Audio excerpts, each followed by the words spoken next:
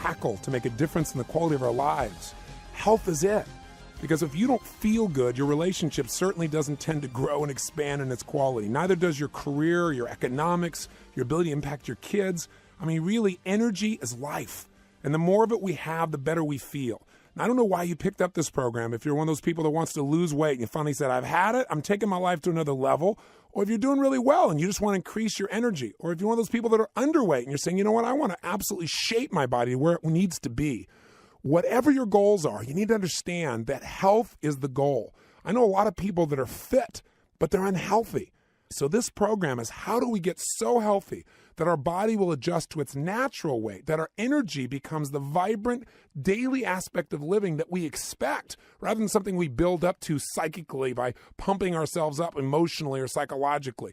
This is a natural state for all of us, but what we've got to do is follow some simple laws.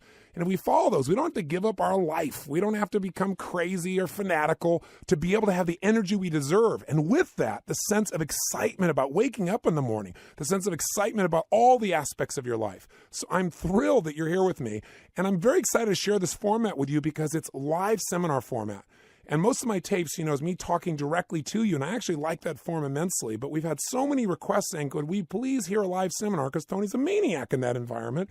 So if you're willing to deal with the maniac, you'll find these tapes rather interesting. And I really, really want to say to you, don't just listen. Do what we're talking about here. And if some of it is different than your own beliefs, I totally respect you. You don't have to do everything I teach, but try it for 10 days. Because if you'll do what I'm talking about for 10 days, you'll be able to judge by results in your own body. In addition, I'm also very excited to introduce you to a man named Dr. Robert Young.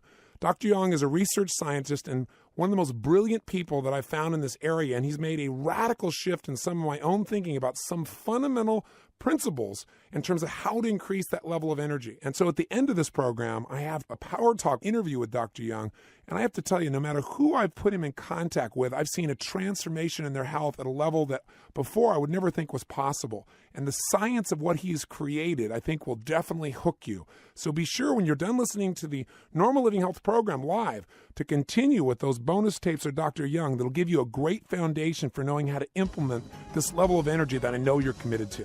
So without any further ado, let's get started and let's go live to our Living Health program. I wish you all the best. Let's rock.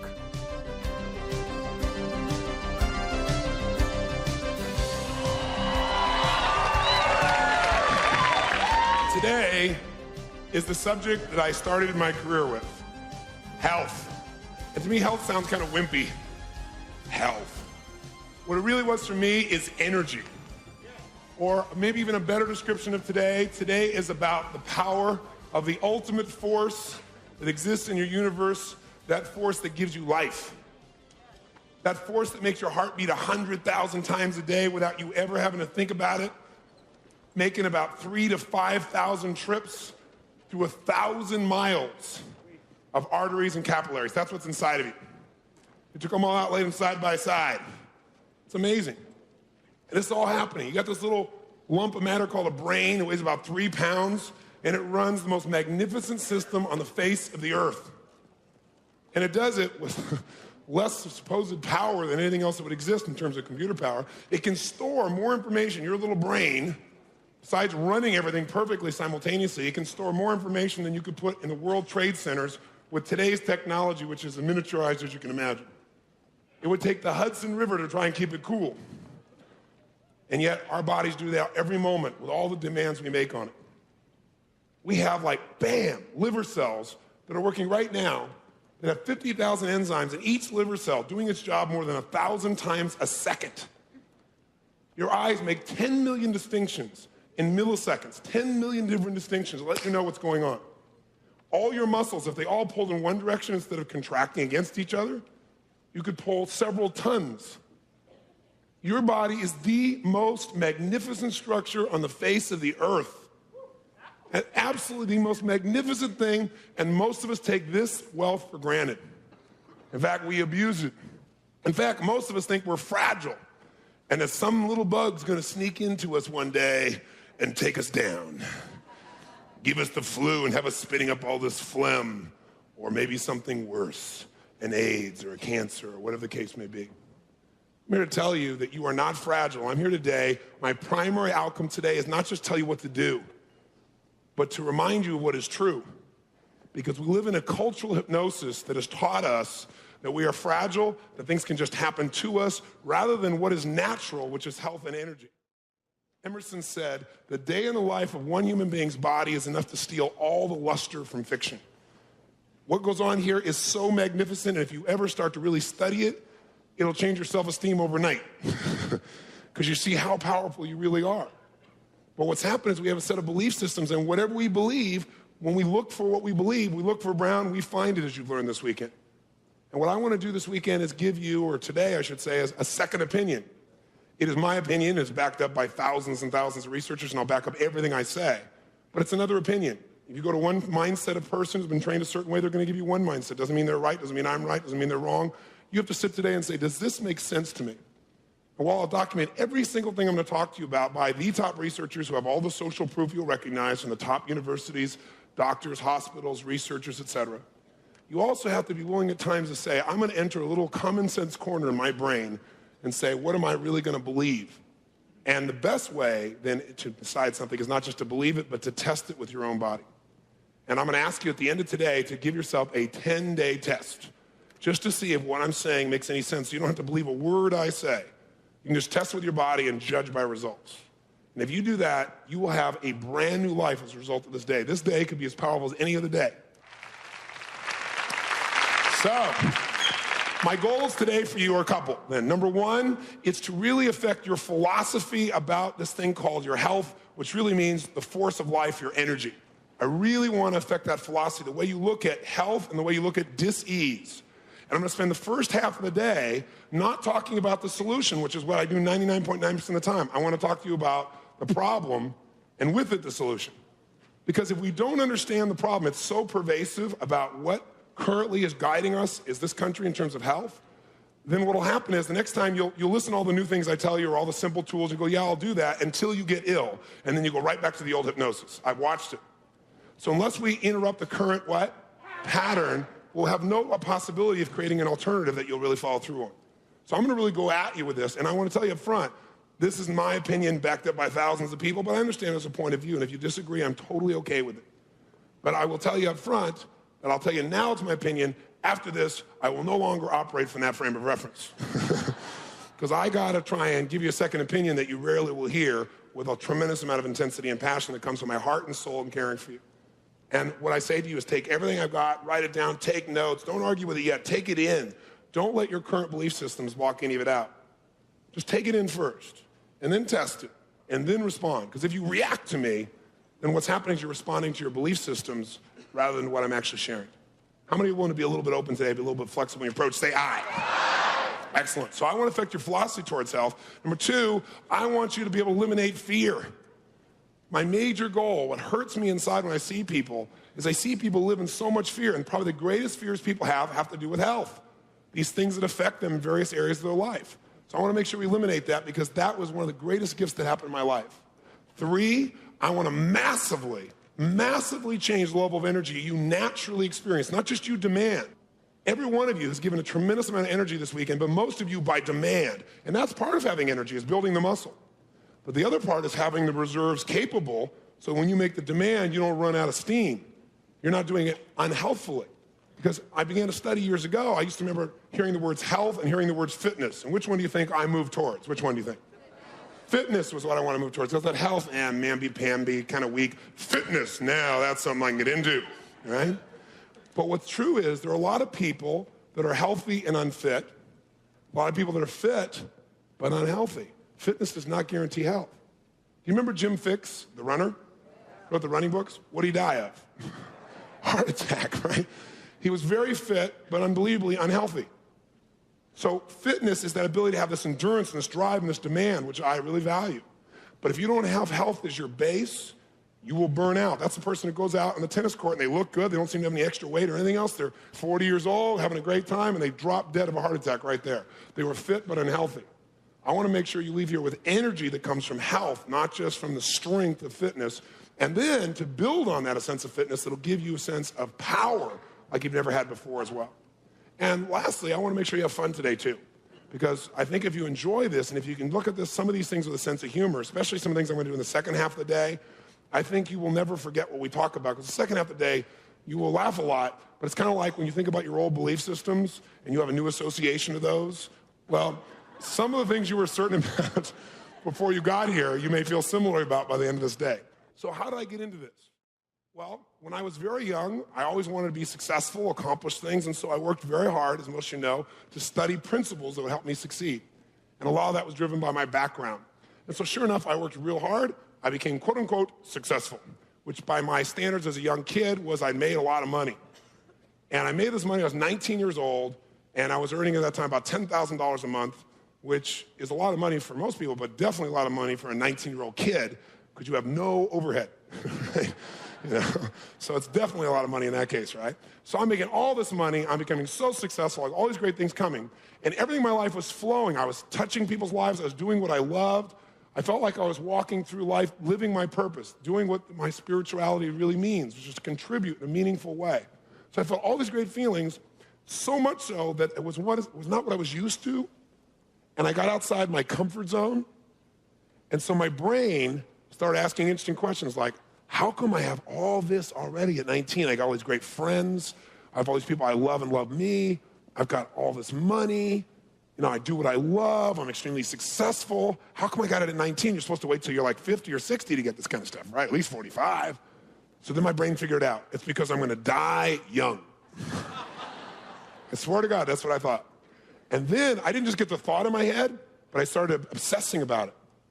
And I go tonight and I sleep. And I didn't think I was going to die like easily, like real quick, bam, you know, truck take me out crossing the street. No. I was going to waste away of cancer. And I would see these people, I had chemotherapy, and I'd look at them and thinking, I don't think I'd want the treatment. That looks worse than the death. You know, and I'd see some people I cared about who went through this process, and I watched them just waste away. And so I had these images so clear in my mind. And I would wake up in the middle of the night with cold sweats because I just knew I had all this now at this young age because I wasn't going to be here very long.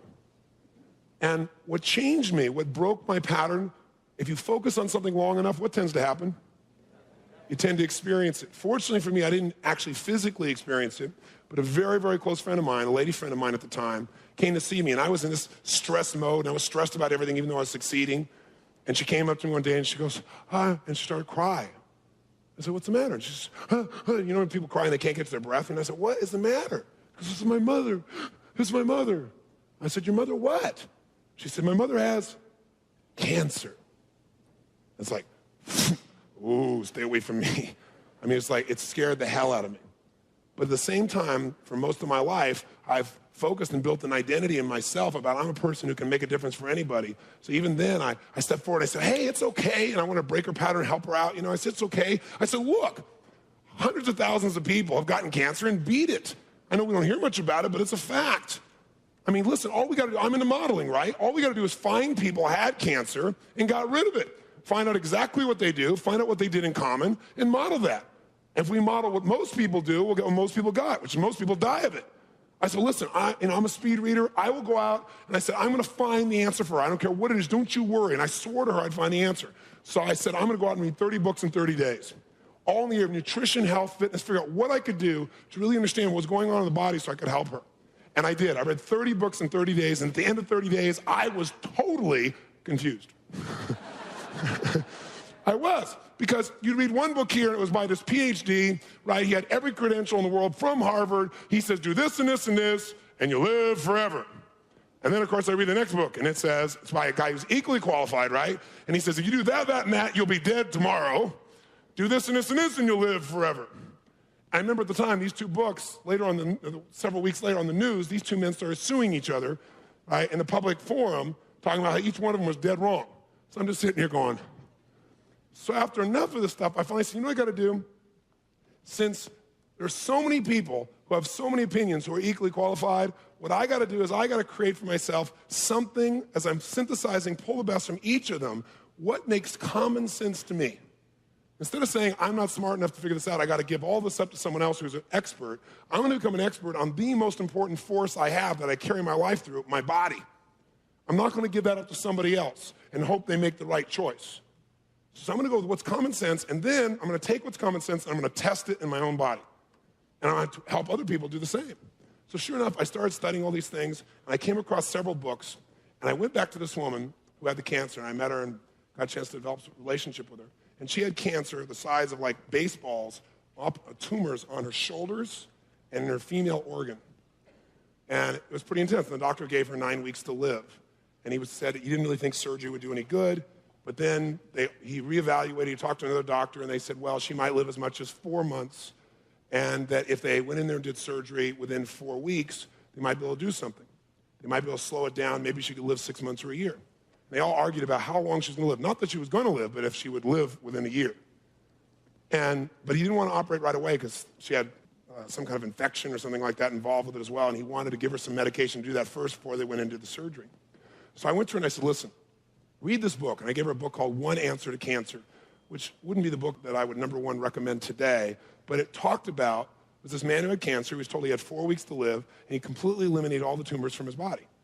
And he did it all without using any invasive drugs, no chemotherapy, nothing like that. And so he talked about exactly what he did, what his method was.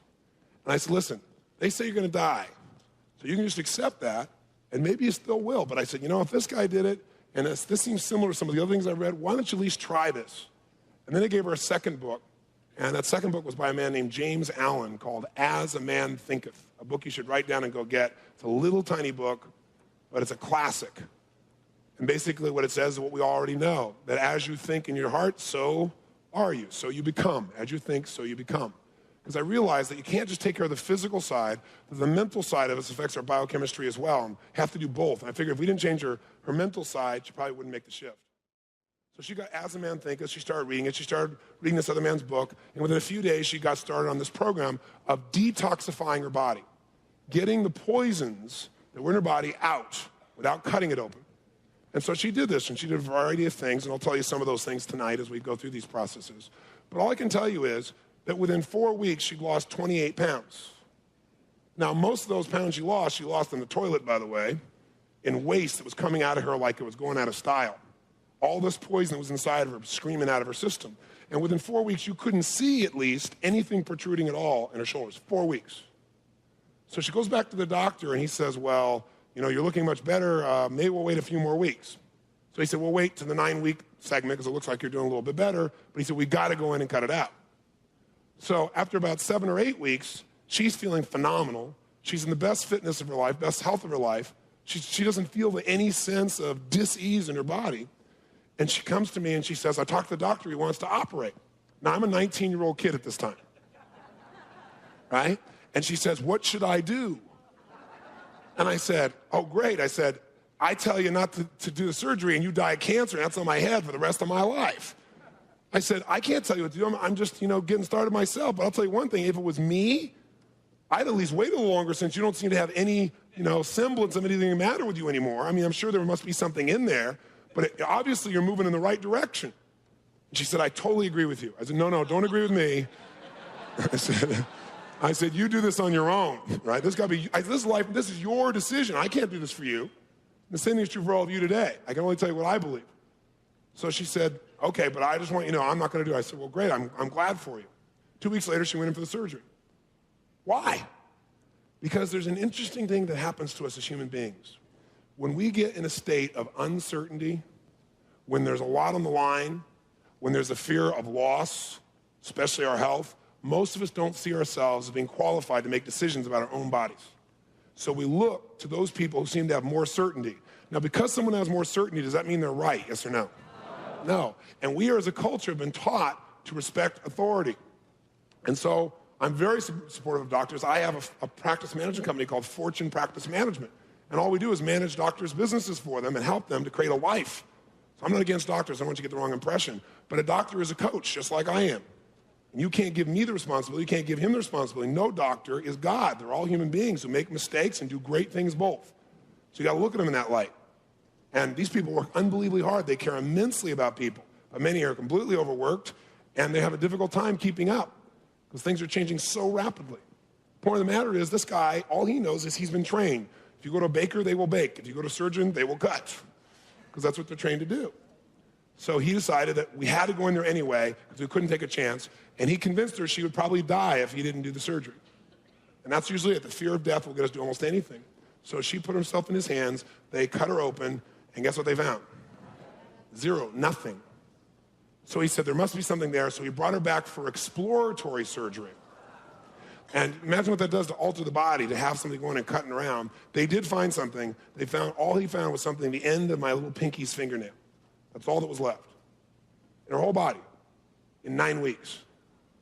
So what do you think happened to my belief? First of all, I was euphoric because I felt the sense of, wow, I had contributed to saving a life. But I'll tell you honestly, I saved another life simultaneously. Whose was that? Because I freed myself from the fear, because that was the only thing I thought could stop me in my life. I always thought, man, I know I'm guided, and I feel like God guides us all. I'm in tune with that. I'm here. I've got a life's work. I know what it is, but this is going to take me. It's like zero fear. And when you take away fear, guess what happens to your energy? It just explodes. You can't believe how much energy inside of a human being is suppressed just by fears they don't even realize they have. And so I became an evangelist, And she, by the way, went back and, talked to her doctor and said, look, I don't have anything. It's amazing. I mean, I did this in 9 weeks and everything else. And he said, it's a miracle. She goes, yeah, let me tell you what I did. He said, it's a miracle. She said, no, but let me tell you. He said, it's a miracle. And she said, it is a miracle. And let me tell you, and he just didn't want to hear that. He said, you just better thank God. She said, I do, but I did my part.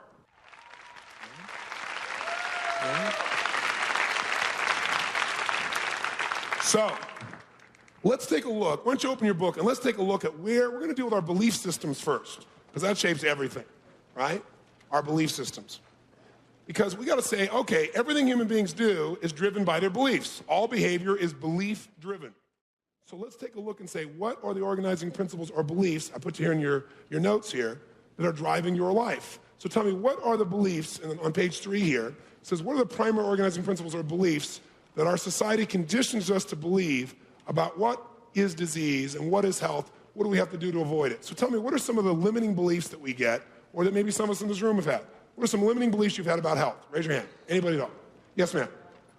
Don't get near someone that has a cold. Don't get near someone who has a cold, right? Why not? Well, then you'll catch it. We're going to talk about that one. You're going to find out most of you eat colds rather than catch colds. Yes? I used to believe that once you get sick or once you catch a cold or something, you immediately take medicine. Immediately take medicine. I haven't had it in almost 2 years. You haven't had a cold in 2 years and you stopped taking medicine. What kind of medicine would you normally take? Whatever seemed good on the commercials, I guess. Or whatever seemed good on the commercial. Yeah. Very good. Somebody else, organizing principle. Yes, sir. What's a limiting belief about health? Well, I think that milk gives calcium. That's milk gives calcium? I used to believe that. You used to believe that. Good for you. I'm glad it's a used to believe. Because milk actually leaches calcium from the system, as you're going to find out today. Leaches it. People, the big dairy consumers, have the weakest tensile strength in their bones of anybody. I'll give you the research on it. No question about it. Yes, some of you are going, you're going to take away my milk today? Just remember this. Today is about giving you things. Today's going to be about giving you a series of gifts, and anything that we get rid of will replace with something better that's still tasty. Okay, so you're freaking about your milkshake right now. Don't worry. Stay with me. What are we taught is the source of disease? What is it? Come on. It's germs. It's viruses. It's all these sources. Well, I'm going to show you today what the reality is. And the reality is we are being treated in this country in a way that puts our health at risk very often. Now, am I attacking the medical profession? No. Let me give you a frame of reference. Medical doctors, again, work harder than anybody you probably know. Most people think they're rich off playing golf. I don't know too many that are doing that. I know most of these people have committed their life because they care about human beings. And they will give their heart and soul. They will do it at the expense of their own health, their own emotion, their own families. Most of them go to school for a decade or two, right? And during that time, as soon as they finally make it out of school, guess what they do? After paying for all that education, they now go totally into debt so they can go start a practice usually. And then now they're running full speed trying to help everybody. I'm telling you, these are some of the most special human beings on the planet. I used to attack doctors because I saw the behavior that happened from some doctors, and I get so upset because I saw it hurting people. I don't have that feeling at all. I don't demonize doctors. Doctors are incredible people. But we have put doctors in a horrible position for 2 reasons. Here's a good metaphor for a doctor. A doctor's out there, cares about people, give anything. And one day he's walking by a stream. As he walks by a stream, he hears this yell, help, help, help. And he looks down the stream and sees somebody drowning. Well, he's a good man. A lot of people just walk by and try and go get some help. Some people would say, oh, I don't know what to do, and freeze. Not a doctor. Doctor cares about people. He jumps in head first at his own risk. It's really strong current, saves the person, drags them out. They're full of water, pumps their chest, gets all the fluid out, gives them mouth-to-mouth resuscitation. The person survives thanks to that doctor's effort. But the minute that doctor finishes the one, all of a sudden, guess what the doctor hears out in the river? 2 yells going, help, help. Oh my God, doctor jumps out in the river, right? Grabs one, grabs the other, drags one by the leg, other by the head, drags them both in, brings them out in the sand, pumps them out like crazy, mouth to mouth, both of them, almost out of breath himself, and all of a sudden saves their lives. Phenomenal. But just as he's finishing, guess what he hears? 4 more screams. Jumps out and there are 4 more screams. He's trying to help everybody, trying to do everything this human being, man or woman, can possibly do as a doctor to help them, drags them both in, pumping them, and while they're still pumping all 4 of them, 8 more screams. In fact, the doctor's so busy helping people, he never has time to go upstream to see who's throwing them in. All right? All right? Yeah. They care deeply. Let me tell you, here's the reality. The half-life of the current medical education, according to the AMA, 4 years. What does that mean? It means that a doctor who's leaving school today knows more about medicine than one who left 4 years ago, massively. So 50% of the information has grown in 4 years. The bottom line is, these doctors are primarily educated with new information by the drug companies, by the drug salesmen, because there's no physical way they can do everything they're doing, help everybody, and stay educated, because we have 8,000 new drugs that have come out in the last 4 years alone. 8,000. And what's happening is we're constantly being told what to believe. And the people who are teaching us are the researchers, and the researchers usually work for which company? The drug company that's promoting it. We live in a society today that's better living through chemistry or surgery. I want to talk to you about a different approach. An approach that's worked for hundreds of years, probably thousands, but hundreds under a particular title, that's made a huge, huge difference in the quality of people's lives. So, what is health? Put it down. It is energy, it is vitality. And I put with energy, everything in life becomes real and possible. Now the big question, of course, is where does energy come from?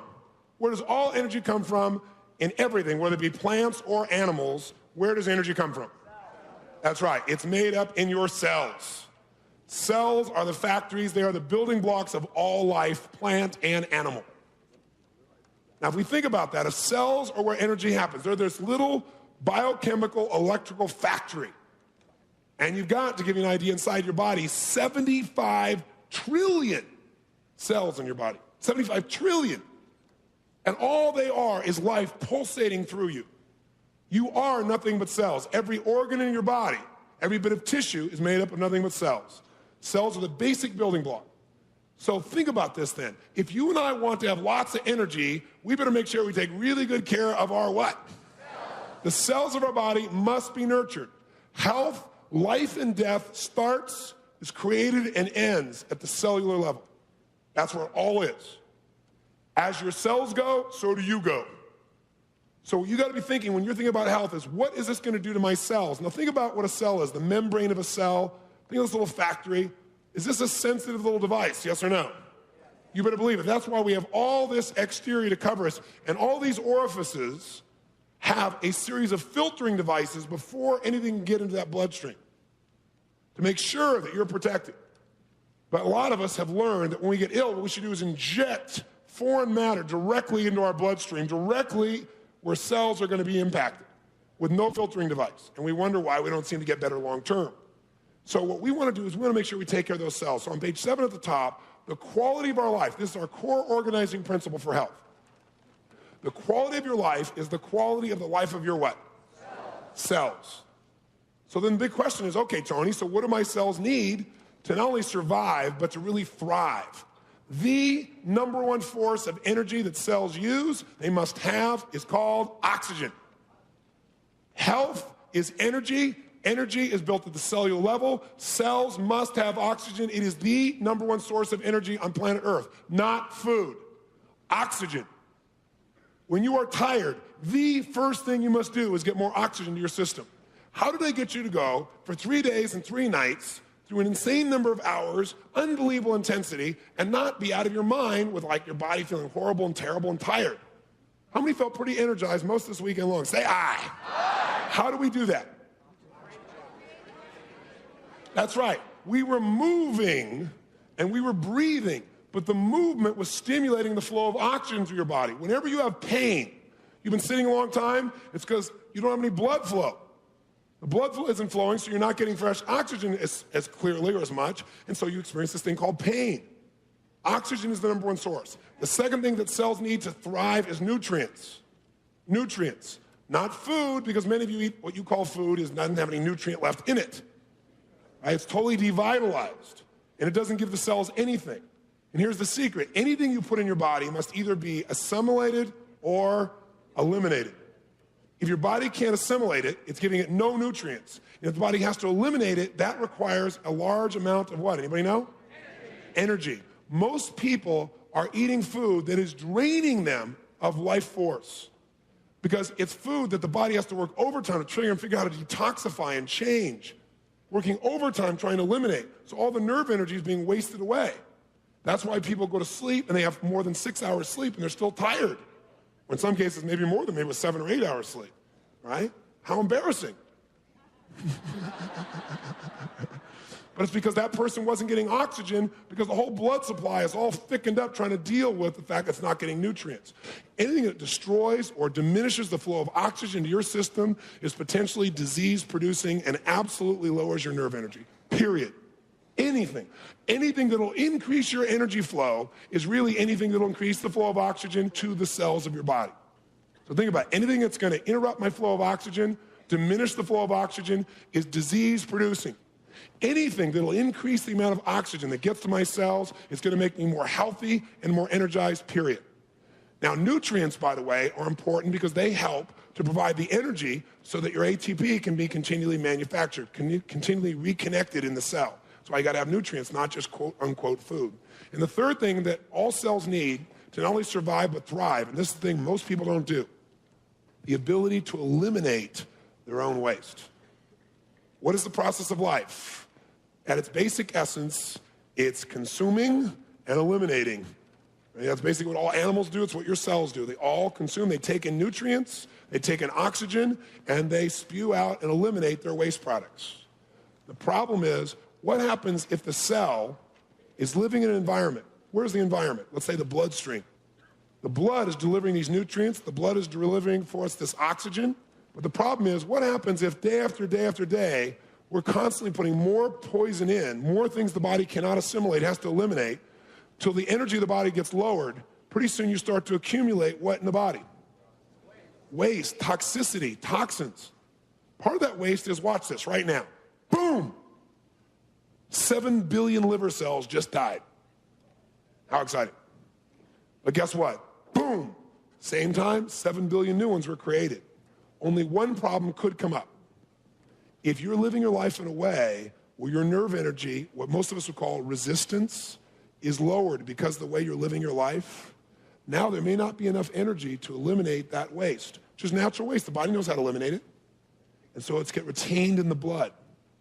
Now your blood, day after day, gets more and more toxic. As it gets more and more toxic, to protect you, guess what your body does? Retains more what? Water. In an environment with more water, all these cells that were close together where the blood would flow in, give it its nutrients, now the space expands, and it's harder for the nutrients to get to the cells. Also, with all this water, there's less what getting to the cells? Anybody guess? Oxygen. So you have less what? Energy. As you get less energy, all the cells become weaker. As they get weaker and you have less energy, the functional efficiency of your whole body begins to drop. And pretty soon you go, I'm getting old. What you really are is toxic. And what you want to do is eliminate that waste. So I want you to know about 3 studies that are critical to understanding what it takes to be healthy. How many agree that health is energy, that energy comes from the cells? Let's say if you agree with that, say aye. Aye. If that's really true then, and we know that we need those cells to get us oxygen, then let's look at a little research. The first study here is from Dr. Otto Warburg. Now, here's a guy who won the Nobel Prize for his studies in cell respiration. And he had this theory. He said, okay, there's no question in my mind that oxygen is the single most important nutrient that the human body must have. So I wonder what would happen to cells if I were to lower the level of oxygen available to them. What would really happen? He's one of the first people to ask that question, really test it out. And so what he did was, he got his Nobel Prize because he took these cells, and he took them out of various animals, and he put them in bell jars. And then what he did is he reduced the oxygen level down to about 70%, and in some of them, in the case of 60% of what the animal would normally get. So it took the cells, let's say, for example, out of these rats, stuck it in this bell jar, reduced the oxygen down to it. Now, what do you think happened to the cells? Some of them did die. Many of them weakened. But here's what's really interesting. A large number of them mutated. They mutated because cells need oxygen, and the force of life is so strong. Did you see the movie Jurassic Park? Do you remember there where they said, oh, these dinosaurs, we made them so they can't, have any new dinosaurs? There's that moment where they find the dinosaur eggs, and they go, uh-oh. The force of life is so strong in your body. Most of you fear cancer. What cancer is cells that have not been given enough oxygen. Something has ruptured something has made them go haywire, whether it be chemicals, but usually it's a lack of oxygen. In order to survive, they're not trying to live in an environment with no oxygen because they want you to live. So without oxygen, they go rampant and grow like crazy. They're growing, they're living. But they take over the space in your body, and that's why you see these lumps coming out. They don't belong there. Cancer is your body trying to stay alive in spite of the fact that you have poisoned it continuously. That's what's really happening. Now, here's what's really interesting. What he did is he went through this and he said, wow, I drop it down 60% lower. Some of them mutate. That's really fascinating. Mutating cells are what kind of cells? Anybody know? Cancer cells. They start growing rapidly. He started thinking about this and wrote this paper about it. Then his student, years later, Dr. Harry Goldblatt, he's a Rockefeller Institute researcher. He decided to take that same hypothesis and really test it. So he decided to take cells out of these rats. And what he did is he did the same thing, but he did two things. He took one bell jar, and he put in that rat cells, and he reduced the oxygen down to 60% of what they would normally get alive. He took another bell jar, and in this one, he kept the oxygen level at the normal level. Well, the cells that were kept at a normal level of oxygen, same percentage, how do you think they did? Well, guess what he did? He gave them nutrients, and he gave them the same amount of oxygen, and he gave them the room to eliminate the waste. They all lived fine. In fact, they were vibrant. He went to the other ones. What happened? Some died, some weakened, some mutated. He then took the cells back out of the bell jars, re-injected them back in the rats. And the rats from bell jar number 1, the control group, no problem. The rats took the cells back in, went on, continued to have healthy lives. The rats where they took the cells out where there was less oxygen, they injected in the rats. Every single rat developed what? Cancerous tumors. Every single one. What might this tell us about how important oxygen might be in dealing with this scary thing most people think of as cancer? A little important, or maybe the most important thing of all. What would you say? No question. I'll give you another clue. 1 out of 3 Americans gets cancer. 1 out of 7 athletes gets cancer. Why is it that much different? I mean, how could that possibly be? Because they get a lot more what in their system? Oxygen. So you might want to become an athlete quickly. Third study, Dr. Alexis Carrel. This guy's a 2-time Nobel Prize winner, and he did work for the Rockefeller Institute also. And he did some amazing research. He took chickens. Check this out. He took old chickens. An old chicken's like a 12-year-old chicken's an old chicken. Right? That's old in chicken life. I don't know, it's like 7 times that or something. I don't know what it is, but that's an old chicken. He took cells out of chickens. And he took their cells, and he put them in bell jars, and he did the 3 things I just told you that a cell needs. What did he do? He gave it plenty of what? He gave it the what they need, and he made sure that continually the waste products were eliminated. Those 3 things. His goal was, he said, there is no reason for a cell to ever die, and that's why he did the research. He wanted to know what would make it work if you gave it what it needed. Guess what? Chicken 12 years old is about ready to die. How long do you think these chicken cells live? Not forever. They live longer than he did, though. He's dead. The cells got thrown out about 10 years ago. Yeah, they were still alive. Before he died, 3 years before he died, he wrote this research report. His belief was, if you gave the cells what they need, these 3 things, and you avoided physical rupture, what would cause physical rupture? Injury, car accident, smacking something. If you did that, if you gave the cells the oxygen they need, the nutrients they need, eliminated the waste, and you avoided physical rupture, the cells will live forever. Now, this is not some guy from Azusa talking, right? This is a 2-time Nobel Prize winner. whose whole focus is cell respiration. And this stuff knows more than anybody you're going to talk to probably about what happens in cells. Now that's a pretty fascinating thought. So what would be the problem then? The problem is we put our bodies in a position that is unnatural, where we pollute ourselves, and usually as we get older, the pollution builds up more and more and more, and that's what we call aging for the most part. Cells have an unbelievable power. They should not break down. The natural state is to be in a great place. So if cells have all this power, why do they break down? Top of the page, page 9. What causes you to become ill? The answer is simple. The accumulation of toxins in your bloodstream. That's what causes illness, is the accumulation of toxins. Now, why do cells die? Well, cells die, number one, the most common killer of cells is lack of what? So let's say you have a really fatty diet. You got a high-fat diet, and you're tired all the time, and you feel sick, and you're wondering why. We talked about this yesterday. You got a lot of fat in your system. What happens to the red blood cells? They stick together. If they stick together, they move more fast or more slowly through the bloodstream. Which one? More slowly, which means you get more or less oxygen, which means the cells get stronger or weaker, which means some cells may actually die or... That's why we see all these studies that show high fat intake related to cancer. It all comes down to oxygen. Oxygen, that's your baby. Secondly, what causes cells to die? Any disturbance in the electrical fields of the cells will kill them. Any disturbance in the electrical fields of the cells. Every cell is a biochemical electrical force. If you do something, you put something in your body, there are a lot of non-foods you put in your body, or drugs, that disrupt those cells. The cell membrane is very thin. You break that membrane, all the guts of that cell are going to drain right out, the cell's gone. You do anything, you put too much sodium in your body. There's this thing called a sodium-potassium pump. And the sodium-potassium pump is what creates this electrical energy in your body. And if you disturb that, all of a sudden, you've got a major problem. When someone takes strychnine, strychnine goes in and it disturbs the electrical fields of the body, and the cell just short circuits, it's dead. That's what it is. Number one thing that will make your cells weak is the very opposite of what most people think, and that is decreased workload makes your cells weaker. Decreased workload, making less demand on your body, makes cells atrophy and weak. Remember I told you yesterday that they're doing these studies at 3 different universities here in the US? They're taking men and women in their 60s and 70s and making an increased what? Demand on the muscle cells of the body. And when they do that, guess what's happening? They're finding they can create the same level of strength in 60 and 70-year-old men and women as they're finding in 20 and 30-year-old men and women. The problem is when we get older, we have these belief systems that say we're going to have less power, less energy, and we become more toxic, so there's plenty of people around us as evidence. And so pretty soon what occurs? Pretty soon we stop moving, we stop using, we stop demanding. The way to get weak in anything is don't challenge yourself anymore. The reason people get fragile and their bones get older, they don't challenge anymore. The people that are most physical, make the biggest demand, have the greatest strength. Whether it be the muscles, whether it be the mind, whether it be the soul, whether it be human emotions.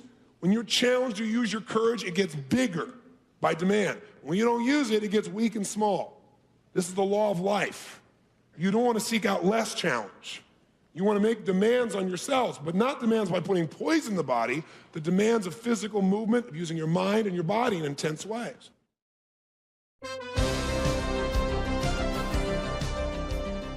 This session continues on the next CD.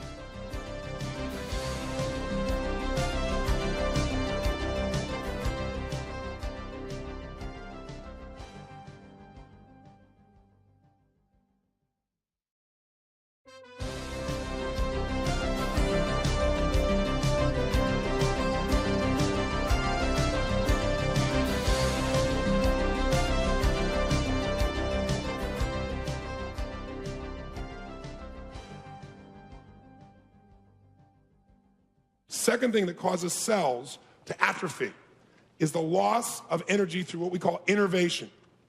Innervation. What is innervation? Innervation is when every day you're demanding more energy than you're putting back in. So what happens is most people live in a stressed life.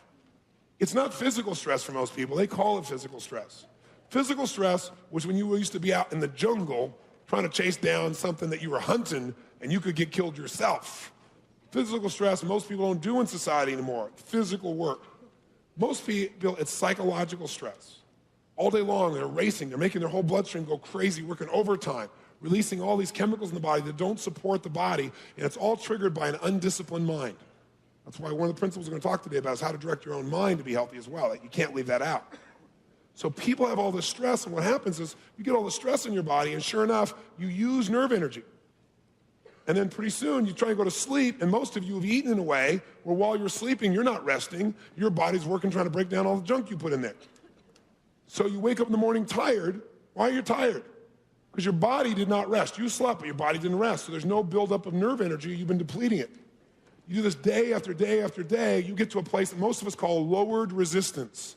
What it really is a state of innervation, lowered nerve energy, because the demands have been so high and the chance to fulfill or rest has been so low. Third, diminished blood supply. Why would diminished blood supply cause cells to become weaker? Anybody know? That's right, less oxygen. You're going to learn today that if you will train in a very gentle, comfortable, aerobic fashion, where you can exercise and keep carrying on a conversation, no pain whatsoever, that just by doing that for a period for most of you of anywhere from 6 weeks to 2.5 months, you can increase your blood supply massively, most people by 20 to 25%. It's unbelievable, the latest research, because now what happens is when you increase all this aerobic power, all this additional blood in your body, it means you got tons more what? Energy, because you have a lot more what available? Oxygen. See, people think, I got to go do my aerobic exercise so I look good. You need to go do your aerobic exercise so you got enough blood, keep every cell in your body strong so you're unstoppable. So it shows up in everything you do in life. You got to make sure you do that. And that's why sometimes when people are just doing weight workouts, they get great muscles, but they don't have a lot of energy. They get fatigued real easily because they're missing that balance. Fourthly, inadequate nutrition causes cells to atrophy. Inadequate nutrition. If you don't have the nutrients, the body does not have the energy to create the right ATP and to create the energy that you need. 5, loss of endocrine stimulation. Loss of endocrine stimulation. What that means is, through time, people go through various emotional stages in their life. Sometimes what happens is to avoid pain, we literally shut ourselves down emotionally. To do that, we literally shut down the flow of certain chemicals in our body. Those chemicals are critical for the lifeblood of various cells. So very often our emotional pattern will literally make a change in how our cells function. So one of the things you did yesterday when you developed these new beliefs is every one of you in this room made shifts in your biochemistry yesterday. In fact, you live by those beliefs and you let go of some of those fears, it changes the endocrine stimulation in your body, and you'll find that you're going to have a different flow of energy. That's why I said when you eliminate fear for people, the amazing shifts in their energy that occur. And lastly, and this all comes, by the way, from a book I'll give you, which is The Basis of Disease, and that is aging, he said. But as I went through his notes, he said aging is the process, he's described it, of the accumulation of toxins in the system, so that what happens is cells become weaker and weaker, and it usually accumulates more and more through time. Because most people do not do things to detoxify or cleanse their system. They just keep doing the same thing day after day. So that's really what makes a cell weak. So then the big question is, what causes disease? Now, we've been taught for a long time that the cause of disease was germs. But the reality is, anybody who really is studying disease today on a large scale, in fact, I'll give you the answer to why you want to give up this germ theory. Here it is right here. This is called Robbins' pathological basis of disease. No relation. This Robbins is from Harvard. And so what's interesting is this is the current textbook used at Harvard and used at many medical schools around the United States. Remember what I told you about the half-life of medical education being 4 years, right? I'll give you an idea. Here is, I'm going to just read you something. In chapter 1, page 1, which incidentally is on cellular injury and adaptation. It's talking about the etiology or the cause of disease. The concept of one cause leading to one disease developed largely from the discovery of specific infectious agents as the causes of specific diseases is no longer sufficient. I couldn't believe when I found this. This is currently being taught to medical doctors all over the United States. They're being taught germs are not the single cause of disease. They can contribute to it, but they are not the cause. When you got the flu, isn't a little flu virus that's jumping in and getting you. It has to be a series of factors. And we're going to talk about why we find these particular germs around and what they do and how they support us. Continue. Although it's true that there would be no malaria without malarial parasites, or no tuberculosis without tubercle bacilli, and no gout without a derangement in the urate metabolism, underline this: not all individuals infected with these organisms or born with this metabolic abnormality develop the disease. So we're saying here, and this is a fact, is a lot of people have all these germs, but they don't have anything happen in their body ever. So if germs are the cause, there's no such thing in science as a cause without a what? In fact, that's what he's pointing out here. Okay? So he says, or develop it at the same rate or with the same severity. This is not Tony Robbins, this is the man from Harvard telling you this is the basis of all disease. And yet, when you open your newspaper and we get here near January 1, I guarantee you're going to be hearing about that flu bug coming to get you again. Yep, it's coming. It's going to get you. Has nothing to do with your lifestyle. It's that bug going to get you. Because then if it's your lifestyle, then you might have to be responsible or something. And plus, we can't sell you anything if it's your lifestyle and it's you. In fact, you might even not buy some of the things we have, if that were true. So we got to make sure that you continue to be fragile and know that it's not you, it's just these bugs getting you, which we're going to approach. Here's the cause of disease. Health is what? Health is what? So the cause of disease is a lack of energy, which we really call disease is due to a deficiency of force. That's according to Dr. Isaac Jennings. Disease is due to a deficiency of force. Deficiency of force. Now, what does that mean? Well, I'll give you an example. Dr. Isaac Jennings is a very famous allopathic medical doctor in the late 1800s, early 1900s. And Isaac Jennings, one day, just doing his normal allopathic medicine, he'd been working for 15 years as a traditional doctor, medical doctor.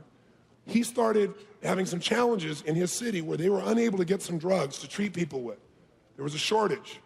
So people came to see him and they were completely freaked out. So what he did was, he didn't treat them because there was nothing there. And he said, you know what I'd rather you do? Go home and rest, drink lots of fluids, the kind of stuff most people tell you to do after you've had the flu shot and you still get the flu, what you should do, right? And so sure enough, these people got well without any treatment, which just fried his brain because it broke his what? And it caused him to question some of his what? And all of a sudden, he wasn't so certain about the cause of disease, even though he'd gone through the traditional medical education, which, by the way, you talk about having compassion for a doctor, go watch what a doctor has to go through to make it through medical school. You talk about a dehumanizing process. Unbelievable what these people go through. First of all, just to get into medical school, you got to be a genius, right? And you learn from day one, you can never be wrong, because if you are, you're out. And medical school is the process of not only physically destroying somebody, because you give them more physical work than they can possibly do. Many doctors have to use all kinds of stimulants to stay up just to study. So they already learn to become dependent on chemicals. But in addition to this, they're constantly trying to push you over the edge. And the reason they're doing that is because they're afraid in real life and death situations, you're going to fall out. So they want to make you fall out still in medical school. So it is a totally abusive, destructive, dehumanizing process where doctors have zero time to stop and say, does this make sense to me? They have to know the answer they're being taught and be able to give it immediately or they're gone. All out of their desire to help other people, right? Unbelievable what they're put through. And then they learn, boy, you better be right. Then they go to the residency and, boy, you better be right. So their whole life better be right, because not being right means the end. And then we expect them to be right always and not to be a human. Pretty crazy. So this man, fortunately, got out of all that conditioning, and what he began to do was ask new what? And guess? Questions. And that produced even more doubt and gave him a break in his pattern to look at other possibilities. So what he began to do is an experiment. He decided that he was going to start treating people and just see what would happen with only two things: colored water and bread pills. Which are called what? Placebos. Now, most of you know that placebos absolutely change people. In fact, any disease known to man currently today, when they do a test, a certain percentage of them will use a placebo, no drugs, and people get well no matter what. And it varies based upon which study you read, but it's usually anywhere from 25% to 30%, just by a placebo, meaning they don't even get the person to change their habits or anything else. Just the belief that they're going to get better. Their mind giving the direction. 25%, 30% on average. In virtually any disease you can imagine. What he found was something really amazing. He added to placebo some instructions about lifestyle. Just told them some things to do that would allow them to build up their nerve energy, because what he began to see is these people are just run down. And so now when they're in a run-down state, of course, all the things in the world that normally there to support you, to eliminate waste like germs, now they start to build up and take over because the natural process of the body is so weakened. So he'd give them this stuff, and he'd say, no, I want you to rest, I want you to drink these fluids, I want you to go out and do a little movement. He'd give them this exercise. And he documented every single case for 20 years. He treated everything from polio to smallpox to the flu, never once using a drug for any one patient in 20 years, and kept track of the results. He kept track of his results compared to everybody else in the county in which he lived, how often his patients even came back to see him, how often it took for them to make it through the disease. Documented it and wanted to have his life's work, which he called the no medicine approach to medicine. He thought for sure he would win the Nobel Prize. What do you think happened when he came out with this study? He was viciously attacked by the traditional medical approach. And he was also attacked very intensely, as you might guess. By the way, he developed many other doctors who agreed with him and did many studies over the next 10 or 20 years, and they created something called the Natural Hygiene Society, which exists to this day. Natural hygiene is a philosophy of health. Most of what I'm going to talk to you about today, in terms of what to do to make things better, really comes from the concepts of natural hygiene. And people throughout human history obviously didn't call it natural hygiene, but practiced the same fundamental principles. And the problem is, at the same time he was doing this company called organization called the AMA was being formed, and there was a difference in funding, because one had something called drug companies. And a certain amount of funding certainly makes a little bit of a difference in how much influence you have in society. And so the bottom line is that AMA became stronger and he became weaker, and he was actually attacked even by his own patients. He was sued by several people because they came at him saying, you told us you were giving drugs, we paid for real drugs, and you gave us this, even though he showed them that they got well faster than people traditionally did. Because people have a mindset. Anyway, he was a genius. And his work really unleashed a lot of people over the last 100 years or so. But he's the one who said disease is due to a deficiency of force, because here's what's happening. You work hard, you play hard, you overeat, you exert yourself, you put out all this nerve energy. Now you have a lowered level of energy called innervation. When the body has a lowered level of energy, let me tell you the first thing that happens. It doesn't have energy to make everything in your body work. So what does it got to constantly make work? Your heart, your blood flow, what else? Your brain, right? All the basic process of biochemistry. So you know what your body does? As soon as it has lowered levels of energy, the first thing that shuts off is the process of elimination. That's right. How many of you ever found this? You're like really, really burnt out and tired, and elimination is not happening quite as often. Can we talk here? Say aye. So what happens is you no longer eliminate. It may not be that you're not eliminating at all, but you're not eliminating as rapidly as you're building the waste up. Does that make sense? And remember, every moment of your life, even if you're not putting poison in your body, the process of metabolism is cells are dying. The body knows how to get rid of it. What are the 4 avenues of elimination that are available to the body? They're here at the bottom. 4 avenues of elimination. How do you eliminate poisons? How does your body do it when it's got toxins? Number 1 is the skin. The skin. Why is the skin number 1? It's the largest eliminative organ you have in your body. When you got poisons in the air, boy, it pushes out the skin as fast as it can, get it out of the bloodstream, get it out of the system as fast as it can. And we have all kinds of names depending upon which part of the skin it comes out and what shape it takes on. But it's basically the body getting rid of toxins, eliminating through the skin. Second area is the lungs and respiratory tract. So you spit up this phlegm, you cough. These are ways for your body to get rid of toxins. Third, the third is the bowels, the colon, right? Major way to eliminate, a way that most people get clogged up and don't use very effectively, and as a result experience a lot of disease in the body. And fourthly, of course, is the urinary tract. Urinary tract.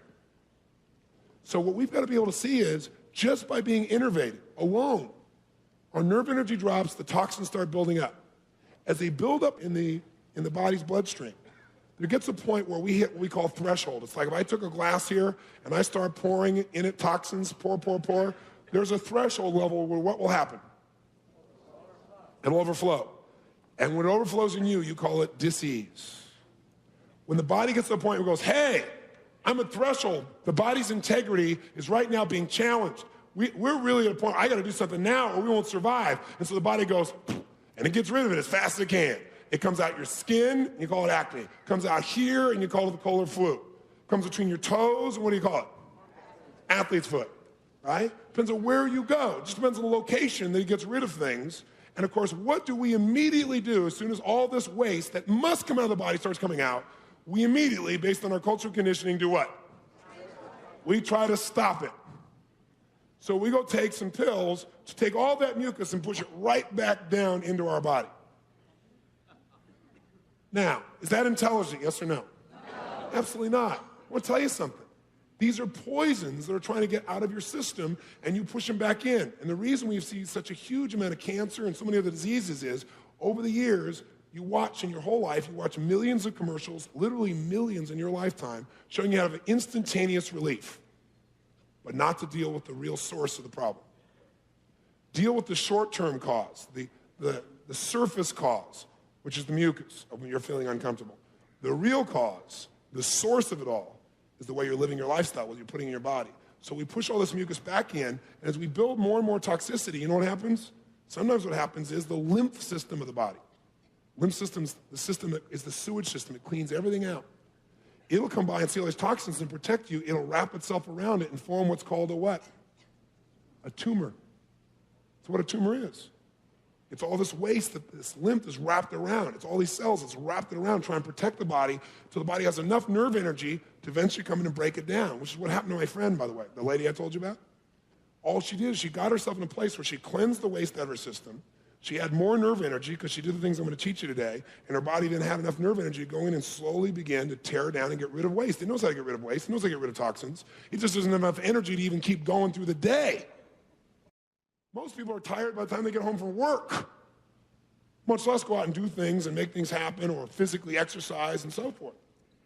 So this is the process of what really causes disease. So one, what makes the poisons build up is where you're putting more in than you can eliminate. Two is biochemical additives, things your body cannot use that you find in all kinds of foods. So here's the organizing principle. Anything that my body ingests, it must assimilate or it must what? Eliminate. I am saying that any dis-ease that you experience, I don't care what you call it, is nothing but the body finding some way to get rid of the poison you put in your system. And let's use some common sense. Step over to my common sense corner here. Common sense. Let me ask you all a question, and you know the answer to this question, okay? I want you to tell me what your body would do if I took what you know is a poison and put it into your bloodstream. If I gave you a real poison, tell me what your body would do, and let's write something here. It says, how does your body respond if you put a poison in the bloodstream? What will the body do? Raise your hand. A poison, something you know is a poison. Yes, sir. It'll fight it, but how? What will it do? It'll try to kill it. So it'll try and kill it. Well, kill a poison? Well, it'll battle it and try to get it out of the body. No, listen to what he's saying. Battle it. What will it do? What will it do? If it's a poison, there's nothing to kill. It's a poison. Oh, okay. So it's a poison. It'll try and bring it out of the body, maybe through throwing up. Okay. So one of the things the body will do, write it down. One of the things the body does when you give it a poison is it'll throw up. Why? Because it's trying to preserve the integrity of the body. So it uses the elimination channel that we talked about and gets it out. Because the body's at threshold, says, I'm going to have major problems or die if we don't handle this. Somebody else, what would you do what would your body do if it gets a poison? Yes, sir. Fever. A fever. Now, why do you get a fever when you get a poison in your body? Your body gears up. There's a poison here, so your body speeds up. Try and deal with it. As your body speeds up, it heats up. You want to know what a fever is? Try this. Go to your car, put one foot on your brake and the other foot all the way down the accelerator and hold it there for a couple hours like that. And you'll get a fever in your car. Okay? That's what happens. You're making this huge demand on the body, but at the same time, you don't have enough nerve energy to deal with it. So what happens, these two forces hit, you got it. And also when you have a fever, often you sweat. Is sweat a way for the body to get rid of poisons, yes or no? Yes. And people who are really toxic usually have night sweats, something you might want to remember later on, right?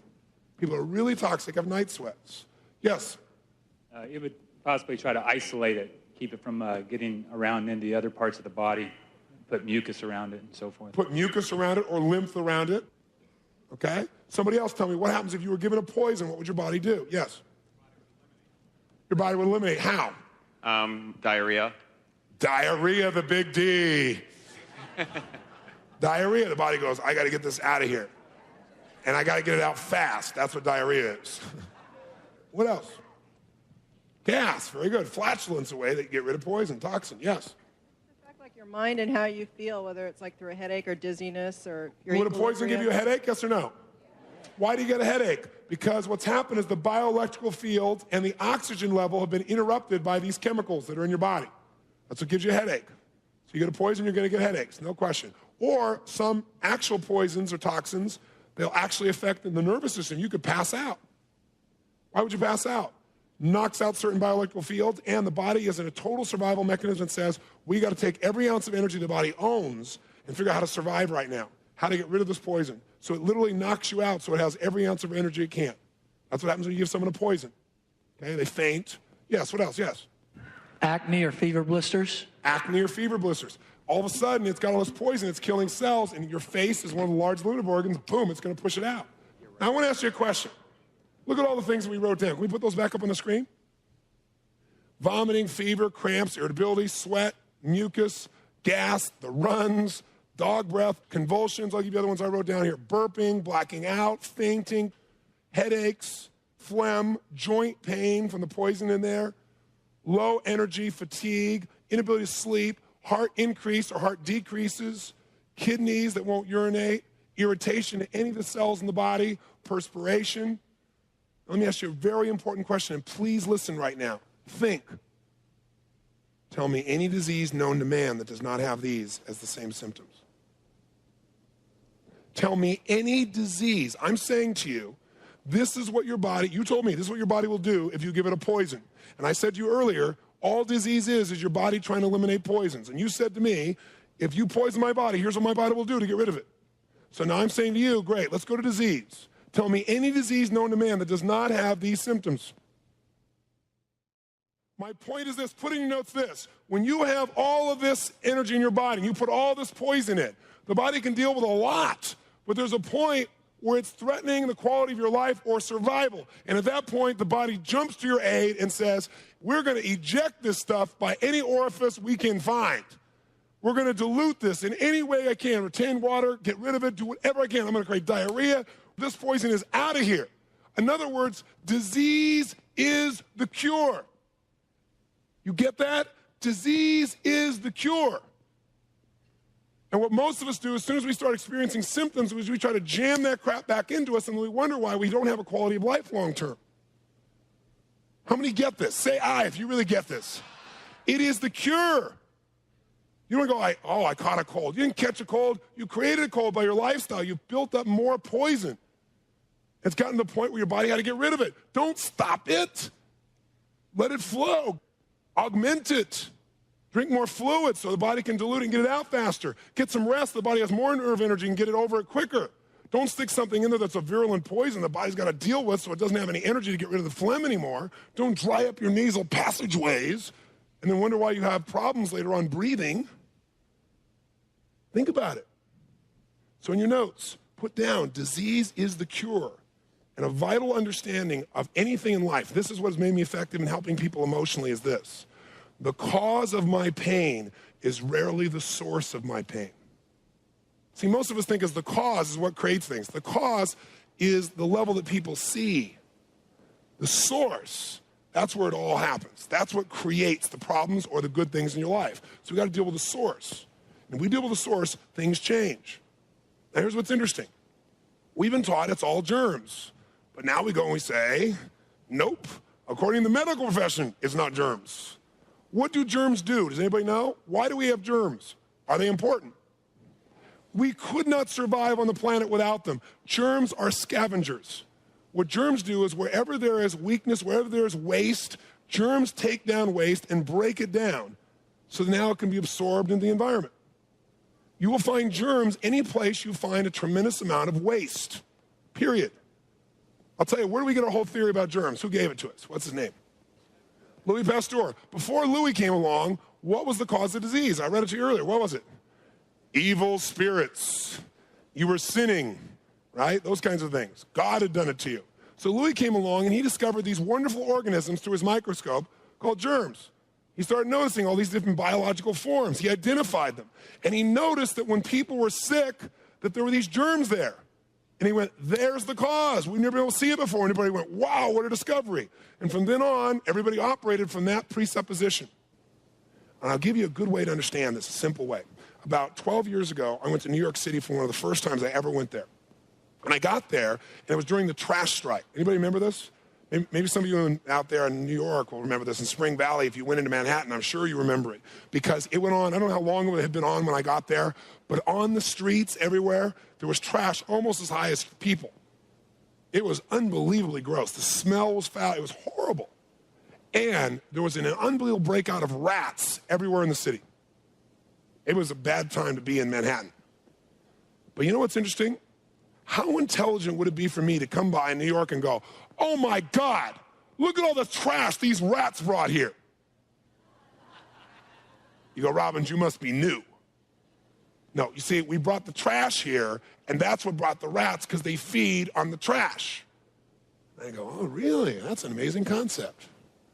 Equally, it would be stupid to take someone who's died, open up their body, find all these germs, and go, look, those rats, that's what killed the person. What killed the person was the toxicity built up, and what these rats did come in as scavengers was to break it all down and feed on it. And yes, if you create enough polluted environment, you can get enough rats, they start creating their own excrement, and they make the problem worse. Same thing with microbes. How many follow the metaphor? Now, let me ask you a question. What is the traditional approach to the old paradigm of medicine, traditional American medicine, allopathic medicine, on how would you deal with a situation? You'd use the war metaphor. You would say, we must kill all the rats. And most people would agree with you, right? Because they go, look, those rats are making my life miserable. Because those rats get your attention. The trash also gets your attention, but the rats really get your attention. Because they move around and you can see them. So now you go out and try and kill all the rats. Let's say you're even successful. What will happen? More will come back. Why? Because you dealt with the cause of your upset, the cause was the rats, but you didn't deal with the source, which is the what? And the trash inside of you, the toxins, are created by your lifestyle. How many get this?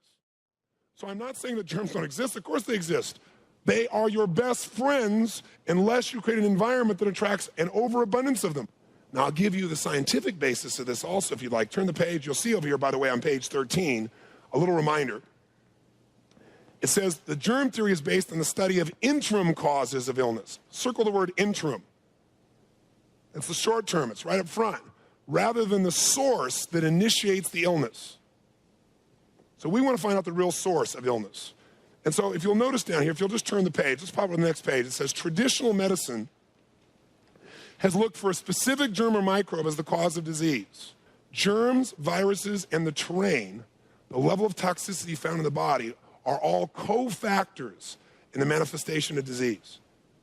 In other words, I'm not saying to you that these germs don't play a role in having you have dis-ease in the body. They do, but they can't do it on their own. You have to create an environment where they multiply in an imbalanced way, where your body now no longer has the strength to deal with it. Turn to page 80, let's see where it is, 81, and I'll give you Koch's postulates, and those who are doctors in the room will tell you, in medical training, this man created basically the scientific basis for evaluating causation and disease. And Koch's postulates make it really clear why germs are not the cause of disease, and again, why Robbins and all these other people that are writing these textbooks now, the modern textbook, no longer say germs are the single cause of disease. Here's what he says. Number one, if a germ causes disease, then in any germ causes disease, definite, specific, and unique germs must, one, be found in every case of the disease. Are the germs that are supposed to cause a disease always found when the disease is present, yes or no? So here's a question. Can you have an effect without a cause? No, that's why one scientific reason why germs are not the cause of disease. Two, they must never be found apart from the disease. Is that true? No, right now you have streptococcus germs inside of you. You have pneumocystis germs. AIDS, most of the AIDS patients in the early days were all basically, they had pneumonia. Pneumocystis was the basis of it. You have pneumocystis in you right now. Tons of it. But you don't have pneumonia. So how could that be? Because it's not the cause of disease. You can't have a situation where you have the cause and not have the effect.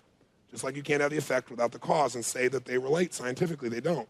Four, For germs to be cause of disease, they must be capable of culture outside the body. Never has a culture been made with normal, healthy, living tissue. Medical theory declares that germs attack and destroy healthy tissue within the body. However, no germ has ever been known to multiply in normal tissues or normal secretions in the laboratory. Germs are seen in association with disease only in that they are feeding on decay. Until it can be demonstrated that germs have an affinity for normal, healthy tissue, the germ theory remains unsupportable. Specifically, when they grow germs in the laboratory, they do it in meat broth, in chicken broth, and all kinds of rotten eggs. They use substances that are of decay. If your body is healthy, it is not decaying inside. Because the only way to get germs to grow is to give them something that gives them life, which is decay. Germs are designed to take decay, break it down, because if it wasn't for germs, we'd all be this high in waste on the planet Earth. They're what break it down for us. So they're not the cause. And lastly, if germs cause disease, then it must be capable of producing by injection the same disease that's undergone by the body from which they were taken. So in other words, if I take out this cause out of your body that's creating pneumonia in you, and we put it in me, then it should create pneumonia in me. Is that how it works, yes or no? No. Now, how can you say that's the cause and only works in you and doesn't work in me?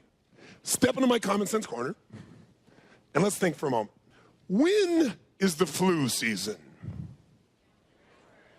That's right. It's right around January 1. In fact, you can chart it year by year. It's within the first week, the last week of December, first week of January, like clockwork, decade after decade.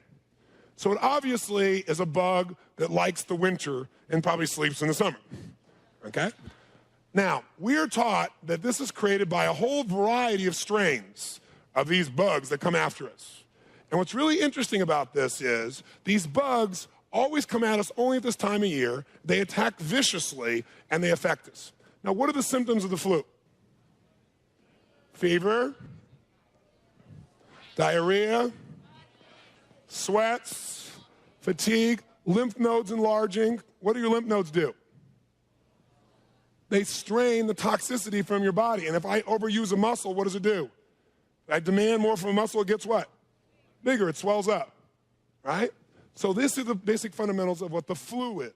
Now, let's pretend just for a moment that we didn't have a traditional education and we actually had common sense.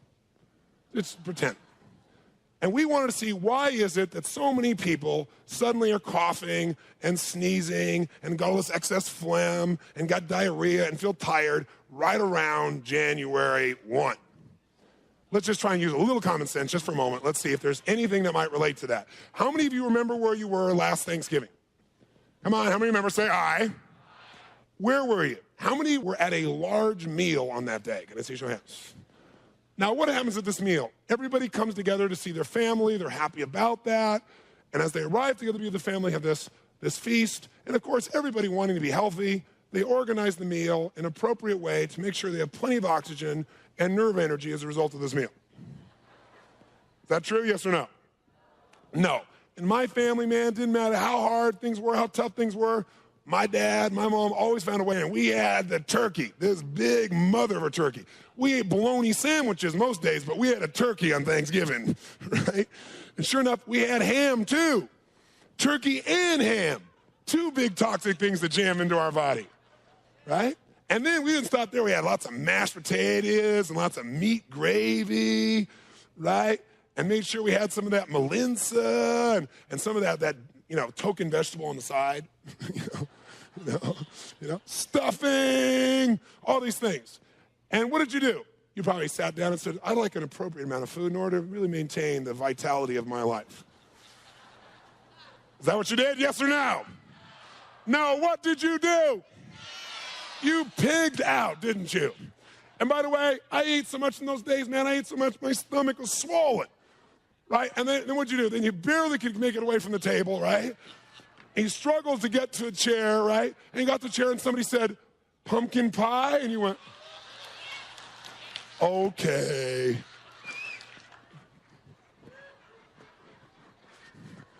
And then you put some coffee in on top of that. Maybe some ice cream on top of the pumpkin pie just to make sure you get a little more phlegm inside of you. And now your body's going, what are you doing? And so then what'd you do? Did you go, oh, wow, done with my meal. Now time to go out and let's go have some fun. Let's go play some sports. No, what did you do? You went to sleep. Why did you go to sleep? Because your body went, you sucker, you sit down right now. I got to go to work. Right? Body's all working here. And by the way, after Thanksgiving, did it end there?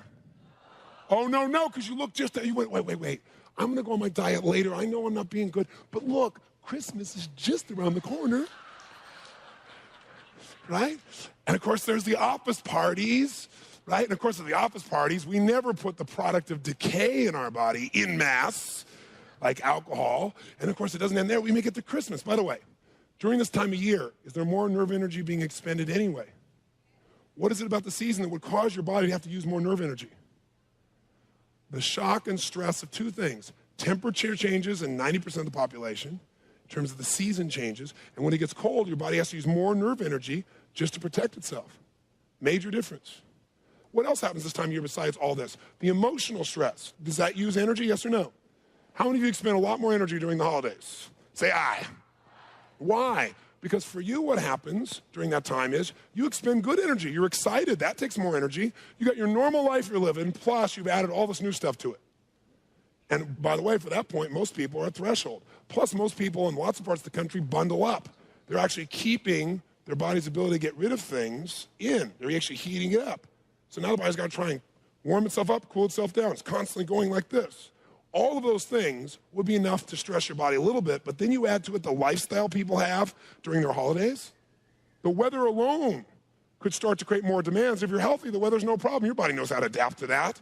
But if you have been using your energy all year long, and now you go into a cold season, not a cold, this kind of cold, temperature cold, there's a shock to the system. The body knows how to adjust, but when you're already at the edge of threshold, because you've been going like crazy and don't have enough nerve energy, all it takes a little bit to kick you over. And now all the poison that's been in there jumps out. So, for example, you can see this all over the world. It doesn't have to be Christmas time, but here we add to it the wonderful American lifestyle of, okay, it's Christmas. What happens at Christmas? Do you eat real light on Christmas? Yes or no? Hell no. You go to Christmas, what do? It's turkey and ham time again. Usually, by the way, did you make enough turkey that you had lots of turkey sandwiches, turkey pies, turkey everything for about a week afterwards? Right? So sure enough, now you do it again. And by the way, in a Christmas, you barely can walk or move once again. Do you stop there? No, look, New Year's is just down the corner. Right? And on New Year's Eve, in order to start your New Year right, what do? You think, I want to be so conscious in this new year. You probably sit down and set all your goals, right? Do a whole goal-setting workshop that night. What do you usually do on New Year's? You drink alcohol, the product of decay. There are only a few things the body cannot use at all that are total poisons. Alcohol is one of them. Alcohol instantly, the minute you put it in your bloodstream, it goes right through your tongue before you even swallow. It goes right in your bloodstream, unfiltered. It radically destroys the oxygen level in your brain. A sip of alcohol, and you've destroyed brain cells instantaneously. I'll show you the research. I'm not making this up. Instantaneously. Right? But you don't just take a little sip. It's time to celebrate the coming of a new year in a peak state. So now you drink, and you wake up next morning, oh my God, you feel sick, and maybe you vomit, and you worship the porcelain god, right? And you got this fever, and you look on the paper and it goes, flu break all over the country. You go, that flu bug really got me, man. Now, if it happens the next day, most of you get it. But usually it doesn't happen the next day. It's within a couple of days or a week. And you've been feeling run down probably before that, and you get all this place, you go, oh man, I can't believe it. And you know what's really interesting?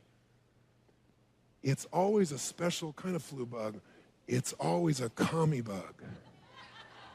Yeah, it's always a commie bug. It's the Beijing flu. It's the Russian flu. Yeah, it's always some commie bug coming over here to wreck our holidays. Tell you what, you want to have some fun? Let's read some real newspaper articles. These are real. U.S., quote, blame the what virus? Beijing, another commie out there. Another commie. Blame the Beijing virus for the aches and pains that deck the holidays. Welcome to 1994, now get right back into bed. If you're like thousands of others, you got more than you asked for during the season of giving. While you and your family gathered around the punch bowl, you shared more than good cheer. And now, because of that punch bowl, which didn't have any alcohol in it, and now you have aches and pains, chills, a sore throat, maybe even a queasy tummy. You have the flu. Check it out. It's rampant on the land, felling healthy men and women like oaks to the axe and leaving offices bereft of workers. Flu has been reported in 42 states. I can't imagine why. As widespread as Florida to Maine and Oregon and parts of a dozen other states, says the National Centers for Disease Control. Quote, it's a pretty good assumption that we're starting to peak right now, says Steve Jegler. Yes, because they can predict when it's going to happen each year based on lifestyle.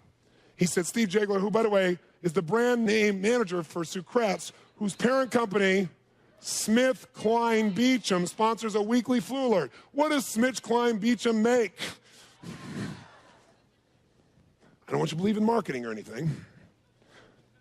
Here's what I like. After polling 1,680 medical personnel in 70 regional markets, research projects that represent 107 million people, this is what they're claiming. This is the drug companies claiming. 43% of the U.S. population has flu symptoms right now. 43%. Give me a break. When have you seen half the population do anything? They can't even agree on what sex means. How could they even have disease the same way? Check it out. This is from USA Today. This is this last year. Drop down to the next paragraph, signage monitor. Go down to where it says pharmaceutical, about 6 lines down. Pharmaceutical companies make how many? 50 million doses that they sell every year. So it has to be done early. By the end of February, we have to have made all the decisions for what they're going to make and sell you next year is the virus. It's not even here yet. He says it's not always easy and predictable. Obviously, the closer we are to being accurate, the more protection you have. They're not even accurate, he admits it. What if we're fairly close? It's better. You guys get this? Now, turn the page and look what the flu vaccine is. This is how you're going to protect yourself from these evil commie bugs. The flu vaccines are nurtured on what? Underline those 3 words. Decomposed proteins of animals, egg, or human origin. In addition, the following chemicals are used. Formaldehyde, which is used to embalm corpses. That's what you put in your body to protect yourself from the mucus that comes from the way you eat and live. Sodium phosphate, sodium chloride, sodium, I can't even pronounce it, right? And thimerosal, which is a mercury derivative. Mercury is a virulent poison. So to make sure that you may not have some sore throat or cough or a little diarrhea, let's stick some animal, egg, and human toxicity of proteins directly into your bloodstream, into that delicate chemical balance, just to protect you in case it may show up tomorrow from Beijing. How many can see that flu is driven by lifestyle and that anything we find in your body is because you built the trash up and now it's feeding on it and multiplying? How many agree with that? Say aye. Aye.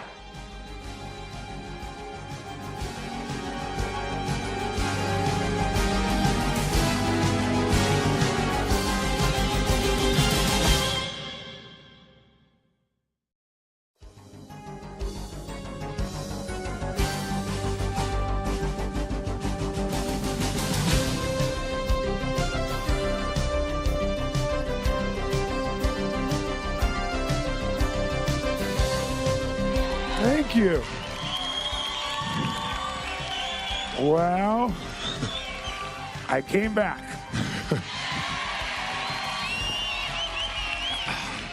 I missed you. What can I say? I came back because I wanted to give you an update, an idea of some of the newest distinctions that I've made. If you've been involved with my work at all, you probably have been exposed to some of the principles. How many of you read Unlimited Power? Say aye. If you did, I talked about some of the fundamental principles of living health there.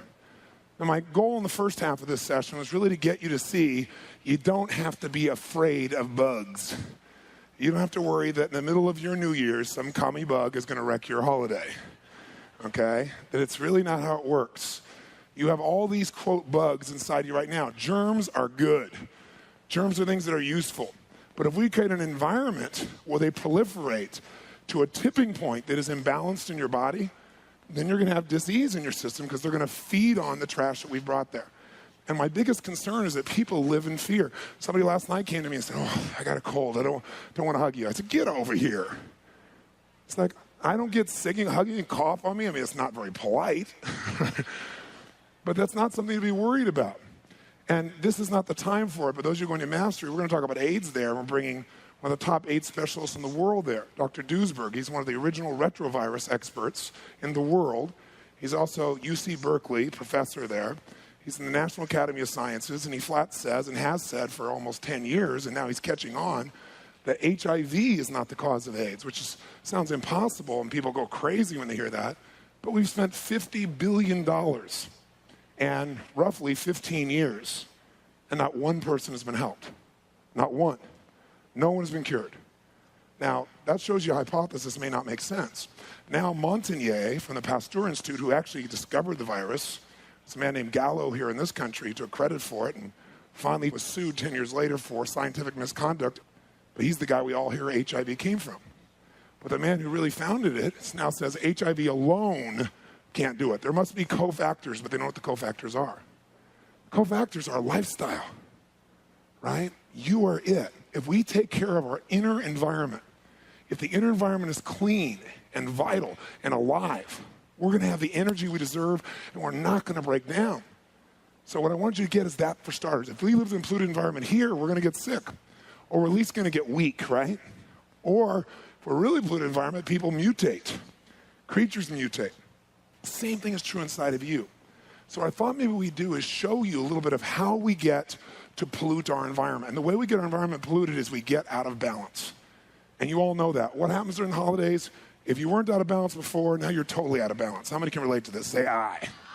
And that balance is not just the balance that comes from, eating too much. It's all of the stresses we create inside of ourselves which innervate us. But they also do something else that I didn't understand at the level of science before. I understood it anecdotally. But science is now showing us some pretty extraordinary things that can help us to know precisely where we break down. Now, to give you an example, if you're looking for your life and trying to say, why would I get out of balance? What affects it? Think of what your body is. Your body is really this unique system that's working on basically electricity. It's electrical currents tied with magnetism. So think of it as electromagnetism that's actually running you. All the nerves of your body send signals through electricity. There are electrical signals, pulses of electricity. All the cells, all the organs of your body, when they're alive, to be healthy, you got to have healthy what? Come on. Cells. To have healthy cells, they got to be totally energetic. To be totally energetic, they have to have electrical power. What makes that electrical power happen is what we have is a delicate balance in our biochemistry. Chemistry makes the environment possible for electricity to be there. So you have a delicate balance there. Anything that's going to mess up that electrical balance is going to mess up your cells, is going to mess up your organs, is going to mess up your life. So if all these organs in our bodies have this need to send electricity, in fact, nerve signals are nothing but electrical pulses again, then what we got to figure out is what would mess that up.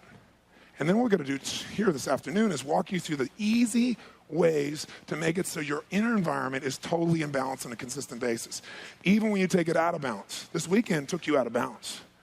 Many of you will leave here and get sick if you don't do what I tell you. How's that for a real direct approach?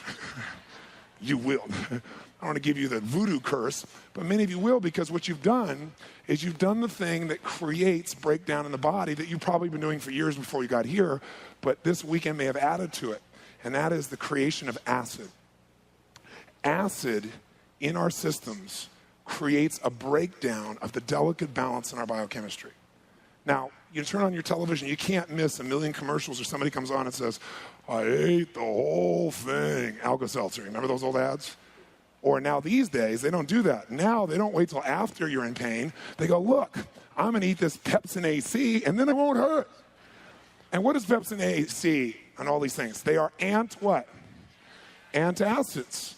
Okay? Now, why are we a culture? Tagamet, by the way, Up until recently, was the number one prescription drug in the world. Now, there are more brands, so it's no longer number one by itself. But Tagamet is for stomach disorders. See, if we're eating so well, if we're so smart, how come we're taking all these antacids like they're coming out of our ears? The reason is because we live an acid lifestyle in modern times. Most industrialized nations live acid. Now, what creates acid in the system?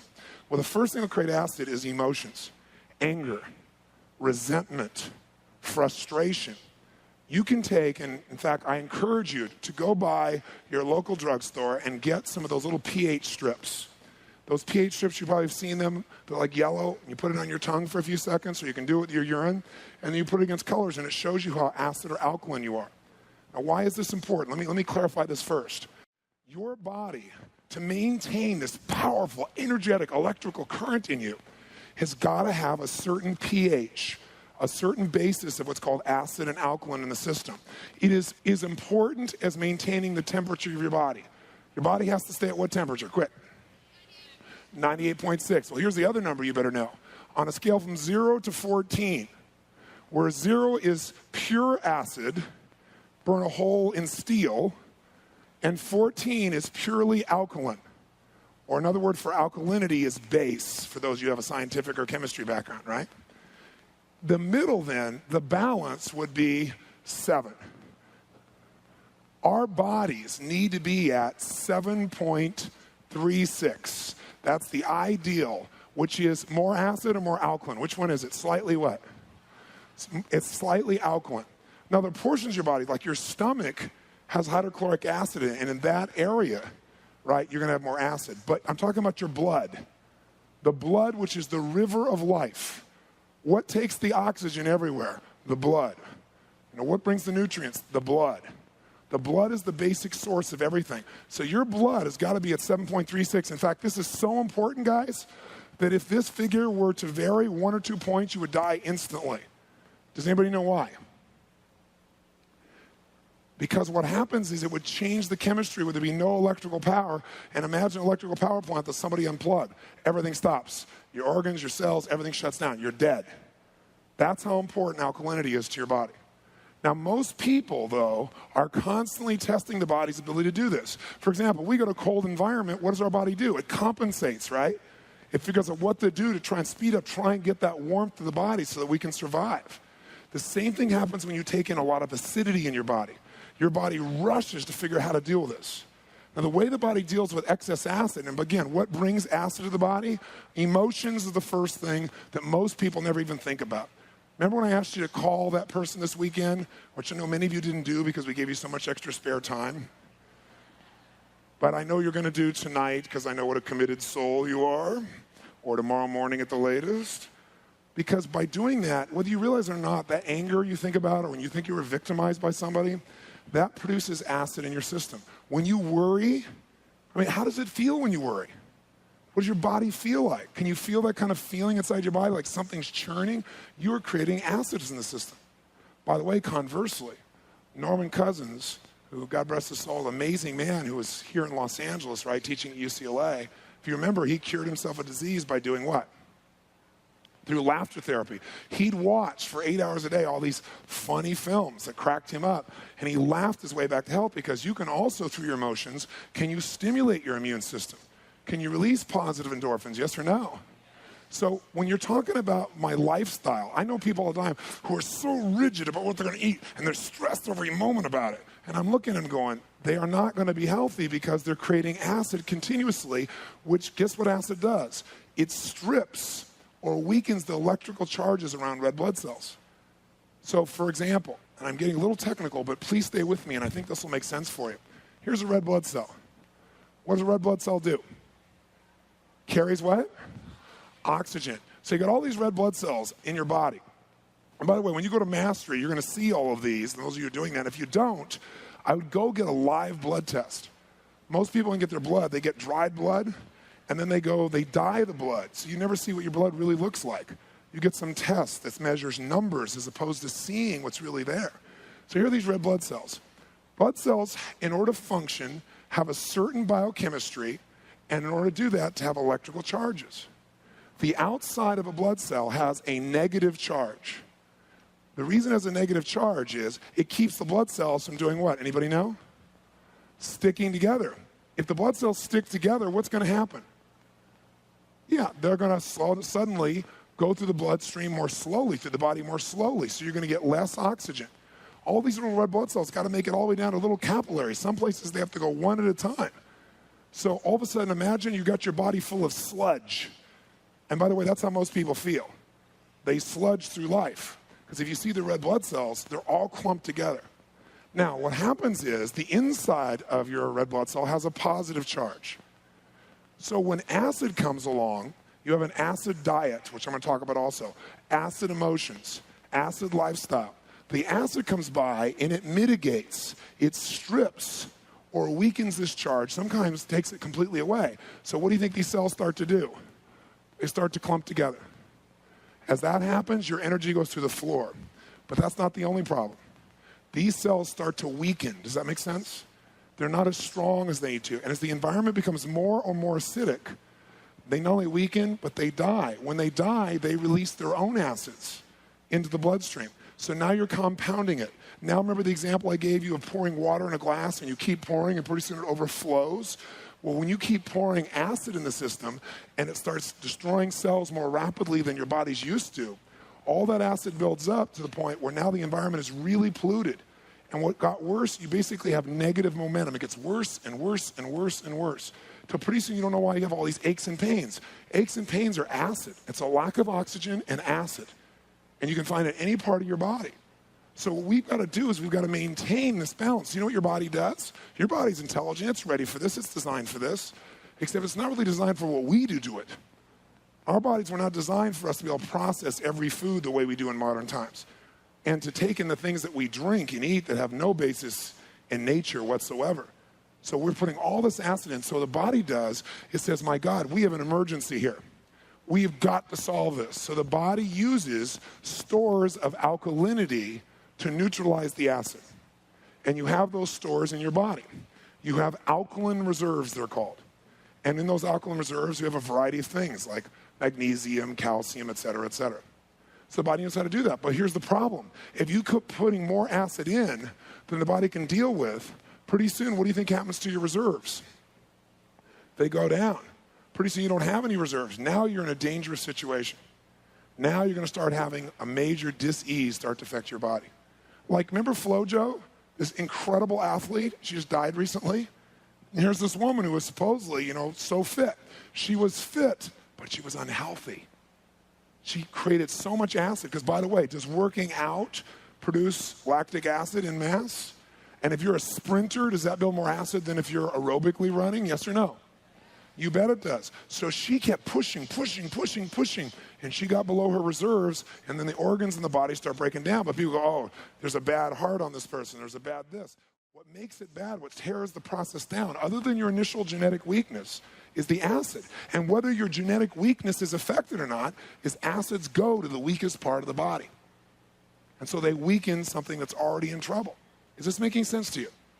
Okay? It's such an important understanding. So, guess where the body now goes to survive? It takes these acids out of the bloodstream and into the fats of the body, because that takes the acid away from the vital organs of the body. Because if it gets in the vital organs, you got real problems. Now, what if your genetic tendency is not to hold much fat? People that are fat tend to actually be a little bit more healthy very often if their arteries aren't clogged, because they can deal with more of the acid than somebody who's skinny. Interestingly enough. And you can see this in people's blood if you study it. So what happens, it goes into fat. Now, by the way, picture this. This is the average person that I see. They're like, let's say a woman as an example. She really is committed to her body. The culture has created these anchors that women focus even more on it than men do. Unfairly, by the way. So this woman really wants to make this change. So she really does a really good diet. She really makes all these shifts. And she says, I gotta exercise. But she's so stressed about it, she's creating an immense amount of what? Right? Secondly, when she exercises to extreme because she's sick and tired of being overweight. Now I'm going to get a trainer, and I'm going to kick butt. I'm going to do whatever I can. So she produces massive exercise with massive amounts of lactic what? Probably exercises anaerobically, more than likely. Can you over-exercise, yes or no? Oh, yes. And so now all this additional acid's in her body. And she says, wait a second, it can't be my metabolism because I'm not eating a bunch and I'm working out like a maniac. I'll tell you what it is. You're not over fat, you're over acid. You will not let go of the fat no matter how much you exercise, no matter how much you eat right, if you do not create an environment that is more alkaline. You can't. It's a survival tool. Now, I was with the gentleman who introduced this concept to me that I want to talk to you about. His name is Dr. Young, and I'll tell you how I got to meet him and how it's changed my life personally. But what I can tell you is I was with him recently, with a group of doctors from all over the world, from Russia, from Korea, from all over the place. And I went through a week with him studying people's blood. And I just did it as an amateur. I'm not a doctor. There's nothing I can use, but I like to understand this stuff with precision. I'm a maniac for that. And while I was there, a group of his patients came in. He's a microbiologist, right? He's based in Utah. And they came in one after another, and we saw the before and after of their blood after they began to what I'm going to ask you to do, which is alkalize and energize your body. We're going to make sure you get a lot more alkalinity in your diet and in your fluids so that your body can deal with this and not have to pull from your reserves. While we're there, he started showing us what happens here in this situation. He shows us examples. You know how when people get older, very often they shrink? Do you ever wonder why that happens? Do you think it's like, oh, it's just our way back into the ground? We came out of it, went our way up? No. The reason is because when a person lives an acid lifestyle, after you go through your reserves and after you store in the fat, guess what's next? It needs calcium. And so it leaches it from your bones continuously. And so your bones get weaker and weaker, and you get more and more compressed. It's like stealing bone mass almost as a metaphor. It's not exactly how it is from your body. There's no reason for you to shrink, just to give you a clue. Okay? The only reason you shrink is because your bones are weak because you're so acidic, and your body is leaching from it. And you'll begin to break down in all kinds of other ways too. Your muscles get flabby because acid eats it away. And there are other elements also that affect this to give you an idea. But here's what was really fascinating. I saw so many changes in people that were so dramatic it would sound like, a religious revival. But they're in this doctor's office and all these other doctors studying it. And one woman, which was really neat because she's been studied since she was 14 years old by the NIH, the National Institutes of Health, which is the place that you get the definitive answers in the United States anyway. And so the National Institutes of Health studied her and her entire family, but her personally since she was 14, this woman. She's now 37 years old. The reason her family's been studied is because they have hypercholesterol. There's no one in her family with less than 450 in cholesterol. Yeah, if you're not familiar with it, around 200 would be reasonable. 450 is off the chart. I mean, you're a walking heart attack, basically, right? So, and by the way, that's what's happened. Her father died at 43. Her mother died at 41. Her sister died at 39. She's 37. And the NIH and the University of Utah both have studied her, but the NIH since 14, and they've tried to use their family as an example, and they tried every diet they could on them, every kind of treatment you can imagine. They put them on low cholesterol, no cholesterol diets. And their cholesterol still rises or stays the same. They've never been able to reduce it. This woman has been doing what I'm going to show you today, alkalizing and energizing, practicing everything I was teaching before, but adding the focus of alkalinity to her diet. Drinking a green type of drink that brings more alkalinity into the body. She's dropped 50 pounds in the last 6 weeks. She's never been able to lose weight. Why? She had so much what in her body quick. So her body's hanging on to it. Now the body's alkaline, it's just let going like crazy, and she's not working out half as hard or anything like that. But the second thing is she's lost already 190 points off her cholesterol in 6 weeks. Nowhere in her entire, deserves a hand, I agree. Let's give her a hand. All right? What's cool about this is it's, documented by the NIH because sometimes individual researchers do their thing and people go, so it's really outstanding to be able to see that. So all it is, and I asked Dr. Young, I said, so why? Help me with this. Why would her cholesterol go down though? He said, Tony, cholesterol, you don't need any more cholesterol. Your body, as most of us know, makes cholesterol. The only reason you get additional cholesterol is you're eating animal products. So you're eating the cholesterol of other creatures and putting it in your body. So with their dead mass, you're taking their cholesterol, right? Doesn't this sound attractive? Okay? But he said, here's the real problem. He said, you get your body where your blood, you put more acid in. Your blood's got to stay at 7.36 or real close, right? So it's got to do something. Now, it tries to use your fat stores. It tries to your alkaline reserves. It tries to do anything to balance it out. Let's say that you've maxed out those things, and all this acid is going to run through your arteries. What will they do to what will acid do to your arteries? It'll burn a hole in it like that. You'd be dead. You can't have arteries with holes in them, right? So the body says, we need a binding agent. We need something to grab a hold of this acid and protect the arterial wall. So it secretes or gathers, if you've had additional cholesterol, the cholesterol, and it puts it on the wall to protect the sensitive linings from all the acid. And by the way, there's no downside of that if you were to then change your diet. But if you keep being acid, the body keeps adding cholesterol till pretty soon there's no room for the blood to go through. But it's like, do I die now or do I got a chance of survival? He said, so when she became more alkaline, her body didn't need the cholesterol anymore. The body adjusts, it's intelligent, it feels what's going on, it starts to release the cholesterol out of her system. Plus, he was super hydrating her, flooding her body in a way that cleansed herself of those cholesterols. Does this make sense to you? I mean, this is breakthrough stuff. Now, let me tell you why I'm telling you this and why I found out about this, because I've lived a pretty energetic lifestyle for most of my life, prided myself that I can rock the house, whether it's 2,000 people or whether it's 20,000, for as long as the day can go by. And I did it because years ago I made a huge shift in my life, which is this dietary approach that I'm describing to you, and this lifestyle approach. And I freed myself of the fear, which took away some of the acid by itself, right? You heard earlier I described I was always afraid early in my life I was going to die of cancer. That'll create some nice acid for you. So what happened for me is I've gone all these years. I'm now 39 years old, just turned 39. And so as I came through this process about, roughly probably 2 years ago, I started to get to the point where I was using much more of my mind for the energy as opposed to my body. Can anybody relate to that? It's like it's more mental energy and like will. Like I get on stage and crank, but it wasn't like I feel now. It's just like that just feels effortless. It was more like, am I going to do one more song? Kind of like a lot of you were thinking over this weekend, right? So what happened was, I had this mindset of, I'm an Adonis and I'm humble about it. I've got this energy, I'm going to kick butt, take names. And what happened for me is it started like by the end of a program, I was wiped. But you know how things happen gradually? So you don't quite notice? It's kind of like, the old metaphor, you put the frog in warm water and you turn up the water slowly, it'll boil to death. The old metaphor. You put it in boiling water, it jumps right out. Well, most of us, our challenges come so slowly that we adjust each stage and we don't realize what we've lost. And it's like I feel when I do the Living Health Seminar, I'm almost like trying to tell someone what a rose smells like who's never really smelled one. Because most people have never given themselves the gift of that kind of dynamic energy. They've never had it because no one taught them how to have that. And that's my real goal in being here.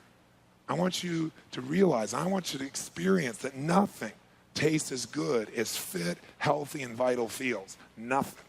And once you feel that, you'll get addicted to that feeling, and it will change every aspect of your life, your relationships, your finances, everything. Because here we are living in this culture where people value everything more than their body. Their money, their career, we'll do anything for our kids, right? All these other things. And what's the last thing that shows up? Our bodies. And thank God that, our bodies are as strong as they are, but we deserve to have them at full tilt. So for me, as I started to feel this little bit of loss, so I thought, okay, I know what the problem is. I'm getting toxic. I'm exerting more energy, right, on an ongoing basis than I'm building back up. I'm not sleeping, and I'm not resting, and I'm go the whole time, and I just need to balance out and cleanse my system. So I decided to do that. Now, I know quite a bit about a variety of sciences that have to do with how to study the blood, and there's quite a bit of research that's been done overseas. And there's a certain type of microscope in the past called a dark field microscope. Dark field microscopy, I guess is how they pronounce it. And so years ago I had that, and it allows you to see what you don't see in a traditional blood test. It allows you to see that your blood, unlike traditional science tells you, is not sterile. It's like another universe with all these creatures moving around inside of it. And again, those of you coming to Mastery, you're going to see all of you. I'm going to do your blood for every single one of you as part of Mastery. So you're going to get to see your personal bloodstream. But what's interesting is there's a new microscope out now called an ultralight microscope that allows you to see even deeper. And what you also can see is things like candida or yeast in your blood, parasites. You can see everything, and it's very visual. So before I went on this cleanse, I said, what I'm going to do? I'm going to go look at my blood so I can see how bad it is, and also so I can feel the victory afterwards and see it clean up. Being somewhat visual, this was important to me. So I went down. I was in La Jolla. I found out about this place that did this new form of microscope work. I went down, looked at my blood, and honestly, it scared the hell out of me. Because my white blood cells were ripped open and like leaking out. They weren't moving at the pace they're supposed to move. And my immune system's broken down, which probably was how I was feeling inside. I was feeling run down. And I'm thinking, God, I know I eat well and all that stuff, but I thought, no, I'm not. I'm going full tilt. I'm not breathing. I'm not doing the other things that are so important. And I'm exercising like a maniac on top of it, right? Because I want to be fit. And so I looked at this, and then what was interesting about it is I was also full of candida. And candida is so full. I mean, you can't turn on the commercials these days without finding more about a woman's yeast problem than you want to know. Okay? There's all these products. But men have just as much yeast as women do. They don't, we won't go through the details. They just don't notice it as easily. We'll move right on from that one, okay? The point of the matter is, what yeast do in your bloodstream is they eat all your glucose, which is all your energy storage, right? All your sugar. So what that does is you eat and you're never satisfied because you're not getting the nutrients. Remember, taking in nutrition doesn't mean anything. If you don't have proper digestion and assimilation, you have no nutrition. So what happens is along the way, the yeast consume it.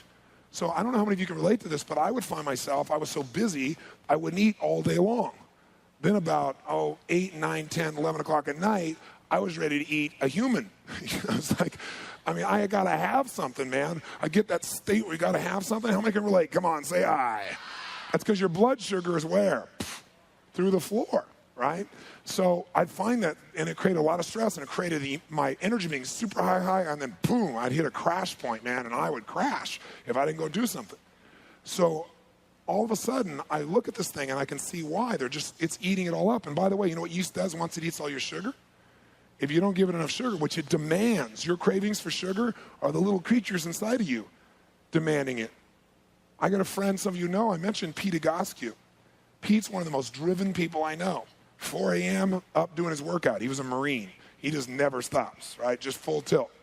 But here's this totally fit, healthy, structural guy going for it, but every day he drank beer. Because after all, he's a Marine. Right? Part of his what, guys? Do you remember? Identity, right? So I talked to Pete about it a few times. I said, I don't care. You can do whatever you want to do. But I said, it just seems incongruent. No, it's not. But he craved it. When he had his blood done, he was full of yeast. The yeast were screaming for the alcohol, wanting it desperately. When he cleansed the system, he didn't want to stop drinking alcohol. He just had no desire for it whatsoever. Zero. If you got a lot of acid addictions right now, as acid addictions are like cigarettes or alcohol or coffee, where you got to have it, and you get yourself alkaline, this is not a willpower thing. You won't go through the headaches and all that crap people do. That headaches is all the acid that's released back into your body now as you start to cleanse. It's in the cells, in the fat. And when you stop giving acid, the body goes, all right, we got a chance to get rid of this stuff. Put it in the blood and let's get it out. When it puts it back in the blood, you get this headache and you're detoxifying, it's called. I'm going to show you how you can detoxify without all the pain, which is really wonderful, by having enough alkalinity to deal with those things. Does that sound good? It's really important. Really important. So anyway, the point of the matter is, I look at my blood, and I got candida in there, so no wonder my energy's not as high. Sure, I'm living well, supposedly. Now, what caused the candida? That's the part I want to understand. Because look at me, I eat really well. I really do. I thought, well, candida is feeding on sugar. I don't eat sugar. But, I'm vegetarian. And I see a lot of vegetarians. And meat eaters always look at them and go, I don't want to look like that. Well, that's because they're eating tofu and drinking milk and eating cheese and eating all that crap that's horrible for them, but also they eat all kinds of carbohydrates that convert into sugar, and sugar ultimately, taken in mass, becomes acid in the system. It has an acid ash. So does protein.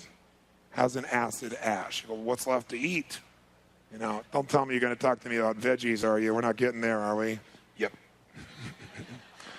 But I also want to show you how you can have like a big salad, drink a green drink, and get most of your alkalinity from that, so you can still have the food you have, maybe in hopefully a little bit smaller quantity, because you won't desire it as much as you become more alkaline and more balanced. The point of the matter is, I started looking at this and going, boy, I know what it is it's the pastas, it's the carbs, and I always had fruit from breakfast till noon. I've taught people that for years. I'm dead wrong about that.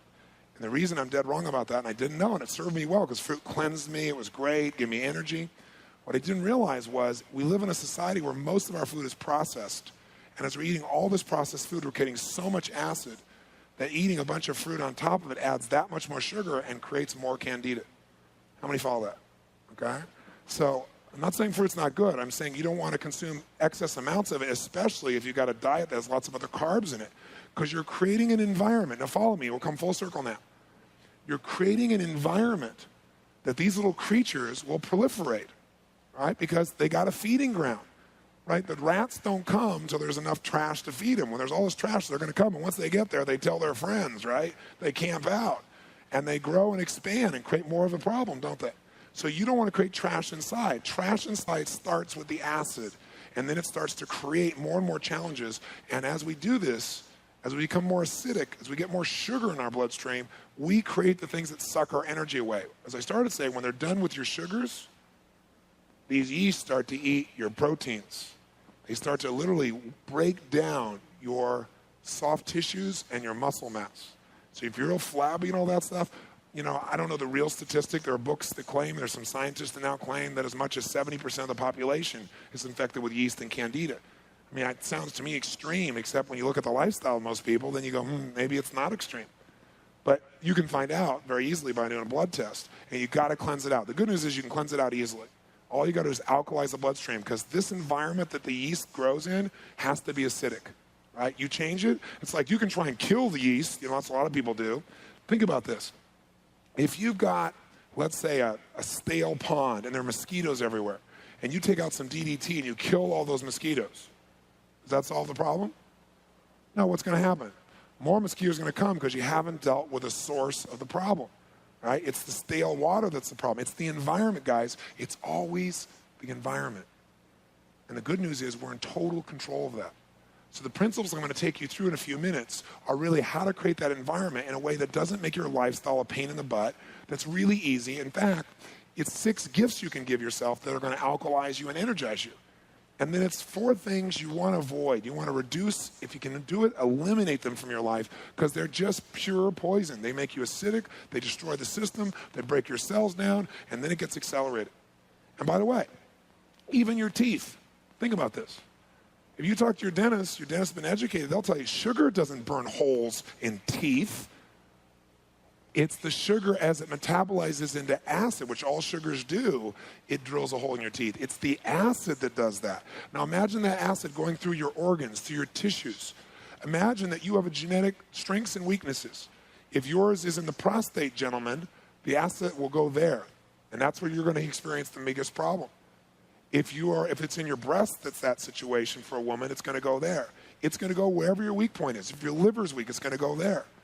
The weakest part of your body is where the acids will settle, because that part of the body can't clean up the mess as quickly. Does that make sense? And so then you pay the price in your weak place. So you must be alkaline. That's this whole conversation is, number one, how do we alkalize the body? Why do we alkalize the body? Because we've got to have the 7.36. And again, you can do this. You can go by today, go pick up all those things, put it in your mouth, and see where you are. I'm going to give you something to do today that will instantaneously begin to create that change, and where you can measure it on that same tape to see you get your alkalinity back, so you're not wiping yourself out. For myself, before I do a seminar like this, is this an acidic experience, do you think? Not because of pain, but because the amount of anaerobic state, at least for me, and probably for you too, right? A little more for me than you, but you're joining me when we're going like this full tilt. We're going all day, bam, bam, bam, bam, bam, bam, cranking, right? Eyes moving, jumping, going. All that produces acid. The body's designed to do that and get rid of it. The problem is when you stack that on the acid you already have from the rest of your lifestyle and your diet, now it might get overwhelming. And for me, I don't just come for one weekend like you are. This is my life. So when I'm gearing up for a program like this, or I'm doing a program like Date with Destiny or Mastery, Life Mastery for 9 days, at the end of that I'd be wiped. Now what I do is I load up on alkalinity in advance. I drink alkalinity, I take it in, I eat in an alkaline way on a regular basis, but I have some specific colloidal products. Colloidals are the smallest particles things break down into. And they're delivered not through the digestive tract where it can get burned out, but directly under the tongue in a sublingual way. So it gets 98% of it gets absorbed directly in my bloodstream. So I take these, and I have zinc, for example, and manganese, right? All those different elements so that when I come here and crank, my recovery is fantastic. I don't break down. I have a chiropractor, Herbie, who some of you may have met outside, who travels with me at these events. He's traveled with me for about 4 years. And I always know that when he's going to test my adrenals are always gone. That's not hard to figure out, because I use every ounce of them, because I got to move not just myself, but move all of you day and night. right? So my adrenal glands were completely overused because I was always going through my reserves. And all parts of my body, there are different muscle tests for how different organs are working. And I know there are 4 or 5 things that are always broken down. He'd work on me, I get back, slam me back on stage, go crank again, right? And so Herbie comes after I've made this change in my diet. I went and got this blood test to finish the story. I said, what do I do? They said, here's the things you should do. You might want to meet Dr. Young. I'm sure he'd love to meet you. I said, I'd love to meet him. But here's what you can do. And they said, in 30 days, you can have this totally turned around. I said, show me some examples. So they showed me before and after of people's blood. Being visual, that convinced me. So I said, great. Showed me a woman who had breast cancer and what her blood looked like. And it scared me because mine was moving in that direction, that kind of breakdown. And they showed me 30 days later and blood was perfect, right? And she's fine. So I went and did this for 30 days, and I went and had the blood test again because I'm not a believer in, like, I've never promoted supplements because most of it is expensive urine. Right? 90% of it just goes straight through you. Your body can't digest it. It's not absorbed. So I've had a lot of chances to make a lot of money, quite honestly, where people said, you could do this, put your name on it, make it go, and I've never done it. There's one person I promoted a detox product that I believe in. That's it, in 20 years of doing this. And I know the soil's depleted, but who cares if you're getting something else your body can't absorb? But these particular products, I'm different than my wife, Becky. Becky, if you came to my house and you opened one cupboard or 3 cupboards, you'd find every supplement known to humanity. And I don't take any of them. My wife likes to do, 5 or 6 programs simultaneously, just to cover all bases. I said to her, honey, how are you going to know what's really working if you do all this stuff? She goes, well, I don't know. It just feels good. Well, now you can take a drug and feel good, right? Feeling good does not mean it's doing good. Feeling good sometimes is because you're stimulated because you put a poison in your body and your body's speeding up. But the blood doesn't lie. So I went 30 days later and I looked at my blood, and my blood was perfect. No candida in the system, white blood cells perfect. I knew that before I got there because I felt better than I could remember feeling in probably 5 or 6 years. And I think I feel pretty awesome. But I remembered how good I felt before that I'd gradually forgotten. Becky, by the way, has a little different diet than I do, not much, but she eats more animal products, and she was full of parasites. And on the screen, we saw this parasite literally pop through one of her blood cells, right? And you could see it swim through the blood, and it was like, ugh, right? By the way, her diet's probably better than 90% of you. If you eat meat, I know it's better than you. And so it scared the hell out of her, right? I went, see, I told you about those eggs, right? Because she was eating eggs, right? And I was trying to explain to her, what is in eggs? You take in an egg, you got millions of microforms that you're consuming with one egg in your body. One. All these little creatures. It's unbelievable. And when you see it, you'll never go back. It's easy when you don't have to look at it, right? You go, oh, look at that little thing, little sunny side up, looks like the sunshine, for God's sakes. How could that hurt somebody? But when you see what you're eating with it, then you start going, ooh, you start feeling these creatures going through you. Yes. Anyway, 30 days later, she was convinced, right? 30 days later, no parasites in her blood. So Dr. Young and I have become good friends. I just recently did a power talk with him that's going to be edited, and if I had it here, I'd give it to you. It's not done, unfortunately. And his work is amazing. And he's affected my principles because everything I taught before is totally in alignment with creating alkalinity except eating fruit in the morning till noon. And I've been teaching that for years, so I was an idiot. I apologize. But it really worked for me. I mean, it worked at the time. But it has a cumulative effect if you're doing all these other things too. So I'm not suggesting you can't eat fruit. And I'm going to now become very specific about the principles. But I wanted to give you this overview. Does this make sense to you? Okay? Now I want to tell you one other thing. There's 2 words I want you to write in your book. Alkalize and energize. Alkalize and energize. Alkalinity, you now understand how important it is. How important is it? It's life and death. That's how important it is. You got too much acid, are you likely going to have difficulty losing weight unless you have a genetic tendency not to keep weight at all? Yes or no? I guarantee you're not going to be able to lose weight if you keep your body in an acid place. Or if you lose weight, it'll be temporary and you'll gain it back. Because the body, like, for example, if you go on a diet like the Atkins diet, where you eat every cooked dead food you can imagine, right? And you eat no fresh vegetables or anything like that. You're not supposed to do that. It'd be horrible for you, right? Those people have to pee on a stick each day to make sure, it's the truth, it's in the diet, so you can see your urine to see how your pH has changed. so you don't break down too fast, because when you're on the Atkins diet, you're on pure acid, and your muscles are breaking down, your body's breaking down. It's amazing how you lose weight, because the body takes all of its water and urinates it out as fast as it can to try and get rid of the acid, so you lose water weight. But see, anybody who's been on the Atkins diet for 6 months, you won't find them. Not healthfully anyway, right? Because it's pure acid. So you got to understand, this alkalinity is the whole thing. So you got to alkalize and you got to energize. Now, what does energize mean? It means, remember, every organ in your body works on this microelectricity, this electrical magnetic frequency. And all of that is happening in your system. When you're eating foods, foods only provide value when they can be converted into the elements necessary for this chemistry that allows electrical charges to continue. Food actually gets to the organs through these little electrical charges. It's how things are moved around within the system. Are all foods equal? Like, are all carbohydrates equal in the amount of electrical, alive energy in them? Yes or no? Your common sense knows the answer to that is no. Absolutely not. So open your book, and I'll show you specifically what that means in terms of energy, and then we'll come back and I'll show you about balance and imbalance. Flip over to page 22, if you would, for a moment. It says, we must avoid foods that take away more energy than they provide. Your body operates on a subtle electromagnetic current. Nerve signals are, in fact, electrical charges. Your brain, your heart, all the organs in your body really emit these fields of electrical current. And your cells communicate with each other through pulses of electricity. When we eat food, our food breaks down into the food particles to their smallest size, called colloidals. A colloidal is a smallest possible form of a nutrient particle size. The usual size is, I don't know how to pronounce it, certain microns in diameter. These nutrient particles are then carried to cells via electrical charges. If we eat something, guys, that's lifeless, that really doesn't have the electrical charges in it any longer, then you're not going to get the energy that your body deserves. So you won't get, as I said here, the food itself is taking more energy than it's giving if it doesn't give you enough electrical charges. So for example, look to the right here. And these are in megahertz, the amount of electrical charges in different foods. So take a good look here. What kind of electrical charge is available in chocolate cake in megahertz? 1 to 3. Now, by the way, a tumor has 30 electrical charges, to give you an idea, by comparison. A Big Mac has 5 megahertz of energy. Now, before you look at that, maybe I should give you a frame of reference. Look up here for a second.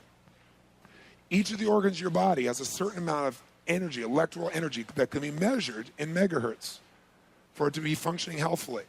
The average of your core organs, like your brain, your heart, your lungs, is 70 megahertz. So just think about this. If you need 70 megahertz of energy, and your primary diet is made up of Big Macs, 5 megahertz, chocolate cake, 1 to 3 megahertz, right? Are you going to be in an energy deficit or an energy abundance? Deficit. And so your energy is going to be low. Now, let me ask you this. If your energy is low, will the organs of your body be working at their total functional peak efficiency, yes or no? So if they're not working efficiency, and let's say part of that is cleansing or providing what your body needs, then those systems start to shut down and you build up more toxic waste.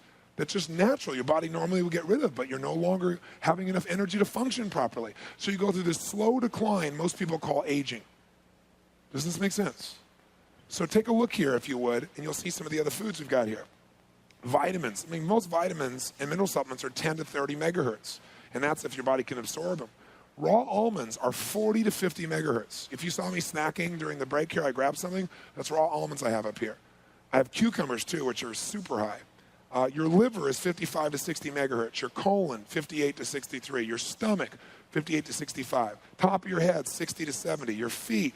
So you can see your body's basically in that 60 to 70 range. Fruits do provide, you see this? They provide a lot of energy. They're alive, and so you can have them, but you're going to want to eat them properly, which we'll talk about. Green vegetables are the highest, 70 to 90 megahertz. Plus, green vegetables, ladies and gentlemen, are extremely what? Anybody know? What's the thing we want? Alkaline. We want alkalinity, and green vegetables are some of the most alkaline things you can take into your body. Next is you'll see live, fresh wheatgrass, 70 to 90. Your brain is 72 to 78. A computer runs on 90 to 400 megahertz, to give you an idea. How many of you love a rose? Like you get in the presence of a rose or you smell a rose, it just feels really great. How many have that feeling? Say aye. A rose has 320 megahertz coming out of it. It's like you get this charge All flowers don't do that to you, do they? Some have more than others. And what the feelings you're having are actual electrical charges that you can experience if you measure them. It's fascinating. And then I'm going to show you a green drink that I actually brought for you outside that's between 250 and 350 megahertz. When you drink it, you'll feel like an immediate sense of charge of energy because all the charges your cells need are available immediately, plus it's alkaline. So it's available there. So I put over here how the 70 came about as the magic number for ideally for megahertz. Turn back 2 pages, though, and then I'll show you how we get out of balance and how to get in balance quickly. Now, how many would agree that the real challenge that most people have is not some bug is attacking them, but the real challenge that they have is their environment has basically been compromised. That they've done things probably in their lifestyle, consciously or unconsciously, that have put the body in a weakened state, has caused the environment to be polluted, and now problems are building on top of each other. How many buy that theory? Say aye. Okay, if you buy that theory, then the question is, how do we get there? How do we get imbalanced? And then the second question, the more important one, then is, how do we get that balance back quickly? So if you open to page 19 in your book, you'll see what we call the cycle of imbalance. Cycle of imbalance.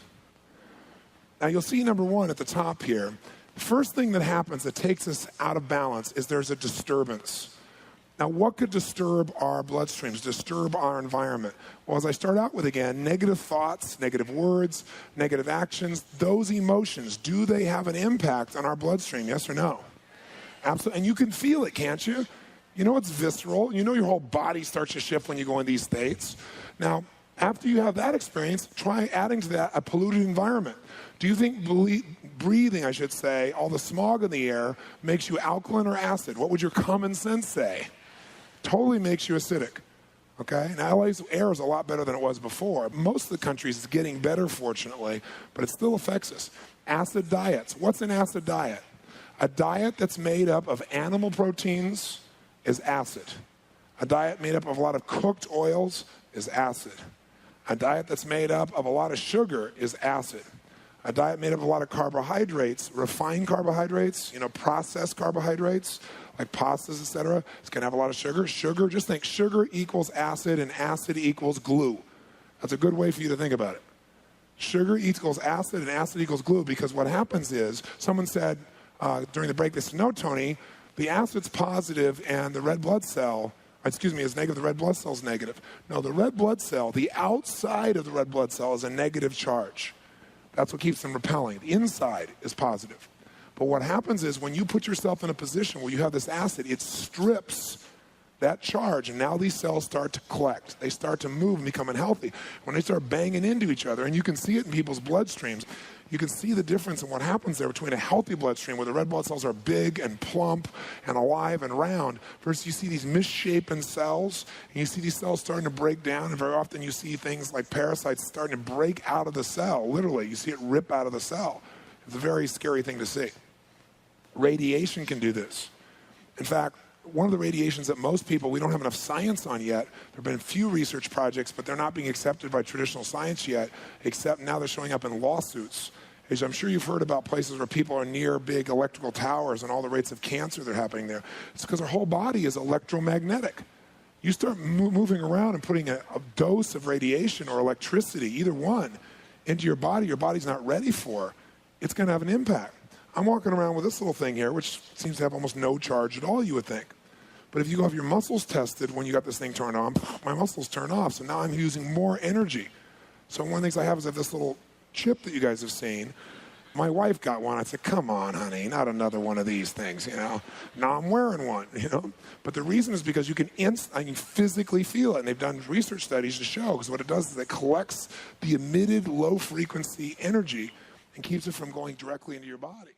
We're in front of these screens all the time, most of us, right? Using computers now. We have all this stuff that we don't know the impact on. So we don't have to live crazily, but we want to avoid any excess radiation because could that disturb the delicate balance, could it, of the electrical magnetic part of your body? Yes or no? Clearly. So those disturbances start there. And then any kind of other destructive behavior or emotion. Now, once you have a disturbance, think of this. Irritation leads to mutation. Right? That's where it can go. So when something gets irritated, it gets out of balance. It either weakens, dies, or mutates. So irritation leads to mutation. So what happens is when you have a disturbance, the second thing happens is cells become disorganized. They change basically to try and deal with an environment that's different because life wants to live. I mean, when you even think about cancer cells are cells that are striving to live so much that they can even expand like crazy in an environment where there's no oxygen. You know, I talk about, at the end of Jurassic Park, the animals somehow find a way to create themselves. Life doesn't want to give up. Even cancer cells, that's a part of you wanting to live. You create an environment where they had to mutate to live. So they mutated, and now they're growing more rapidly than you want them to.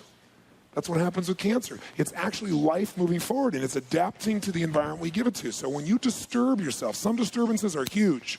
A car accident, is that a significant disturbance to your body? You bet. That ruptures cells. When you rupture cells, do you think there's more acid in the body or less? Quick. More acid. The body's got to deal with that. So much of it can really be a trauma to the system. But when you get disturbances, cells disorganize so they can adapt to this environment. As they do that, the third step is you get a compromised environment. What that means is cells start to really adapt now to this morbid environment, because it's an environment that is not healthy. And all of a sudden now you have healthy cells becoming what? Unhealthy cells. I mean, you can see this under the microscope with people in their bloodstreams. And all of a sudden you have these things called germs that start to grow like crazy, like bacteria and yeast and fungus and molds, because now you've created an environment in which they can feed. You've created a place where they get to live. Now, what's really fascinating, and you'll see this at Mastery, and this will sound insane to some of my doctor friends in the room, but I took Dr. Solomon, who's on the UN board of aging, and he's the head of the Council for Health and Illness, I guess it is, for the United Nations. He's also from Johns Hopkins University, who's the head of nutrition there. Traditionally trained guy, and I brought him to Dr. Young about 2 months ago. He was supposed to go for 2 hours, because I said, I've seen things in the bloodstream that traditional biology would never say is possible. I've seen a red blood cell literally not be attacked from the outside, but literally when the environment became acid, start to morph and become a rod form, a bacteria. We think of bacteria coming from the outside. Here's this red blood cell like a butterfly morphing and becoming another kind of cell.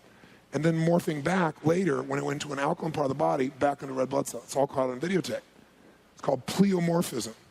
It's supposed to be impossible. And I said, spell it. I think it's P-L-E-O morphism, M-O-R-P-H-I-S-M. The bottom line is, and he's captured this several times because this guy's whole focus is the blood. He does everybody's blood, and he studies it and watches it. So I called Dr. Solomon. I said, all I can tell you, I've never felt better in my life. I see my blood is so pure. I've seen my blood go, now the red blood cells are big and plump because my body's alkaline. I got enough water in the system, not dehydrated. My energy's amazing.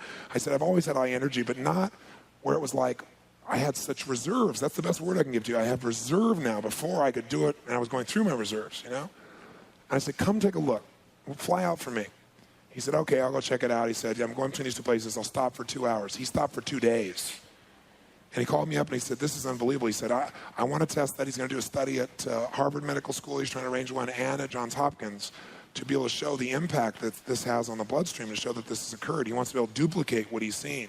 But he said, this is unbelievable, because we always think of the outside world attacking us. He said, what I'm seeing is that the inside environment, just like with HIV they say it, and now they say for these viruses that the reason they can't stop it is because it keeps what? Mutating into something else. Well, our red blood cells de-differentiate and become something else. I mean, I know it sounds bizarre. You don't have to buy into that to be able to do what I'm telling you.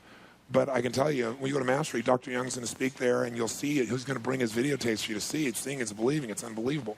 Anyway, the point of the matter is, when our bloodstream, the reason I'm telling you that, becomes compromised, even the red blood cells themselves, if you buy into this, and again, seeing it, you'd see it's true, and Dr. Young would just tell you as a scientist.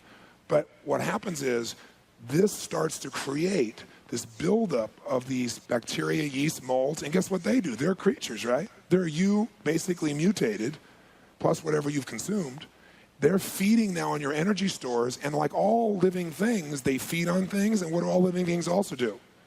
They excrete their wastes, and their wastes are pure acid. So not only are you building the acid up from your lifestyle, but you're now creating an environment where these things proliferate and or adapt.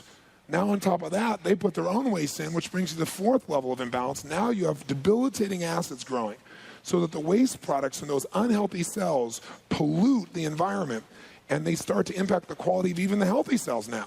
And so more disturbances, more disorganization of cells, worse environment, more acids, and now you're going to what most people think of as debilitating diseases or aging or whatever the case may be.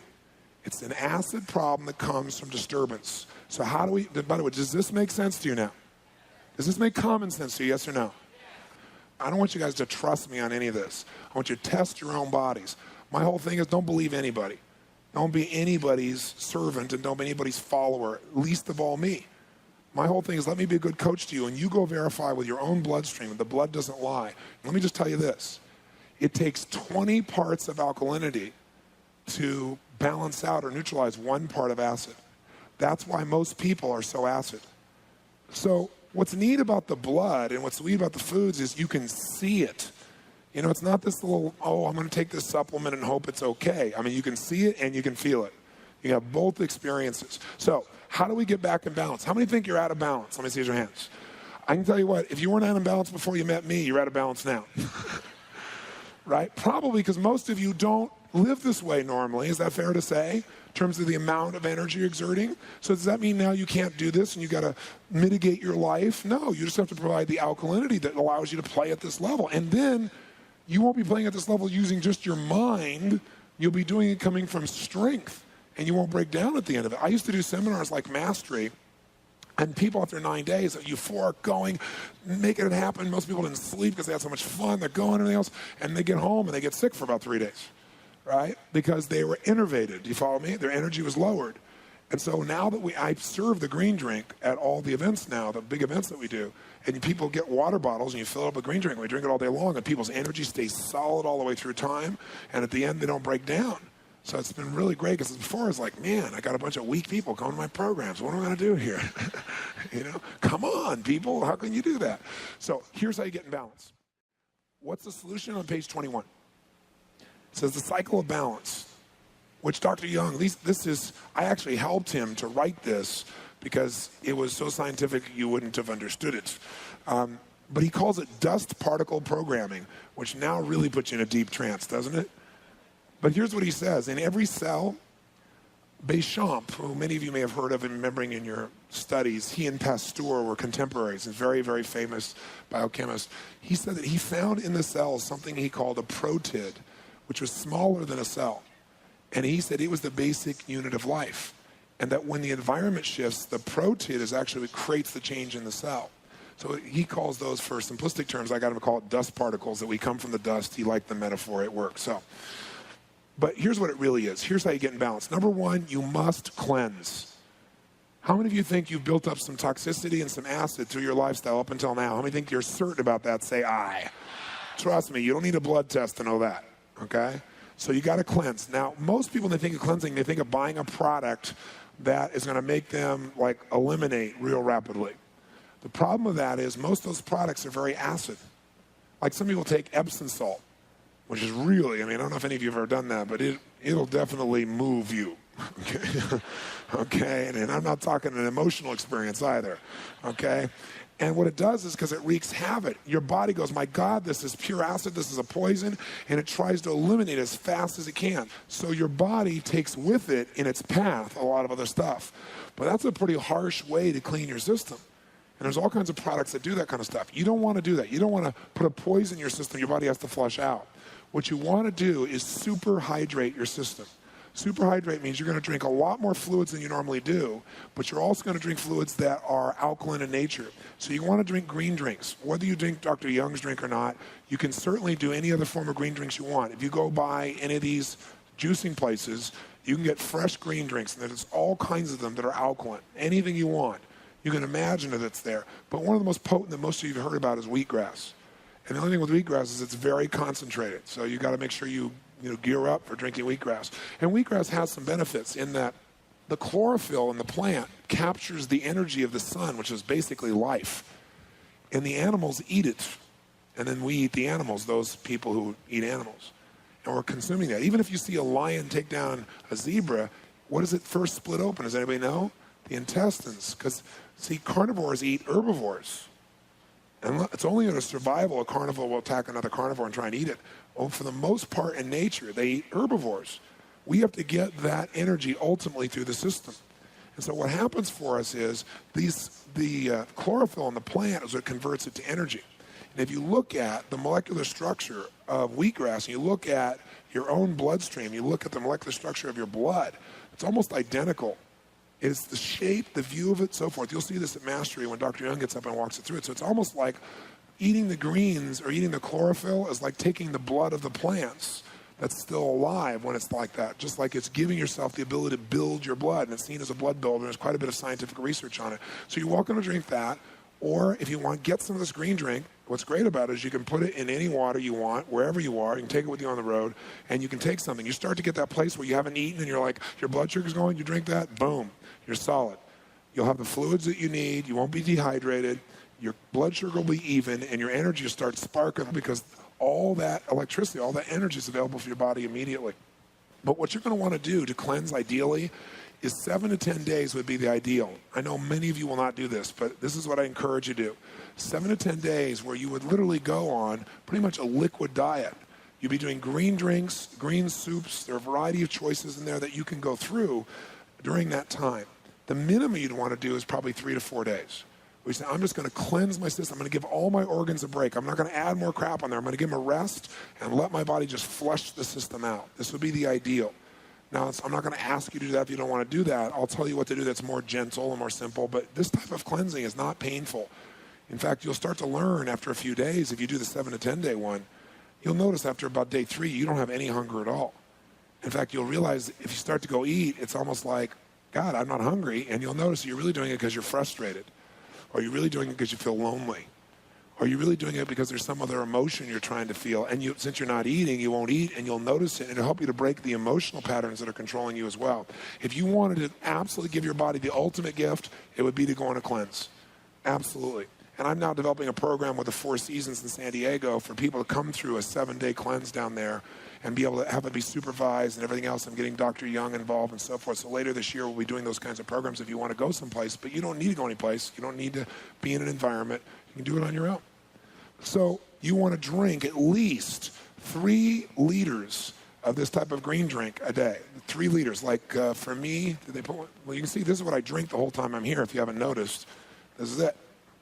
All weekend long I'm drinking this. And sometimes I alternate with water with some lemon in it because lemon adds alkalinity to the water, right? Because most water is in not good shape. I also have some drops called Prime pH that Dr. Young gave me that's much more powerful. And I put that in the green drink. So I get pure alkalinity out of it. And it's really easy, okay? But I thought I had do I have a water bottle up here? Did somebody bring one up here for me? Is it in my little stash here? Nope. Okay. Oh, thank you. That's it. I'll take that one. I like this one because it's pretty. Take yours back. This is mine. Also, I like this because the green drink looks like swamp juice, but in here it looks beautiful. By the way, the green drink doesn't taste bad. It doesn't taste good either. It's kind of neutral, you know. But this size is 1.5 liters. So you're going to want at least 2 of these a day. I drink one of these in the morning, first thing, total energy. That's what I did this morning. I put the green drink in, shake it up, ready to rock and roll, right? Some pH and green drink, the 2 of them together. And then I have them later. I'll tell you what else I do. I drink one of these, or at least half, before I eat something. What do you think that does? Hunger's gone. You don't overeat. You also feel more alkaline, so some of the things you'd normally be addicted to, you'll find that addiction starts disappearing really fast. Yes? A lot of recipes I've been using have been mixing apples, carrots, green stuff. You know what I'm going to do? I'm going to hold the questions because I'm going to answer you through some things, but I'll just tell you, an apple a day does not keep the doctor away. Apples actually have a very acidic effect on the body.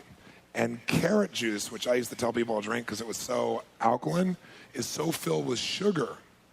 That's why people don't think of drinking it. It's so full of sugar that for most people, that's creating more acid in their body, and it's also feeding candida. That's why you see some of these vegetarians, they drink carrot juice, and they go eat Rice Dream instead of ice cream, which is just pure sugar. So they're eating sugar like crazy, and they're full of candida, and they smell like it, and they look like it. Right? Go to a health food store and see your typical vegetarian person who just made it from Venice Beach and see if that's who you want to be. Okay. Yes. So, we want to cleanse. How many understand what we want to do here? Say I. What's the key word to cleansing? We don't want to hurt our bodies. We want to super what? And by the way, in a cleanse, you would ideally not bring any other food in, right? This super hydration is not just 7 to 10 days. This is every day for me. Does that make sense? If I'm really super hydrating, then for me, I'm drinking 3 of these, okay, to give you an idea. Maybe even 4 sometimes, which I thought would be impossible. But I'll tell you what, if you do that for just 3 or 4 days, if you guys did nothing out of this day, you said, that Robbins, he's a nice guy, he's a little crazy, but I'll do this for 3 or 4 days. By the 4th day, you won't believe how good you feel. I mean, aches and pains and stuff you have will be gone because you have so much alkalinity in your system, your body will have a buffer to deal with that stuff. It's fantastic, absolutely fantastic. Okay, so we cleanse. Second thing we do to get back in balance is we interrupt the what? That's right. So it says take control. We got to break the destructive pattern that's creating the problem. So that pattern might be the way you're using your emotions. You go, you know what? I learned all this stuff this weekend. I'm not going to indulge in this anger stuff. I'm doing anger. And I'm doing depression. Let me breathe. Let me change. And you make a shift. Maybe the pattern is you keep eating like hell. Well, you got to break the pattern. Because if we cleanse and then you go back and start doing the same stuff, eventually you'll be back in an acid state again. Does that make sense? Now, by doing all this alkalinity on a regular basis, you start to balance it. But remember, 20 parts of alkalinity to neutralize 1 part of acid. You don't want to build up any more acid than you need to. Then the third step is we need to provide the body what it really needs. Once we take control of those patterns, provide it what it needs. And Dr. Young has a metaphor. He says, every man needs a good woman. In fact, every woman needs a good woman. He's like a good mom. Okay? All right? And what woman stands for is you got to give the body what it needs, which number 1 is what? Water. Number 2 is oxygen. Does that sound familiar? You got to give the body the oxygen. I'm going to show you how we're going to do this. Number 3 is minerals. And again, it's not only minerals, but you'll find, how many of you know of a genetic weakness that you have either by your family history or by yourself, like a heart or lungs or something of that nature? How many are familiar with that? Well, Dr. Young has developed target products that go right there, electrically charged, consistent with that part of the body, so they go there. And they've used radioactive tracer studies to show that those particles literally are delivered to those organs. So he has a woman's pack, and there's several people on my team at Robbins Research who are very powerful women who are in their 40s and 50s. In fact, our company is run primarily by women. I'm one of the few token males. And it's a very powerful company. But these powerful ladies, when I started using these products, I knew, because I'm friends with them, of some of the changes they're going through in the change of life and their hormones. And what's amazing is about, 6 months ago, I came in and I went to an office meeting, a business meeting with all my executive team, and I look around and everybody's got their green drink. And I said, okay, are we brown-nosing today or what? And everybody started laughing. I said, no. I said, you guys really all drinking this? Why? Everybody went around the table and talked about what it had done for them, but 2 women said, it stopped my hot flashes. Because what happened was they not only took the green drink, but there's a women's product that's targeted for balancing women. And it's unbelievable. I haven't had a woman who's taken it who hasn't gotten significant changes. So I recommend women to go see him. And I've also seen the same changes for men in the prostate area. So if you know a genetic weakness, you want to provide those minerals or needs directly there. And you can do your own research, and Dr. Young's group will connect you with them. You've got A for woman is alkalize. And N is provide the nutrition and diet, which we're going to talk about next. What that'll allow you to do is put your body back in balance. When it's in balance, your biochemistry is where it needs to be. The electrical charges are there. The cells are vibrant. They're alive. There's lots of what? Energy. And you start feeling good, being good. You think differently. You feel differently. Your skin changes. Everything shifts in your life when you put yourself back in balance. So how do you get in balance? Number 1 is what? Cleanse. Number 2 is break the pattern by taking control. And number 3 is provide what it is you need. Now, here's what we've done so far. We've freed ourselves, if we're intelligent at this stage, from fear. Because we understand things don't just attack us. We've got to create an environment that feeds it. How many buy that? Say aye. 2, we've identified specifically the foundation of this, which is getting out of balance, because we create disturbances, or we get an environment that disturbs our cells. They disorganize, they get an environment now that's compromised, they mutate, they respond. Those beings or those creatures create their own waste products, and those acids then continue the cycle till we get more and more unhealthy.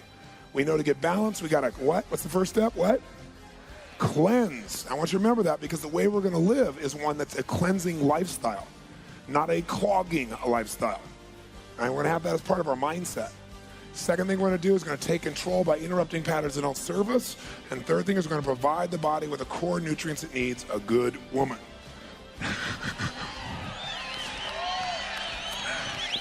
I doubt if there's anyone who wants to argue everyone doesn't need a good woman in their life, right?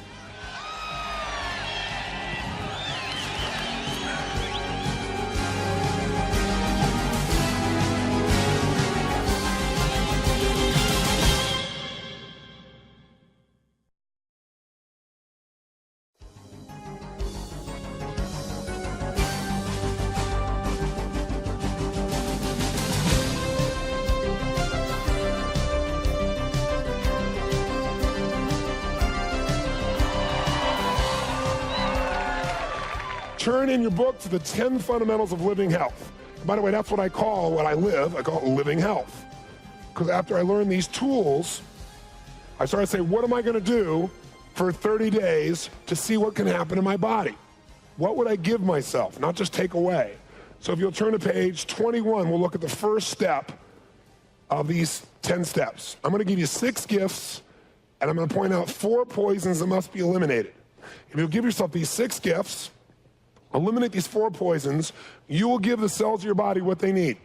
You will be able to eliminate, and you'll have the nutrients that you need as well. We'll make it really simple. So let's do it.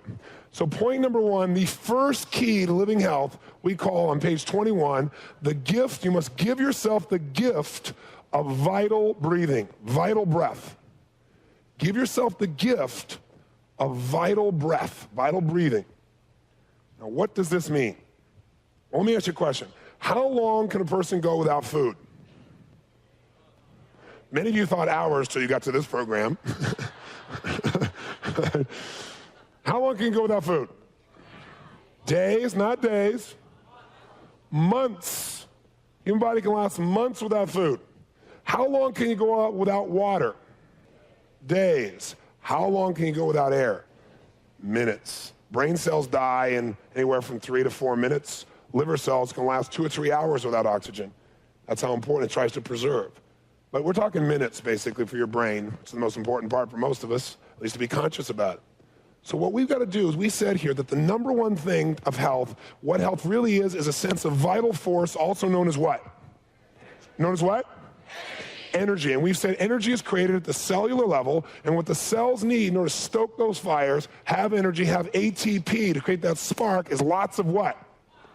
Oxygen. So any health program you're going to study that starts by talking to you about food is way off base. Because the very first thing, the element of life, is oxygen. And so what determines how much we get? Well, lots of things determine it, but the number one force is the way you breathe, which most people don't do anymore. Because most people in industrialized nations no longer breathe. One, because they want to look a certain way and never extend their abdomen, which means they never get full oxygenation. But also, number 2, because we live so stressed, most of us are in these tight-chested, upper, visual type breathing states. Few of you have learned to relax and be a little kinesthetic and have the full breath, right? But it's there. So I want to point a couple things out very quickly here. First of all, how many have heard about chronic fatigue syndrome, another wonderful syndrome that we have out there? Syndrome means we don't really know the source. We've got a zillion sources of it, right? Chronic fatigue syndrome comes from a lot of different places. It comes basically, the cells are not getting the nutrients they need. There's too much toxicity in the system, and there's not enough what? Oxygen. So there's a great medical doctor. I don't agree with everything he does because he's still caught up in some of the old model, but I want to make sure you know about him. So if you know a friend who's got this fatigue syndrome, the first thing you should look at is that they don't have a compelling future.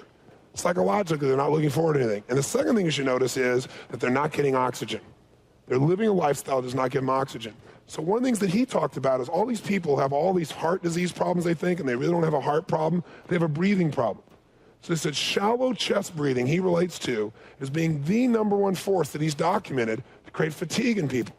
I don't think that's the only force, but it's certainly a strong one. So you'll see a couple of the key triggers that he talks about here. First of all, he says, according to Dr. Saul Hendler, in the oxygen breakthrough, without ATP, our bodies would immediately shut down, and without oxygen, there'd be no ATP. It's clear then that optimal oxygenization of your cells through proper nutrition, fluid intake, exercise, and stress management is absolutely necessary to maintain your health.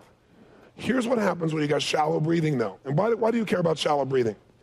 Because the cells that take in the most oxygen and absorb in your body are deep diaphragmatic breaths in the abdomen.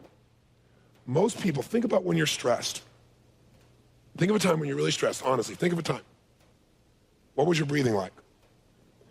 How many found that you either stopped breathing or was very shallow? Say aye. One of the reasons you're stressed is you don't have no oxygen. That'll create a bit of stress. But people didn't develop the habit of breathing this way all the time. So here's some shallow breathing results. Number one, it'll give you chronic or intermediate fatigue. Number two, it can give you chest pains and palpitations, and you may think you have heart disease, which a lot of people get treated for when they just have poor breathing patterns. Thirdly, the doctor says that tingling and numbness in the arms and legs, more often than not, is triggered by the breathing pattern than it is a heart problem. 4, muscular cramps in the neck and shoulders. 5, you got gas, you got stomach upset, you got heartburn. A big place is not having any oxygen. The way you breathe. Feelings of unreality or hallucinations, panic attacks. When someone has a panic attack, watch them. They're not breathing diaphragmically. They got a little tight breathing up here. They don't get enough oxygen. And nightmares and night sweats are also affected by this. Turn the page if you would. The richest blood flow is in the lower lungs. The richest blood flow is in the lower lungs. Because we don't adequately ventilate ourselves with air and oxygen, we don't have enough energy. So as simplistic as this sounds, what we want to do is learn how to breathe more effectively. So there's a ratio of breath I want you to use. It's going to be the first gift you're going to give yourself daily. And you're going to do this 3 times a day. You're going to take in deep diaphragmatic breaths in the following ratio, in the notes there. You're going to do 10 of these breaths 3 times a day. You're going to inhale by the ratio of 1. So for example, you might inhale 10. You're going to hold the breath for 4 times whatever you inhale. So if it was 10, you'd hold for 40. And you're going to exhale for 2, which is 20. Now, why are we doing this? You're concerned about your immune system? Let me give you the most important information about your immune system that you can know. And what's great about it is it's so simple. There have been a whole series of researchers, lymphologists, who've studied the lymph system. Now, again, what does the lymph system do? It is the sewage system of the body. The way in which your body stays healthy is as these cells throw out their waste, the lymph system circulates, takes it out, and eliminates it. There's a slight problem with the lymph system. You got 4 times more lymph than you have blood, but there's no pump for the lymph system. In other words, your blood has the heart. There is no pump. The only way that lymph moves is by your physical movement, like exercise, or deep diaphragmatic breaths. It's the only way it moves. In fact, there are a group of Indians, American Indians, that when they're older and they feel like they're being what's the word that they use? Feel like they're draining the tribe of its energy, or they feel like their life is over. Their tradition is to go and tie their hands above a tree by themselves and go to sleep. And guess what happens? They die between 24 and 48 hours. Because what happens is all the lymph can't circulate because there's no movement. There's very, very shallow breathing, extremely shallow. We usually go to sleep during that time. And what happens is all this poison, just remember I said 7 billion liver cells, 7 billion liver cells, 7 billion liver cells? Well, all that stuff just starts to build up until the biochemistry, the blood that your cells are surrounded with, becomes so polluted that the bioelectrical energy gets broken. The pattern gets broken. Cells shut off, and they die of their own toxicity, their own waste. That's how they kill themselves. So what Dr. Jack Shields, a lymphologist from Santa Barbara, did is he went out and he put cameras inside the bodies of people as they did various things to see what would stimulate the most cleansing. What Dr. Jack Shields did is had people yelling, arguing, talking quietly, running, exercising. And what Dr. Jack Shields found was that a deep diaphragmatic breath, you can literally see in this camera work, sucked the lymph up into what's called the thoracic duct, and it stimulated the lymph flow in your body. In other words, the cleansing of your bloodstream by as much as 10 times what happens to normally during normal sitting around, moving around activity. 10 times. It was the equivalent of metaphorically taking a vacuum cleaner to your bloodstream and sucking all the poison out. That's the power of a deep diaphragmatic breath.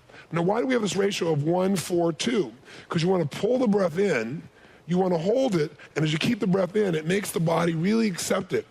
It really pushes the oxygen, you really oxygenate. And why are you double the exhale what you inhale? Because you want to make sure you what? One of the ways to get rid of waste is by exhaling. You want to make sure you get all the toxicity out. So this is a major stimulating breath.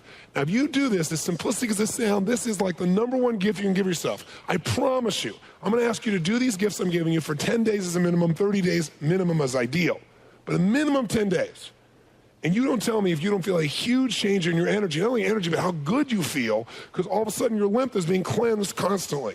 Step number 2, we said, how long can you go without food? How long? Months. How long without air? How long without water? Yes. So if we thought about it and we wanted to be smart, we'd say the second gift you got to give yourself is the gift of living waters and live foods. Live. I'll give you a little phrase. You want to be alive? Eat live foods. Not a bad approach to it, right? That's how it works. Now, let me give you a good example of this first. Tell me something. Let's you and I, again, step into my common sense corner over here. Common sense. Forget everything else we've been taught. Let's just use common sense.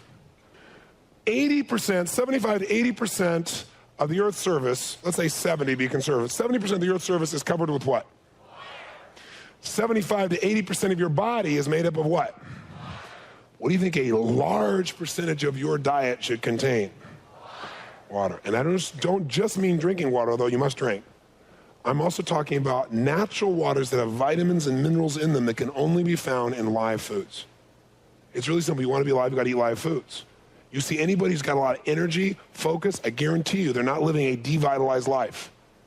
You can't take these dead substances without your body using an immense amount of energy to convert it and reconvert it. It takes a lot less energy when it's already alive. Body can just use it immediately.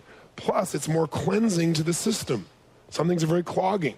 So I want you to take a little test with me, if you would. There in your notes on page 23, what I want you to do is I want you to write down everything that's passed your lips, and I don't want to use the last 24 hours because the last 24 hours, in fact, the last 3 days probably is not a good example of what normally passes your lips because most of you have a lot more passing your lips in a day-to-day process.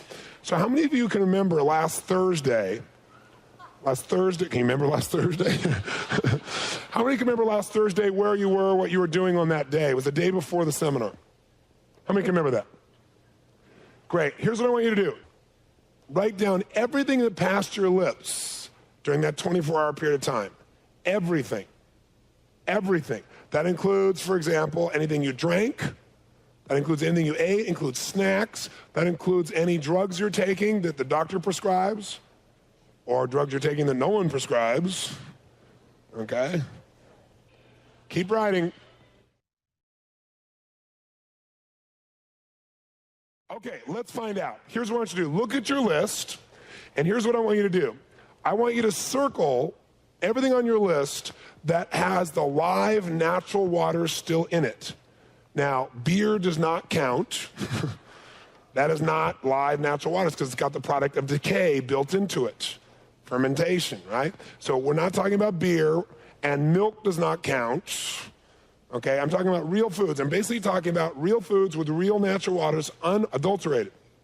So, for example, it'd be fresh fruits, fresh vegetables, fresh fruit juice, fresh vegetable juice, right? Coffee, that is not natural water even slightly. Oh my gosh. Somebody said, what about rice? Let me ask you a question. How much water is there in rice? Let me help you with this. Here's a steak. Here's a watermelon. Which one do you think has a bit of live water in it? Good clue, okay? So only circle those things that truly have their live waters in them. Go ahead and do that real fast, and then look up. Does water count? Water would count. Soup? Could, if it's vegetable soup, I guess. Cooked vegetables would be okay, but I would go with something closer to live. Just do it real quick. And now here's the question. What I want to know is, how many of you in this room right now, your diet reflects nature? Nature is 70% of the earth is water, 80% of your body's made up of water. If I took all the water out of your body, we could put your body in a little bag about this big. You're mostly water. That's a fact. So how many of you then, does it make sense that 70% of your diet should be water-rich in nature, water content type of foods? Yes or no? Great. Raise your hand if your current diet is 70% water content. Look around the room how small it is. Now, why would you want to have a water-rich diet? Because water is absolutely critical to life. It is the number one solvent. It's basically what all these things in your body are made up of that transport things like blood.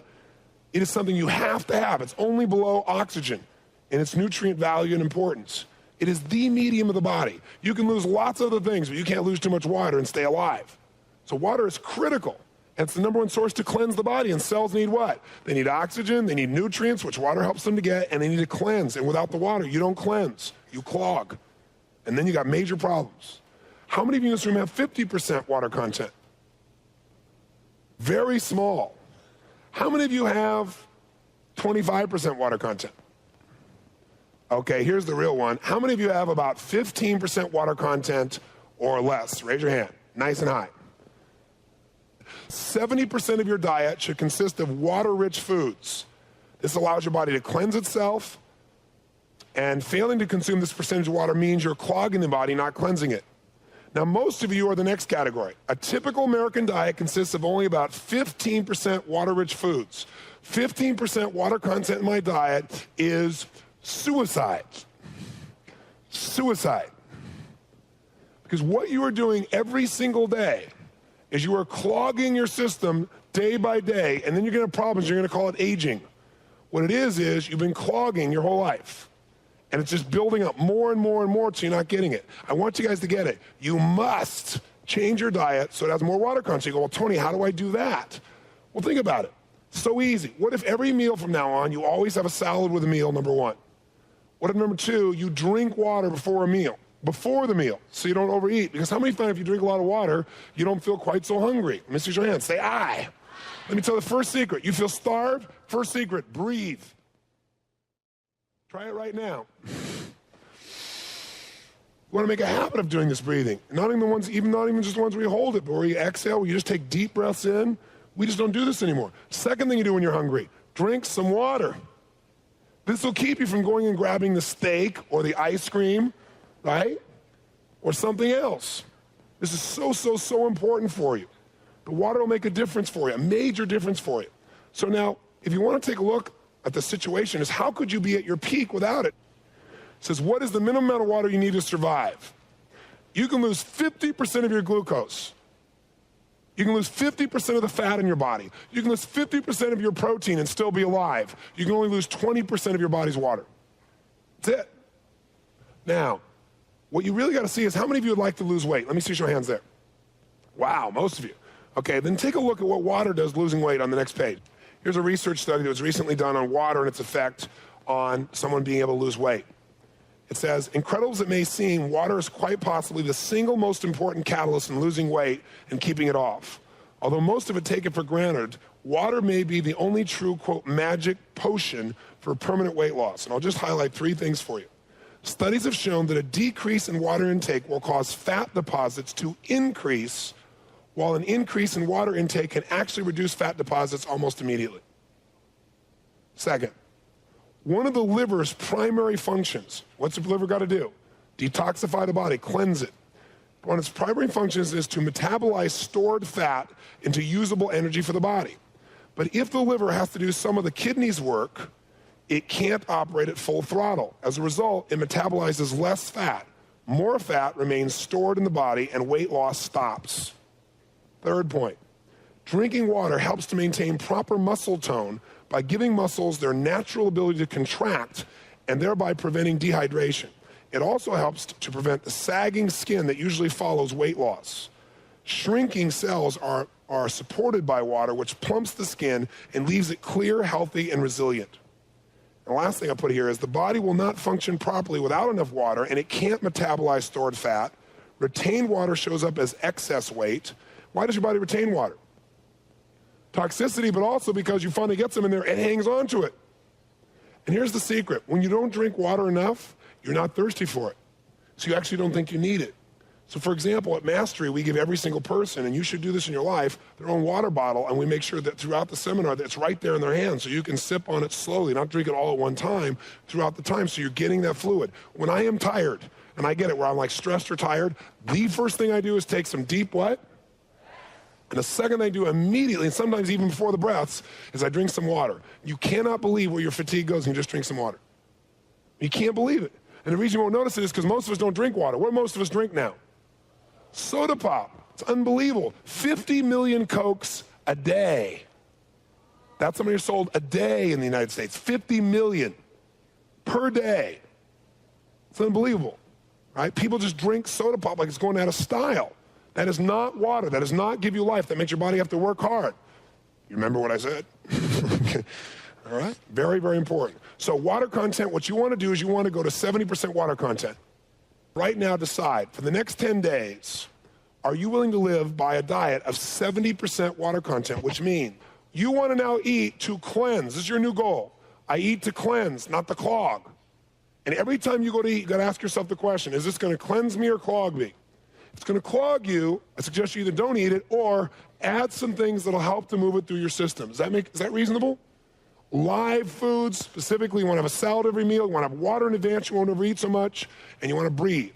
All those want to commit right now for the next 10 days to try this. Minimum 10, 30 ideal, rest of your life is what you really will do once you get hooked.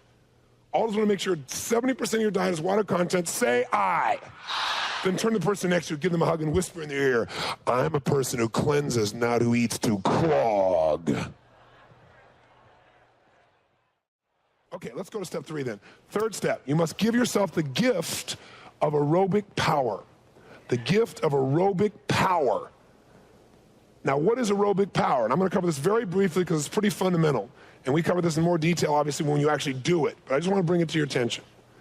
When I think about what's most important, I got to have oxygen, I got to have water, and notice I haven't gotten to food yet. I'm already going to aerobic power. The reason is it relates to my oxygen ability. Anaerobic means without oxygen. That's how most people live their life. That's how most people exercise. This was me in my exercise regimen in the past. Years ago, I would run. I wouldn't work out for several days. I'd be stressed because I knew I should have worked out. So I'd jump on the Stairmaster, push it up to level 5,000, right, straight up, and go on this thing as hard as I could go, my back out of joint, doing it like this, going as hard as I could possibly go, right, sweating like crazy. And I organized things so I could do it for 45 minutes. I walk away, sort of. I got pain in every part of my body. I wake up the next day, I couldn't move, and for some reason I didn't feel like exercising. Plus I was stressed, plus I had already had stress in my life. Adding that stress was not something I wanted to do. For some reason I linked pain to this. Right? And it didn't make me more healthy, did it? In fact, I got injured a lot of times because my idea of exercise was I wasn't exercising unless I was ready to spit up blood and broken through 25 walls. I've lifted unbelievable amounts of weights. I'd pushed through it all because I was a man's man, right? Stupid is what I was. Stupid. Because there's a difference between health and fitness. What was my whole focus on at that point? Fitness. So I was fit. I was bulky, right? All these muscles protruding. But I had zero energy level. Look at bodybuilders, and there's a few of them in this room. The fact is, you're a bodybuilder. It's one thing to be a bodybuilder. It's another thing to have endurance. There's all kinds of research done where you take just little, meany little vegetarian guys, office workers, holding up their little hands like this, and you take a bodybuilder and ask them to hold their hands out like this for 15 minutes. Can't do it. They lift all these huge weights. But what's happened is they just don't have it. Or ask them to go on sprints with you. Sprints they can do, ask them to go for a long distance run, they collapse. Because what's happened is these people do not have aerobic power. And what you need is health first, then the fitness. And the health comes from the aerobic base, not going out and killing yourself out there. If you're exercising with pain and you don't have an aerobic base, you're making a huge mistake. You must be exercising where you could carry on a conversation while you're doing it. This idea of no pain, no gain is the biggest lie in our culture, and it hurts people. That's why most people don't exercise, because we all avoid pain. Now, I will work out and lift weights and push myself through a level of discomfort to grow if I want, but that's not my primary workout anymore. I may not look so big anymore, but I'll tell you what, I got 10 times the energy and 10 times the health, and I'm not constricted and having things biting me on a regular basis. You know what I mean by that in terms of muscles? So let's put a couple notes here. What's the difference between fitness and health? Fitness is the physical ability to perform athletic activity, which we all want. But we want that after we build health. Health is the state in which all the systems of the body, your nervous system, your muscular system, your circulatory system, your digestive system, your lymphatics, your hormonal, are all working optimally. Optimally. Now, how can you achieve the optimum balance of health and fitness?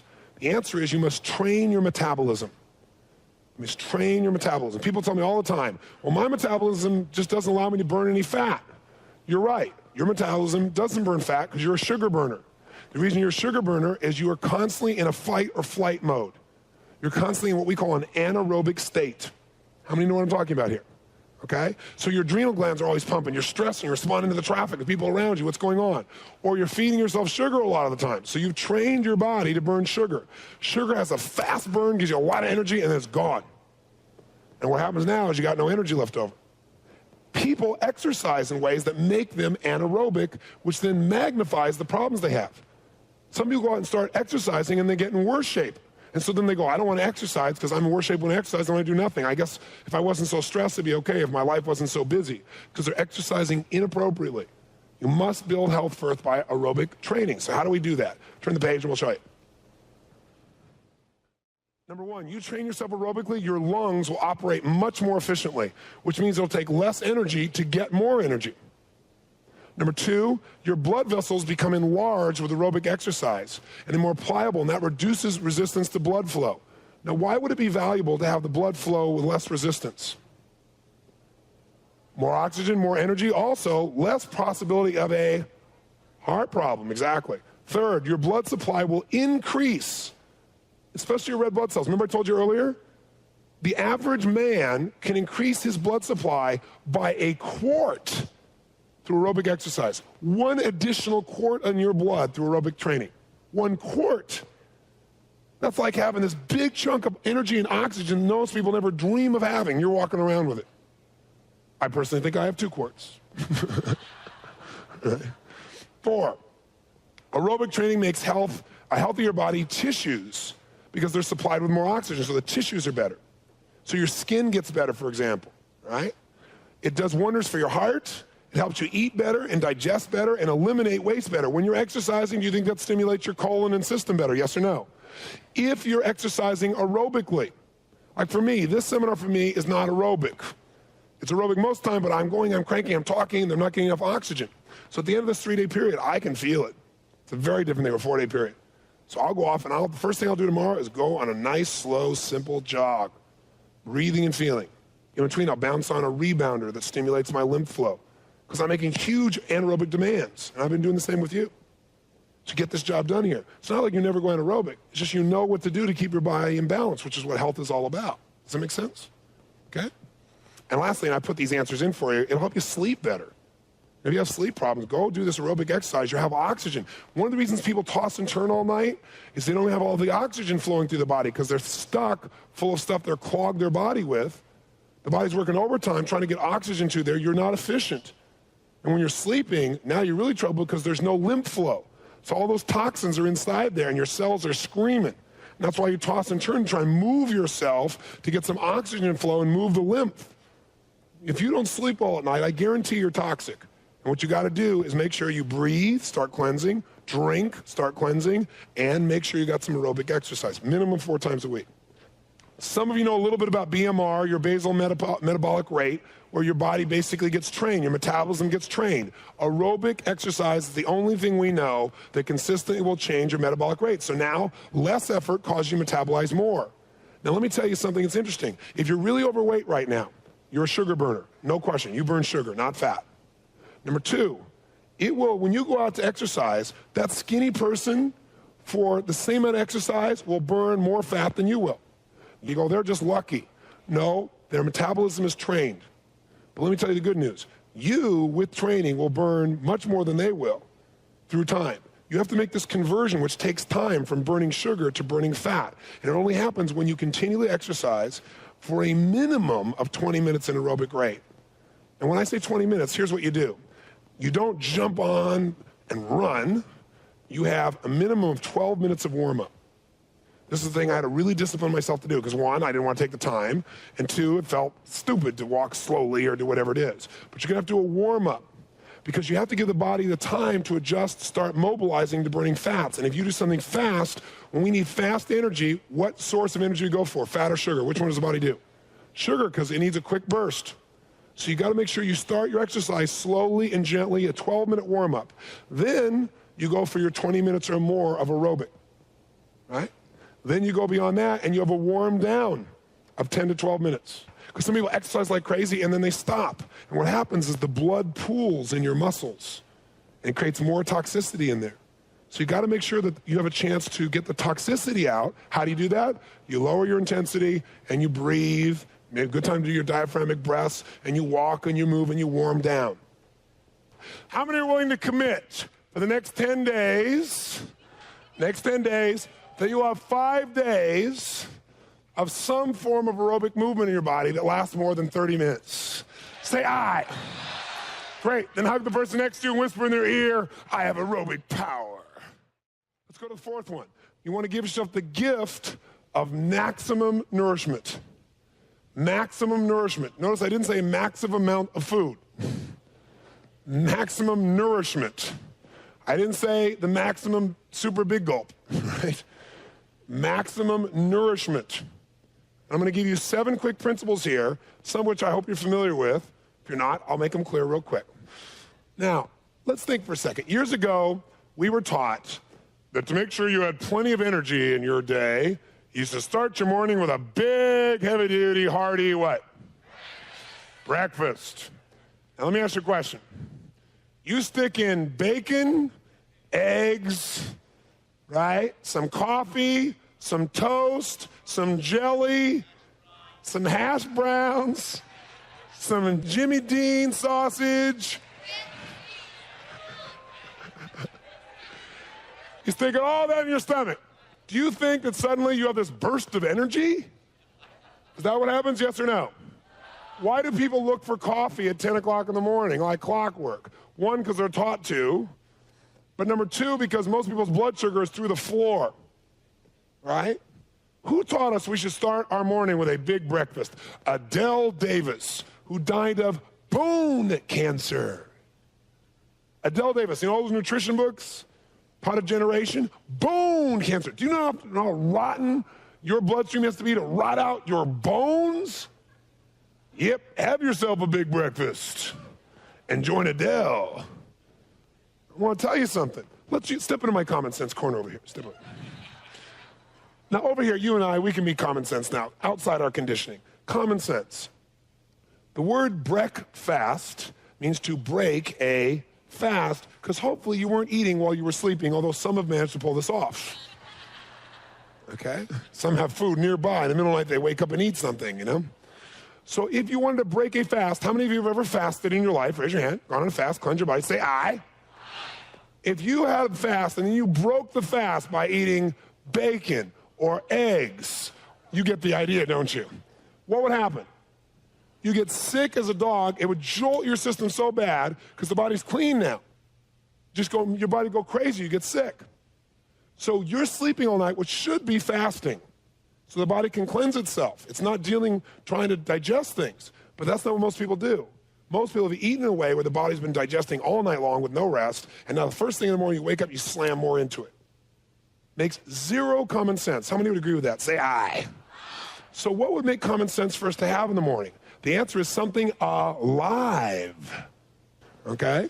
You want to give your body a cleansing time. I'm telling you, of all the things I did to create more energy, no question, breathing and water made a huge difference. The next biggest difference by far, changed my energy level like that, and it'll change yours too. You want to break your fast with what? Fresh juice until when? Till noon, because it'll give you live enzymes, energy. Because the best juice is something you just made right there. I know that's not always possible, and now today, juicing has become a big thing. There are all these infomercials with juices and so forth. Get a juicer. You say, what kind? There are centrifugal juicers, but the best juicers are like the Juice Man's got a great one, or the Champion juicer, some of you are familiar with, and you can get them at a reasonable price. They're well worth it. If you went to this whole seminar and everything else, you must have a juicer at home. All those who want to try this till noon, allowing your body to cleanse for the next 10 days or more, say aye. Great, let's go to the next principle. Turn back a page, we'll look at the principle. Second principle is you want to properly combine your foods. You want to properly combine your foods for maximum nourishment and energy. You want to eat one concentrated food at a meal.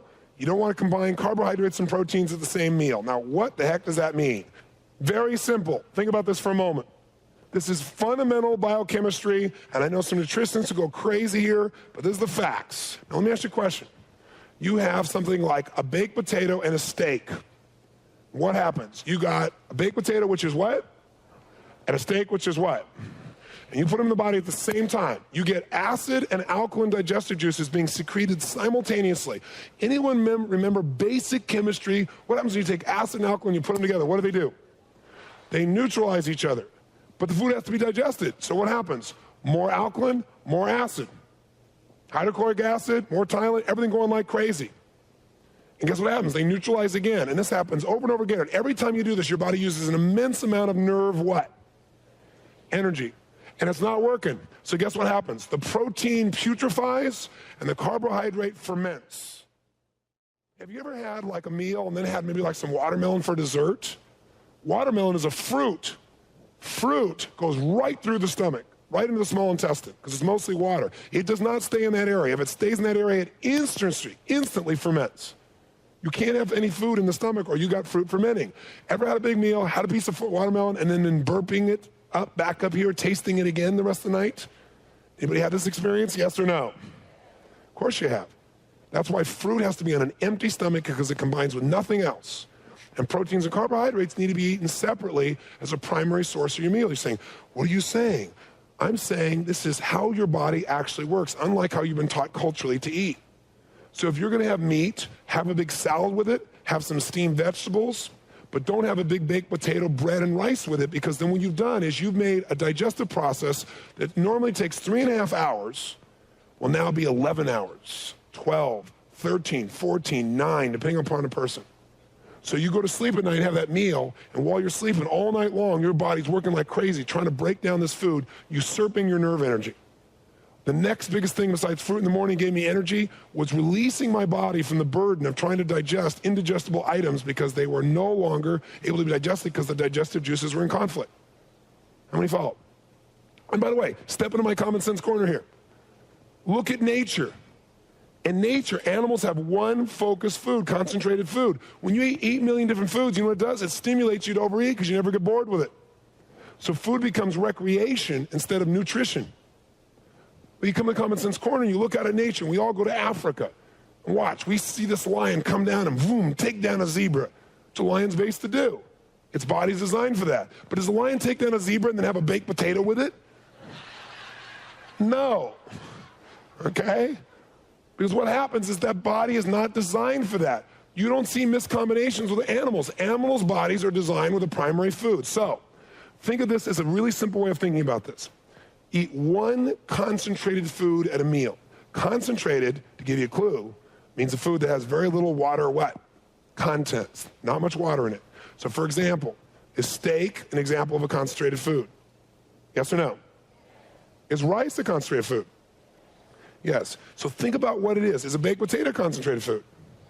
So what you can do is you're going to have potatoes or rice, or ideally just potatoes, and have a couple big potatoes, a huge salad, some steamed vegetables. You got a great meal there. If you're going to have some kind of fish, then have the fish and have a big salad and some steamed vegetables. The steamed vegetables and salad help you to digest the rest. It moves it through the system. But you don't want to have the two simultaneously. Does that mean, well, how am I supposed to have a sandwich anymore? I mean, that means if I stick in there with that bread and some meat, it's not going to combine. You're absolutely right. What do? You have an avocado sandwich, lettuce and tomato and avocado. You go, oh my God, are you kidding? I'm not going to the Sprouts, buddy. I mean, I just came to a seminar for 3 days here.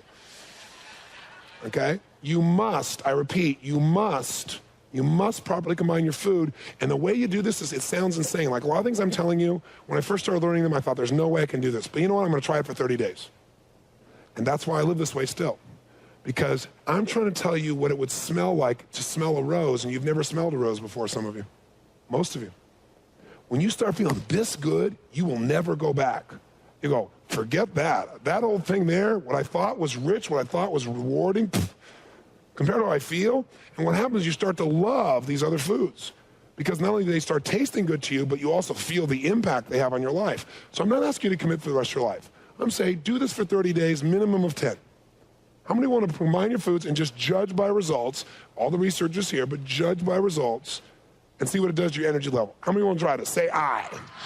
So what you're agreeing to is one concentrated food of the meal, the rest of it water content food.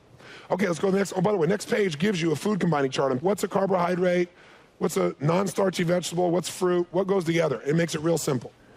You need to eat comfortable amounts of food to maximize your energy. Remember what I said before, comfortable amounts of food. Because if you eat more than your body can take, two things happen. You store fat, but also you start changing your blood sugar. And I put some notes in there. It says, see what page, to give you some support. Don't eat when you're stressed. Why? The minute you are stressed, you stop the normal secretion of digestive enzymes. So now whatever you eat when you're stressed is going to ferment, right, or putrefy. It's basically going to rot in your system. And that's where gas comes from, in case you're interested. Eat organic food whenever possible, and do not eat condensed foods, especially intense animal proteins, before retiring. If you're going to eat animal proteins, do it in the middle of the day where your body has a chance to break it down and digest it, because you go to sleep and your metabolism slows down, and all that waste and that toxicity stays in your body. It's the worst time to eat late at night, especially animal products.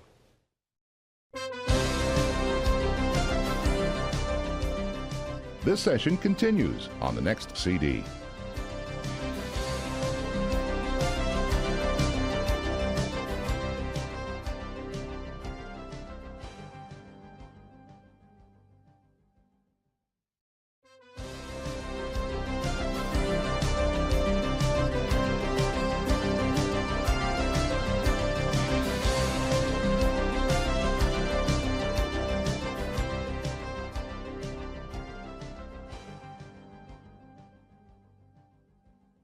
Let's go to the next section quickly.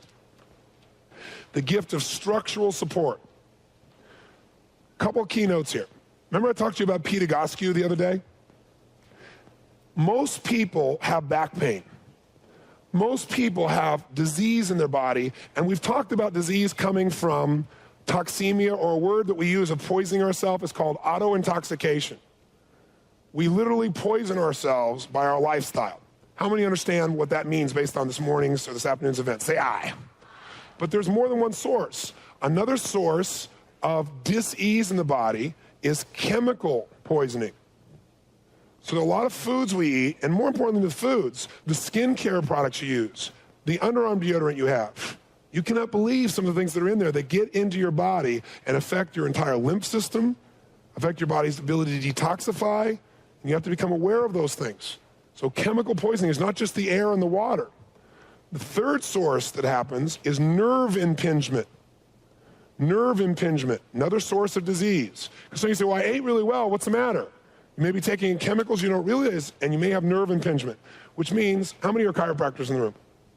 Several chiropractors in the room. They can tell you that your nervous system sends messages, and it does it through your spine, and it does it through a series of connections. Very often through adjusting our body, through doing various things, we have aspects of our body, aspects of our spine that become misaligned, and they put pressure on nerves. When the pressure's on those nerves, what happens? The natural nerve information and flow and energy does not continue. So you've got to be able to support yourself to become realigned so that the natural flow of information and of energy goes through the body. So this can be accomplished through a variety of different disciplines. Chiropractic care is invaluable in this area, and I really support it immensely. Now, not all chiropractors, just like not all anything, are perfect or great. You got to find somebody, you got to shop around and find somebody you really think, talk to them about their principles, what do they believe, do they look at the whole body or just the spine? They just snap you around, they look at nutrition as well. I look for somebody like that. Massage can do this, but also there's certain exercises you can do that will align the body structurally. And Peter Goskew is one of those people, but there are many different choices. The human body is designed to develop and maintain itself through motion. Through motion. If we are not moving, we are not using certain muscles, and most of us don't move enough, and that's where our structural problems come from. It's not that you're being whacked around so much as that you're not using your whole body.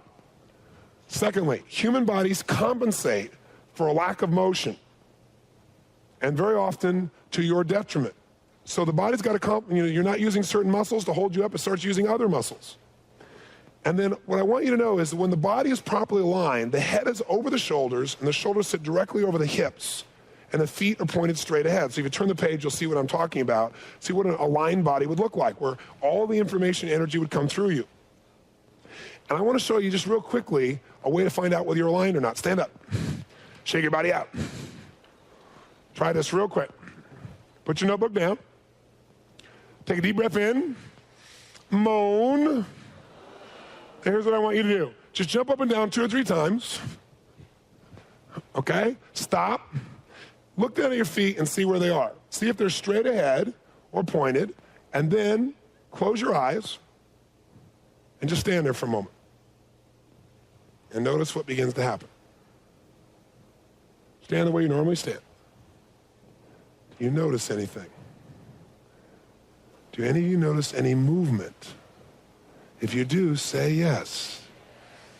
Notice how many people notice movement. You're all waving back and forth. You look like a bunch of waves in this room. Why are you waving? Open your eyes. See if the movement stops. Don't move. Open your eyes and see if you're still moving now when your eyes are open. Look around the room. Nobody's really moving now. You know why? Most of you are so out of alignment that you're constantly readjusting with your eyes. When I take your eyes away, you have nothing to do with it, so you're trying to find your equilibrium. Some of you are real extreme. Some of you are more minor, like this and this and this. Your eyes are open, you don't do that. So if you're moving around, I suggest you go immediately in the next 10 days and you find someone to help you get this aligned. Does that make sense? Because this will make a big difference. It's a really good test for you. And if you didn't feel much motion, do this. Just bring your leg up like so, and then close your eyes and see what happens. Bring your leg up. No, get where you can balance where your eyes are open. Get where you're balanced, your eyes are open, and then close your eyes and see if you stay balanced. Do it with your eyes open. That's good. Then close your eyes. How many do not stay balanced when you close your eyes? Okay? So I can't teach you how to change all this right now. I can teach you this is a gift you must give yourself. How many want to commit within 10 days to seek out this kind of care? Say aye. 6th gift you got to give yourself is the gift of a directed mind. The gift of a directed mind. Can you use your mind in a way that makes you sick no matter how you eat, how you breathe, etc.? Yes or no? Absolutely. So 7 simple principles, I already filled them in for you. The mind has tremendous power over the body, and a depressed immune system is the result usually of stress. And that's something that's created by your perception, by the way you use your physiology. Anger and resentment are physical poisons to the body. They have a chemical effect. You're in a state of anger, resentment, you literally create poisons and toxicity in the system. So a lot of people don't want to manage their emotions. Number 1 reason to manage your emotions is so you can stay healthy. Fear compromises your immune system. Physically proven. Somebody's fearful, you can see their T-cell count drop. By the way, what do you think happens to somebody who's feeling kind of sick anyway? They got some of these symptoms, then they go take a test, and they're told they have AIDS. What do you think telling them they have AIDS does to most people's mental set, and therefore their entire immune system? Depresses them, even if they didn't take AZT. The idea that they got something they're going to die from is like pointing the bone, and immediately the body takes over. Depression, when you find somebody who's emotionally depressed, their immune system becomes depressed as well. You get somebody incredibly happy, what happens? Their immune system is stimulated. This is the power of the mind. Your body's constantly renewing itself, but we keep renewing it in the same way it used to be because the same message in our brain is being sent to all the cells in our body. That's why a change in belief systems is a change in physiology. It's a change in the quality of your life. So you've learned a lot just in 2.5 days about how to direct your mind, true? You want to apply that, okay? That's the other gift you can give yourself. Things like meditation, taking time in the morning, just stop and think about what you really want. Any form of focus where you relax the mind and think about what you want versus what you fear will move you in the direction of what supports you. And when you start thinking, I'm sick, but I don't understand because I've been eating well, if you'll notice, is real low on the ladder of what makes you healthy. What comes first? Oxygen, breathing. What comes next? Water. What comes next? The ability to carry that oxygen by having more aerobic power. What comes next? Yes, some food. What else? Got to make sure the structure works. What else? I got to make sure my mind is there. I give myself these 6 gifts, I'm going to have bursts of energy. So then what would bring it down? What would bring it down is poisoning the body. And I want to mention 4 poisons to you, and let's turn to those next. 4 poisons you must dramatically reduce or eliminate. You got to dramatically reduce or eliminate your intake of certain fats and oils. Now, do we need fats and oils in our body, yes or no? Absolutely. So people are going for no fat are crazies, I've already mentioned to you.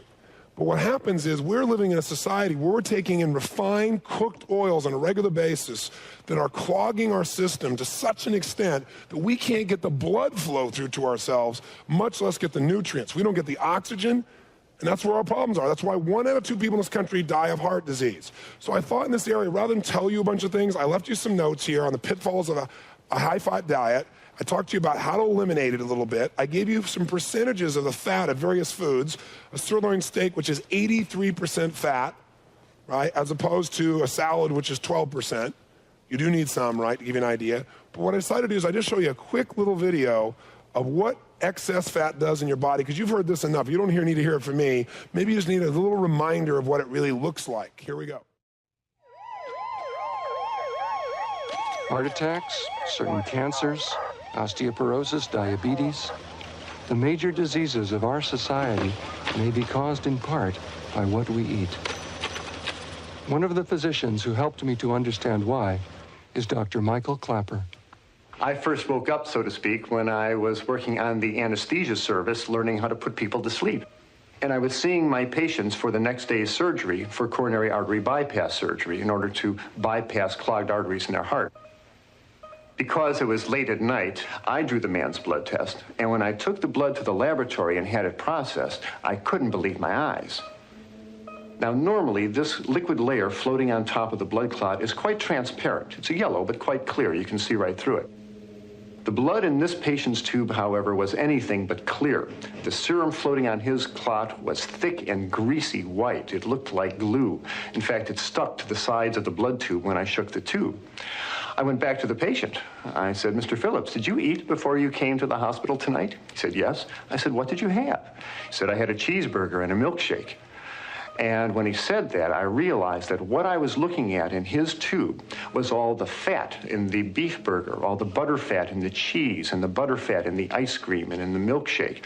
And all this fat had oozed out into his blood and actually turned his blood fatty. The next morning, we took Mr. Phillips to the operating room, and I put him to sleep, and the surgeon opened up his chest. And from these arteries, he began pulling out yellow, greasy deposits of fatty material called atherosclerosis. What you just saw, as gross as that is, what you just saw is the #1 killer of men and women in America. And is that driven by germs? That's lifestyle. Does that mean you can't have any fat? No, it just means if you're going to go have some French fries, make sure 70% of your diet is what? Water content. Does that make sense? If you're going to go have something that's fatty, try to have it with some salad. You're going to have some things, you're going to need some fats, and there's certain essential oils that are invaluable for you. But you've got to make a look and say, is my diet going to clog me, or is it going to cleanse me? The things we've already told you up until now will cleanse you like crazy. Then all you got to do is make sure your fat intake is moderate, not no fat, or you won't burn it. And not in a position where it's all fat. If you're looking at that water content diet, you'll find it'll handle the fat side right away. Let's go to the next one. By the way, how many are willing to consciously look at your diet for the next 10 days, massively reduce the amount of fats, especially cooked fats, in your diet, and see if it makes a difference within 10 days? Say aye. Great. Then turn to the person next to you and say, I'm not going to clog my arteries anymore. Now a fun one. Number 8 of the 10 principles. Number 8 is you must dramatically reduce or eliminate your ingestions of animal flesh. Yes, that's what it really is, animal flesh. Okay? You must reduce or eliminate your ingestion of animal flesh. Now, I want to tell you up front, this is not an animal rights issue for me. At least it didn't start that way. I do care about animals immensely, but that's not why I made the changes I made in my life. This is an issue of nutrition. This is an issue of toxicity. This is an issue of what's happening to your body every single day when you put this in your body. So there's a separate issue which has to do with your heart and how you feel about animals, which I currently obviously embrace as well. But I didn't start out there. I've always cared about animals, but I thought, everything eats everything, it's my turn. So what I found, though, is I made it for nutritional differences, and when I made this shift of reducing meat from my diet, unbelievable shifts in the quality of my life. I used to have unbelievably massive, giant postulates of acne. You see pictures of me from my youth, massive. When I made changes in dairy products and the change I did in reducing meat out of my diet, it disappeared. It disappeared. And I've been going to see this particular place where they would go and they use a surgical instrument on me 3 days a week and push the pus out of those things on my face. Yeah, real delicious. But I kept fighting the cause, but not dealing with the real cause, the source, which is my diet. How many follow? And so I kept going in there. It was an unbelievably painful procedure. It was terrible. And I put this stuff on all the time. It was supposed to dry up my face, and it was a nightly ritual for me. And then going to see this doctor, and I dreaded it. It was this metal device they literally pushed down on your face to get that stuff out. It was just like what you saw in the arteries, only it was coming out of my skin, on my face. Right? Same kind of thing. Not as thick, obviously, or as big, but same thing. And all it is waste. What was in there? Waste. What's coming out of there? Waste. What you want to do is cleanse so it doesn't have to come out on your skin anymore. So I put down a couple of things here. One, just simple reminders, and that is the leading killer in the U.S. is heart disease. And as a result of it, we got to know by now where that's coming from. It's certainly from excess fat, no question about that. So the question is, we all know that eating flesh is probably not that intelligent. We know what goes in these animals. Cement dust. Radioactive things are now used also with some of these animals, and you're putting in your body. I mean, anybody who has any intelligence at all knows that's stupid. But on top of that, it doesn't end with that. When an animal is going to the slaughterhouse, do you think the animal has any consciousness about what's about to happen? Yes, they're not stupid. And guess what floods their entire body at that moment? Adrenaline. And so when you eat the flesh of another animal, that adrenaline floods its entire body. Adrenaline is one of the most potent drugs in the world coming out of another animal. And what you're really doing is eating the fear. You're eating the terror of another being whenever you touch that flesh and put it in your body. But just from a pure biochemical aspect, adrenaline stimulating your nervous system from the death of another animal, probably not the most cleansing thing you could do.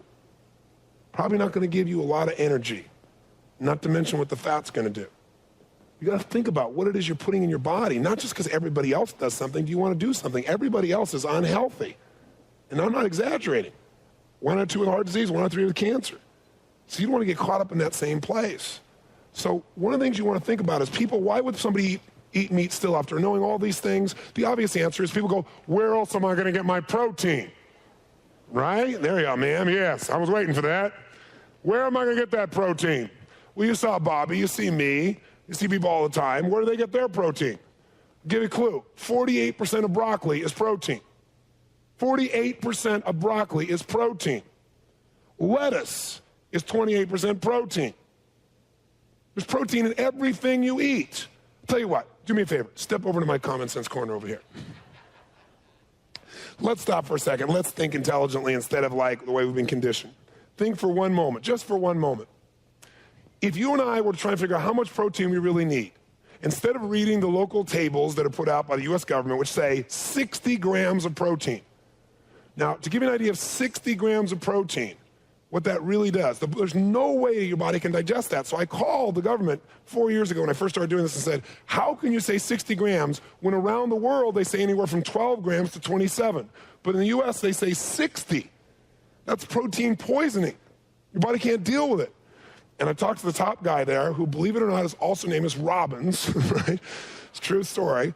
And he said, well, Tony, he said, the way we do it is we basically, we do a sampling of the society, and we find out how much protein people eat overall, and we do the average. So what they do is they take a sick society where 1 out of 2 people die of heart disease, 1 out of 3 of cancer, and then they average it out, and that's what you need. He said, it is true, there have been a lot of studies that show you may need as little as 18 to 20 grams a day. So that's absolutely true. He said, but we don't want to take any chances and tell people too little. That, along with the Meatpackers Association lobbying, probably assists them in keeping it at 60 grams. So step in my common sense corner. If you and I were trying to figure out how much protein we need and we had nobody to help us, and we just had to actually think like humans, then what would you and I do to figure out when we need the most protein? Protein is built basically for the growth and development and the maintenance of tissue. So when are you going to have not just maintenance, but the most growth of tissue? At what stage of life? As a baby. There's never a time when you're going to be building more tissue, more growth than as a baby. So then when it makes sense that we could say to ourselves, if we had nobody to help us, hey, common sense, what did God create for babies to consume as their food when they're growing more than any time in their entire lifespan? Mother's milk. Does that make sense? How many agree with that? Say aye. Then would it make sense that if we analyze mother's milk to find out the amount of protein content in it, since that's the only food the baby's supposed to have, then we'd probably have a good idea of what kind of foods to look for that would mirror that. Does that make sense? How much protein is there in mother's milk? 50%? 10%? 80%? 12? 1.2 to 1.6%. That's how much is in mother's milk. Which, by the way, the only food that mirrors that really well is fruit. That's right, fruit. That's about the protein content you'll find, for example, in watermelons, what you'll find in various fruits, high water content foods. That's when you're growing the most on earth. Listen, the protein content that your body needs, let me tell you this. There's an old phrase that says if you tell a lie big enough, loud enough, long enough, sooner or later people believe you. You know who said that? Hitler. He was talking about protein intake. I'm telling you, people have been telling this lie for so long. Now, it's gotten better in recent years, and now the pendulum is thrown and everybody's eating massive carbohydrates, right? Trying to avoid fats. But, of course, carbohydrates convert to fats when you have too much of it. The point of the matter is you have enough protein in your normal day-to-day life. If you eat anything even slightly alive, there's protein in it. Come back over here again. Common Sense Corner. Strongest animals in the world. What are some of them? Gorillas. Gorillas got muscles that are huge, unbelievably powerful. They can take bamboo this big and snap it like a twig with their hands. What do they eat? Fruit and bamboo leaves. Where are they getting these rock-hard muscles? Where are they getting them? Because there's protein in everything you consume. The most potent time of growth is as a child. Mother's milk is the perfect miracle of example, and all you have to do is stop worrying about it. You don't want to go eat toxicity and pure poison out of this fear that you're not getting enough of a nutrient. Now, there used to be a lady named Mrs. Loppy who wrote this book called Diet for a Small Planet. And she was a great lady because she wanted people to be vegetarian, and she knew they were worried about proteins. So she put together this book showing how you could combine all these proteins, vegetable proteins, to finally get all your key amino acids. And I used to, in those days, just attack her like it was going out of style. Because what she made it is so difficult to be vegetarian, and she was dead wrong. And about 7 years ago, 6.5 years ago, she came out and reversed everything and said I was wrong. She said, I was just trying to make sure I pleased the traditional people that I was dealing with in business, in her healthcare business. And she said, I thought I was providing, I thought it was necessary, but all the research shows, including research done at Harvard, that the body recirculates your proteins. And the more efficient your body is, the less it needs. How much protein you need? Enough to replace the sloughed off skin, the loss of hair, and what goes out in your feces and urine. That's it. Tiny amount. Too much protein, you get excess nitrogen in your body. What does excess nitrogen do? It makes you unbelievably tired. Meat eating makes you tired. You take those vegetarian office workers who don't even work out, they're not really especially healthy, they just don't have all that excess nitrogen. You bring in this great bodybuilder side by side, they've done the studies both at Yale and Harvard. No way in a million years. Guess who wins every time? Vegetarian office workers. They have much more endurance because they don't have all this excess nitrogen in their body. Arnold Schwarzenegger, pretty strong big guy, right? Arnold Schwarzenegger himself said, people who get into bodybuilding are all into this protein thing, and he said, I'm not into it. He said, what you need is about 1 gram of protein for about every 2 pounds. Think about that. He's talking about a diet of broccoli would cover that. That's what we're talking about. It's an illusion. So don't do it for protein because it isn't going to give it to you. And excess protein will make you sick, no question about it. Plus, I have to tell you 2 things about this. When you eat meat, you eat chicken, and you taste that taste and go, that's really great. I just want you to know what gives meat its taste. Uric acid. Now, uric acid, many of you have heard about uric acid because it's related to gout, right? And it's related, some of you have, what's the word I'm looking for? Some of you have like pain in your joints, arthritis. And you know about uric acid then, right? And you have about 16 grains of uric acid, an average serving of meat. 16 grains. The body cannot deal with it. The most it can deal with is about 6 grains in a 24-hour period of time. You got more than your body can take care of. It's tremendously poisonous to the body. It breaks the whole system down and your immune system. But just forget the scientific part. Just think about what it is. What gives meat its taste is uric acid. Uric acid is the urine acid of the animal. Yes, That's what gives meat its taste. That's a fact. When you're eating that meat and you go, just think, love this urine, because that is what's giving its taste. If you doubt it, who here is Jewish, follows the Jewish faith? Come on, there's some Jewish faith know this because in their laws it says you got to have meat that's kosher, where they drain out all the blood to try and get the most of that urine out of the bloodstream of the animal before they eat it, and try to eat some kosher food without any spicing. It's not going to happen. It tastes like hell. When you get that taste and you think it's so good, that juicy taste, you are literally eating the urine of that animal. You go have some soup, that old Campbell's soup, have yourself some nice vegetable soup with some meat in it. Just think, good. Campbell's, urine, good. It's urine that is giving you the taste. That is an absolute fact. That's it. So if you like meat, you're eating the urine, period. And it doesn't end there. No. When an animal's alive, just like in your body and mine, we have something called osmotic pressure. Osmotic pressure is that pressure that keeps everything in the body where it belongs. When an animal dies, the osmotic pressure disappears, as you might guess. And so what happens is putrefactive germs, the minute the animal dies, the osmotic pressure is gone, that are normally in the colon, now flood all of the flesh of the animal. And what tenderizes meat is putrefactive germs. That's what tenderizes it. In other words, get to understand this. You don't go kill an animal. Most of you don't go, want to have lunch, honey? Great, let's kill this animal. Whap! And then cook them. It's too tough. You got to tenderize the animal. You got to let the animal age. You got to go through that whole process. It doesn't happen instantaneously because the tissue is too strong on the animal, right? Especially beef. So you let it wait, and what happens is these putrefactive germs now secrete through every cell of the animal, and they begin to break down the tissue so it's soft enough to be cooked and eaten. I want you to understand what this is. Putrefactive germs are colon germs.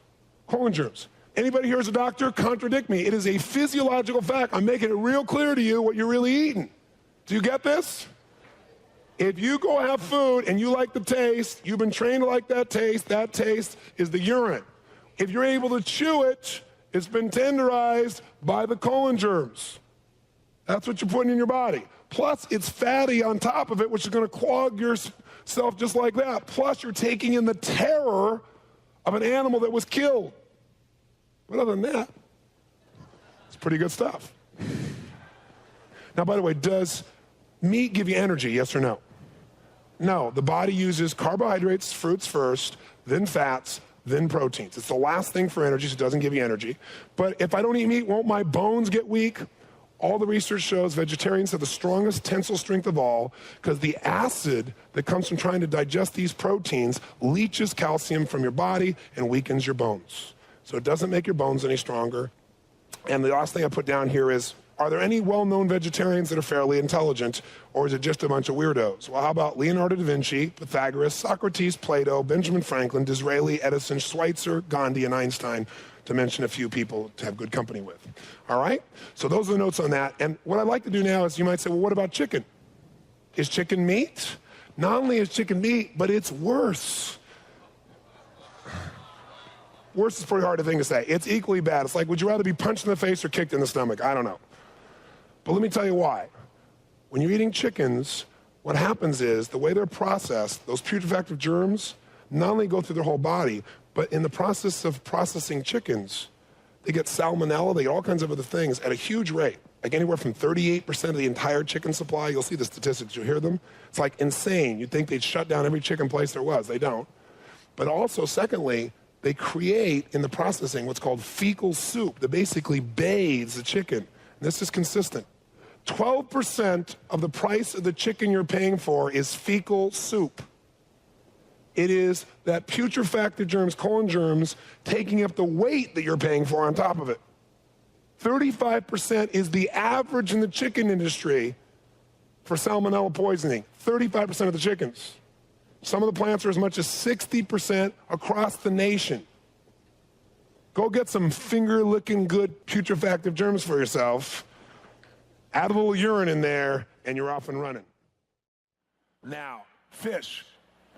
Fish is one of the few flesh foods that we are omnivores. If you look at the way the body is functioned, you can have fish. And I'll talk about the kind of fish you can have. But here's the difference. If you look at a carnivore, they have different teeth than we do, don't they? Radically different teeth. They're designed for tearing. Carnivores have a different jaw structure than ours, radically different. We're designed to crunch something, break it down slowly. Our small intestine, which is what absorbs all your nutrients, is almost 20 feet long. In a carnivore, it's tiny because there's so much acid it gets in and instantly out, or it would hurt even that animal. We are made to absorb things over a long period of time for digestion, and you can't do that with a lot of acid. But we have some elements that allow us, we are omnivores, which means we can eat what is available and survive it and be okay with it. Fish is something that has a specific type of oil and fats in it that are core fatty acids that are available and actually useful for your body. So if you're not going to be a total vegetarian, which, by the way, lots of vegetarians who are unhealthy, it's not because they don't eat meat. It's because of all the other sugar, carbohydrate, and acid things that they consume under the guise of I'm healthy because I'm a vegetarian. Or dairy products, which we're going to get to next, which is horrible, absolutely horrible. So if you choose between being a vegetarian who eats all kinds of dairy products and sugars and carbohydrates, et cetera, and creates acid in your body, or being a person that eats fish and you have mostly 70% water content, it's your one concentrated food, you'll do just fine. But what you want to get is a clean source, right? And the one kind of fish that you'll love hearing, probably not, is not great for you are the bottom dwellers, which is lobster, because what they do is they eat the waste that is now all over the bottom of our oceans. So that's one I know some of your favorites, but that's the worst. It's the most concentrated. But what you want are deep water, deep ocean water fish are ideal. So if you want to have swordfish or you want to have salmon even, those foods are fine, again, but they still are very acidic. Does that make sense? But you're not going to not have acid. What you're going to do is make sure that 70% is that. So what would you have with your fish? Big salad and what else?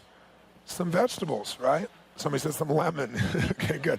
That's good. That's good thinking, sir. I like the way you're thinking. That's good. Okay. Does that make sense to you?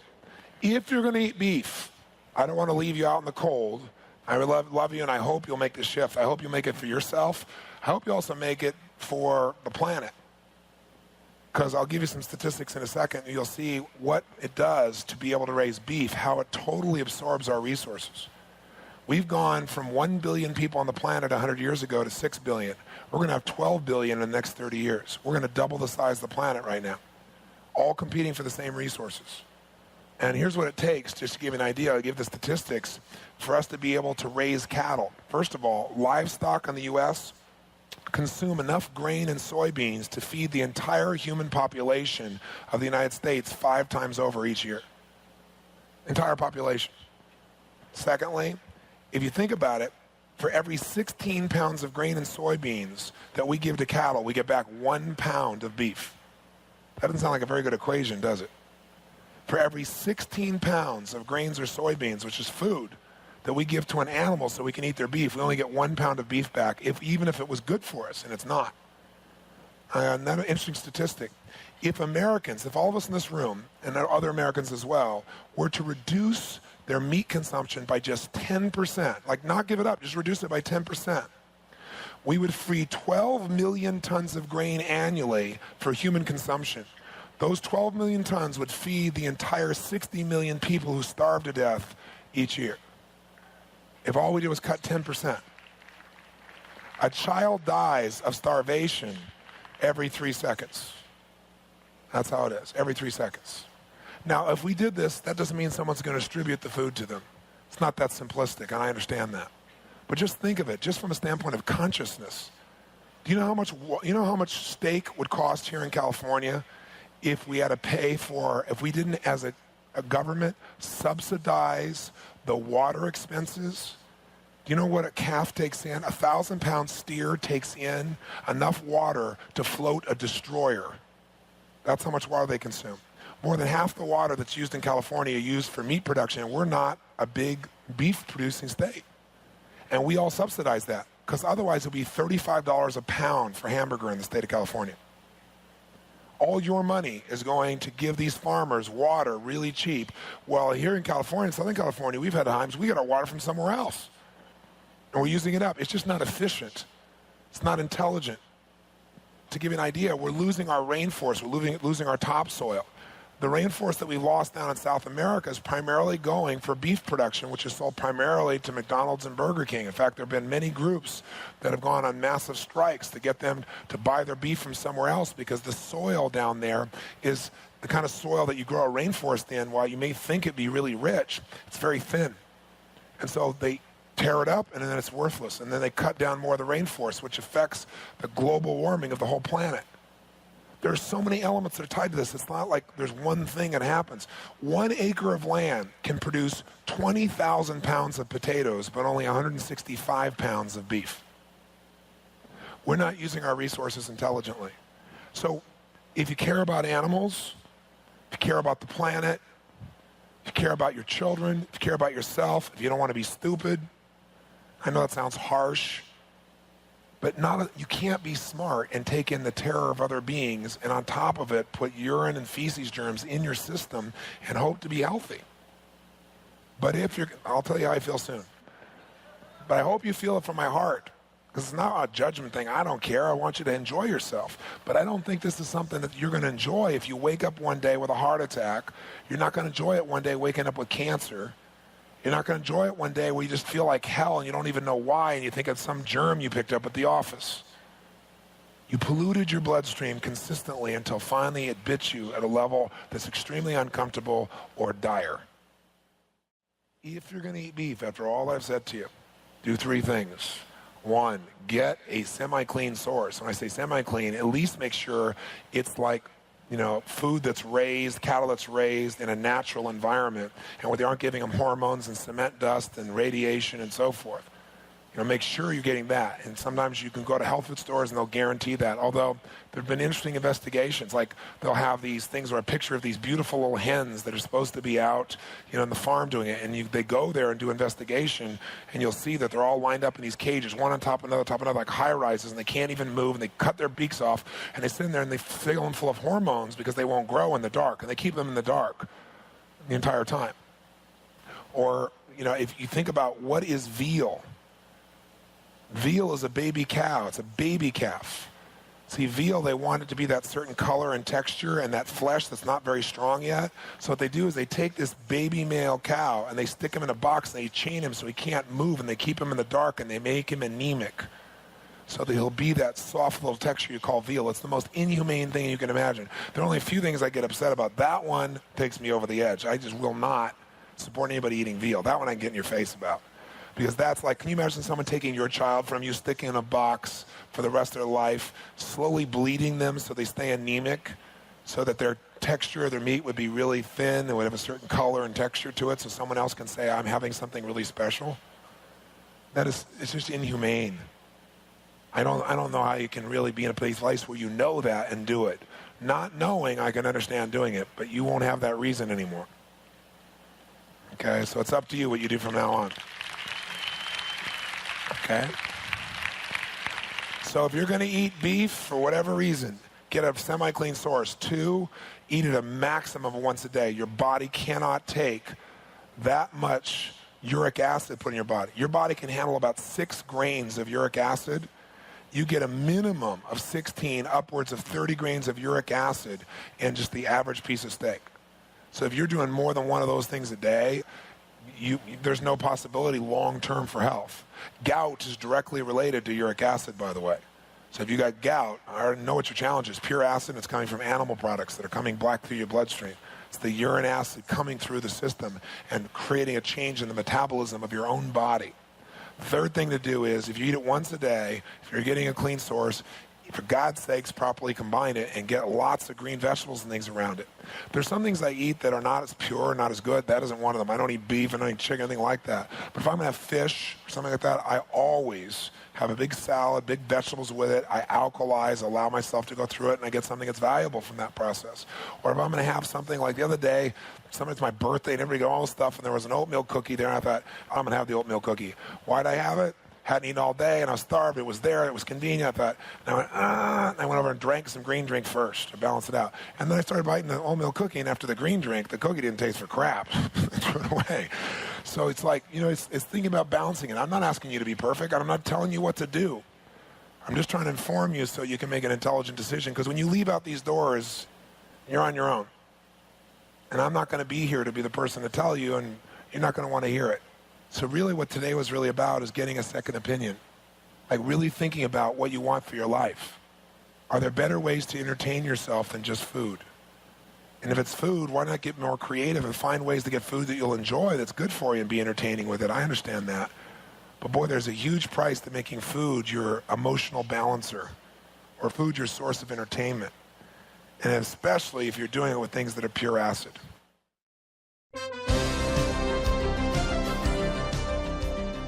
This session continues on the next CD.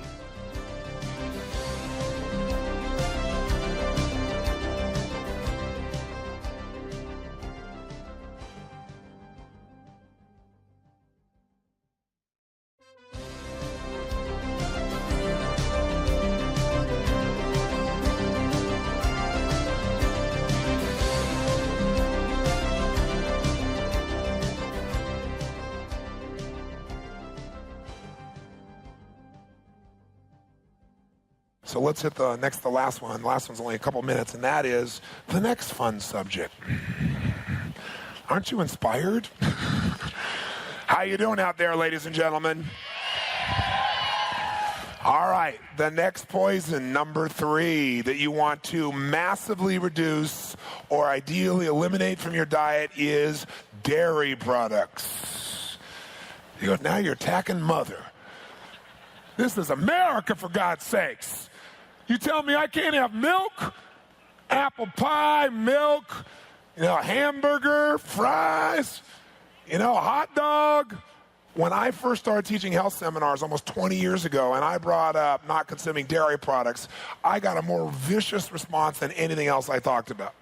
Today, people have some intelligence about it 20 years later. I mean, people would get up and confront me in the room. Like when I started talking about AIDS and HIV in the beginning, people went crazy because you were attacking one of the things they believe most in their life. But now most people know, they've at least heard from commercials, that most people are lactose intolerant, which means the sugar in milk they can't really metabolize. Now, by the way, sugar equals what? Quick, equals what? Acid, that's right. Sugar equals acid, and acid equals glue.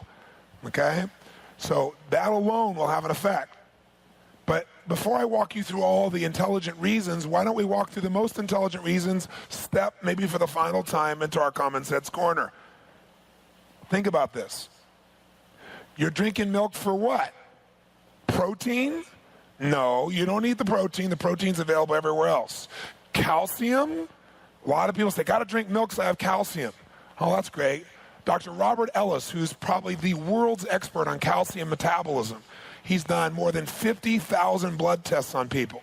He says the people who consume 2 to 3 glasses of milk a day or more have the lowest levels of blood calcium of anybody he measures. And here's why. When you take all that milk into your system, it has this sugar, which turns to acid. When the acid is there, your body needs to buffer the acid, so it takes your calcium from your system to deal with the milk. In addition to that, besides that, you're taking in all the hormones of an animal that moves from being born at 100 pounds and goes to 1,000 pounds in 2 years. Now, I don't know too many children that do that. Right? Maybe they go from 7, 8, 9 pounds, 5 pounds over 21 years to 200 pounds.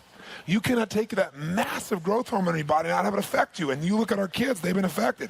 They got butts that look like cows. You got males that actually literally start to have male boys that have like what looks like breasts. It's all this growth hormone that's being thrown into their body. You cannot possibly deal with that, not to mention what's been done to that animal, as we talked about before, and the way it's been raised. In order to get this milk from these cows, they're constantly impregnated.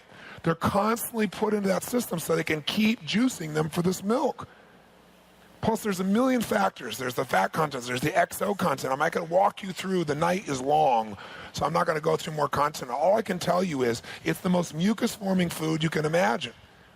It covers the intestines of your body and it hardens like concrete. And what happens is in your intestines, there's these little villi, like little feelers, and as nutrients come by, they grab them, and that's how you actually absorb your nutrition. They cover the villi and they get hard. And now the villi cannot absorb your nutrients. The more milk you eat, the harder it is for you to absorb any nutrients. Cheese takes 4 times the amount of milk to create the cheese. It's just concentrated milk. Now listen, my favorite food on earth used to be pizza. I mean, that was it. I would order 2 giant Canadian bacon or pepperoni pizzas. That was my thing. I mean, this was true for 4 or 5 years of my life until I cleansed my system and figured out I'm eating dairy products and meat. What's coming on my face, I'm putting in here. It wasn't just magically in the middle of the night, but little mucus bugs don't walk in the middle of the night and start building mucus inside of you. You ate that mucus. You ate that cold. You didn't suddenly have something sneak in and make it all up. That mucus comes from all the crap you've taken in, and dairy products, incredibly mucus forming. You got allergies, get rid of the milk and watch what happens, and get rid of the meat. The large protein molecules of a cow irritate, and they're also acidic. They irritate your cells. And if that's your genetic tendency, think of it this way. If I take you right now in your arms like this and I rub it, no problem. But if you got scabs from acid, from these large proteins bumping up against them, I could put a feather here and you're going to jump. Well, people who have this incredible response to tiny little things like dust particles, it's because the mucous membrane of their body has been so massively irritated. It's coated and irritated.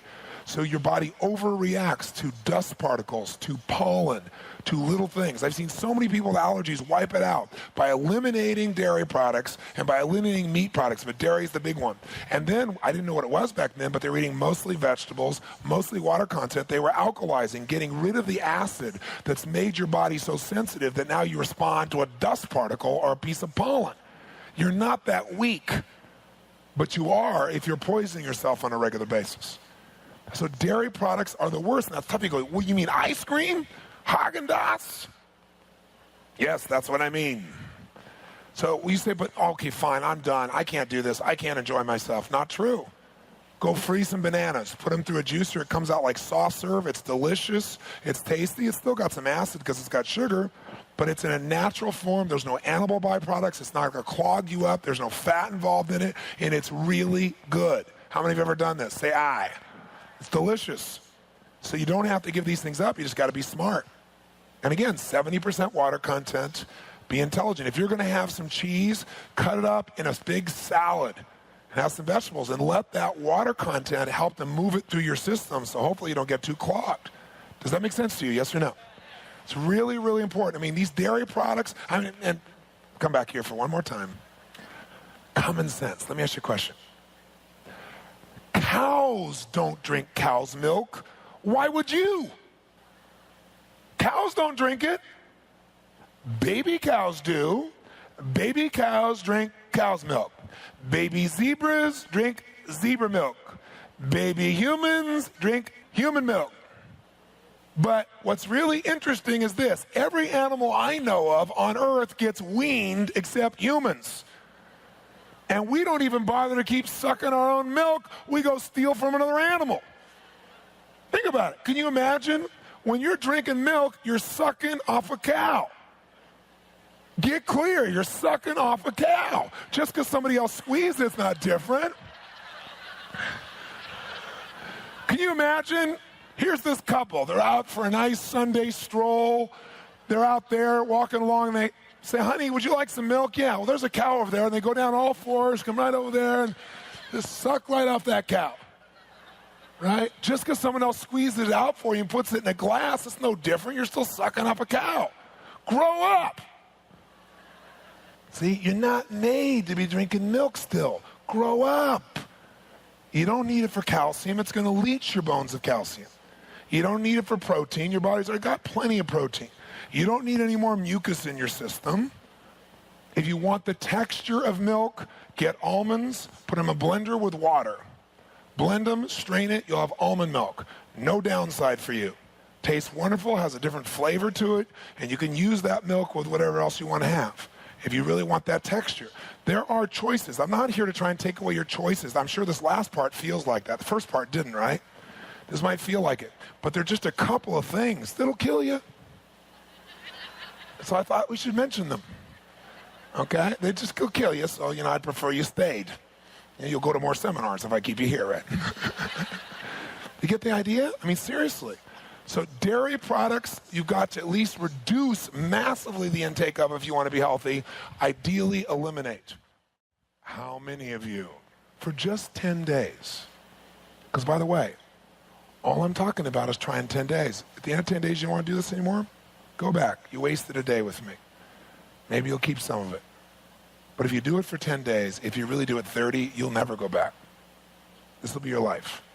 Because you'll have such a good feeling that the reinforcement of that feeling, of that freedom will be like nothing you felt before. How many of you will, for the next 10 days, to eliminate or massively reduce the amount of dairy you take in? Say aye. All those opposed. Now, you might say, well, does that mean butter? If you want to use some condiments, use some condiments like butter and that. They're more acid, but they're small amounts, tiny amounts, mostly water content, okay? And you'll be okay. But don't drink milk, for God's sakes. You want like a shake? Like I used to love milkshakes. Go take that almond milk, the almonds, raw almonds, so they're not acid. Blend them in water. Freeze some bananas. Get some dates. Put the bananas and the dates in the blender. Blend it together. It is the most incredible. It's an almond shake. It is unbelievably. It'll taste like any milkshake you've ever had, and it'll be great. You'll have no animal products. Nothing wrong with it. Is it sugar? Yes, obviously. Is there some acid in there? Yes, there's acid and everything, but it's not a lot, and it's not. You're not going to make an almond date diet where you have that 9 times a day. If you had that and it was delicious, great. Go enjoy yourself, for God's sakes. But don't kill yourself while you're trying to enjoy yourself.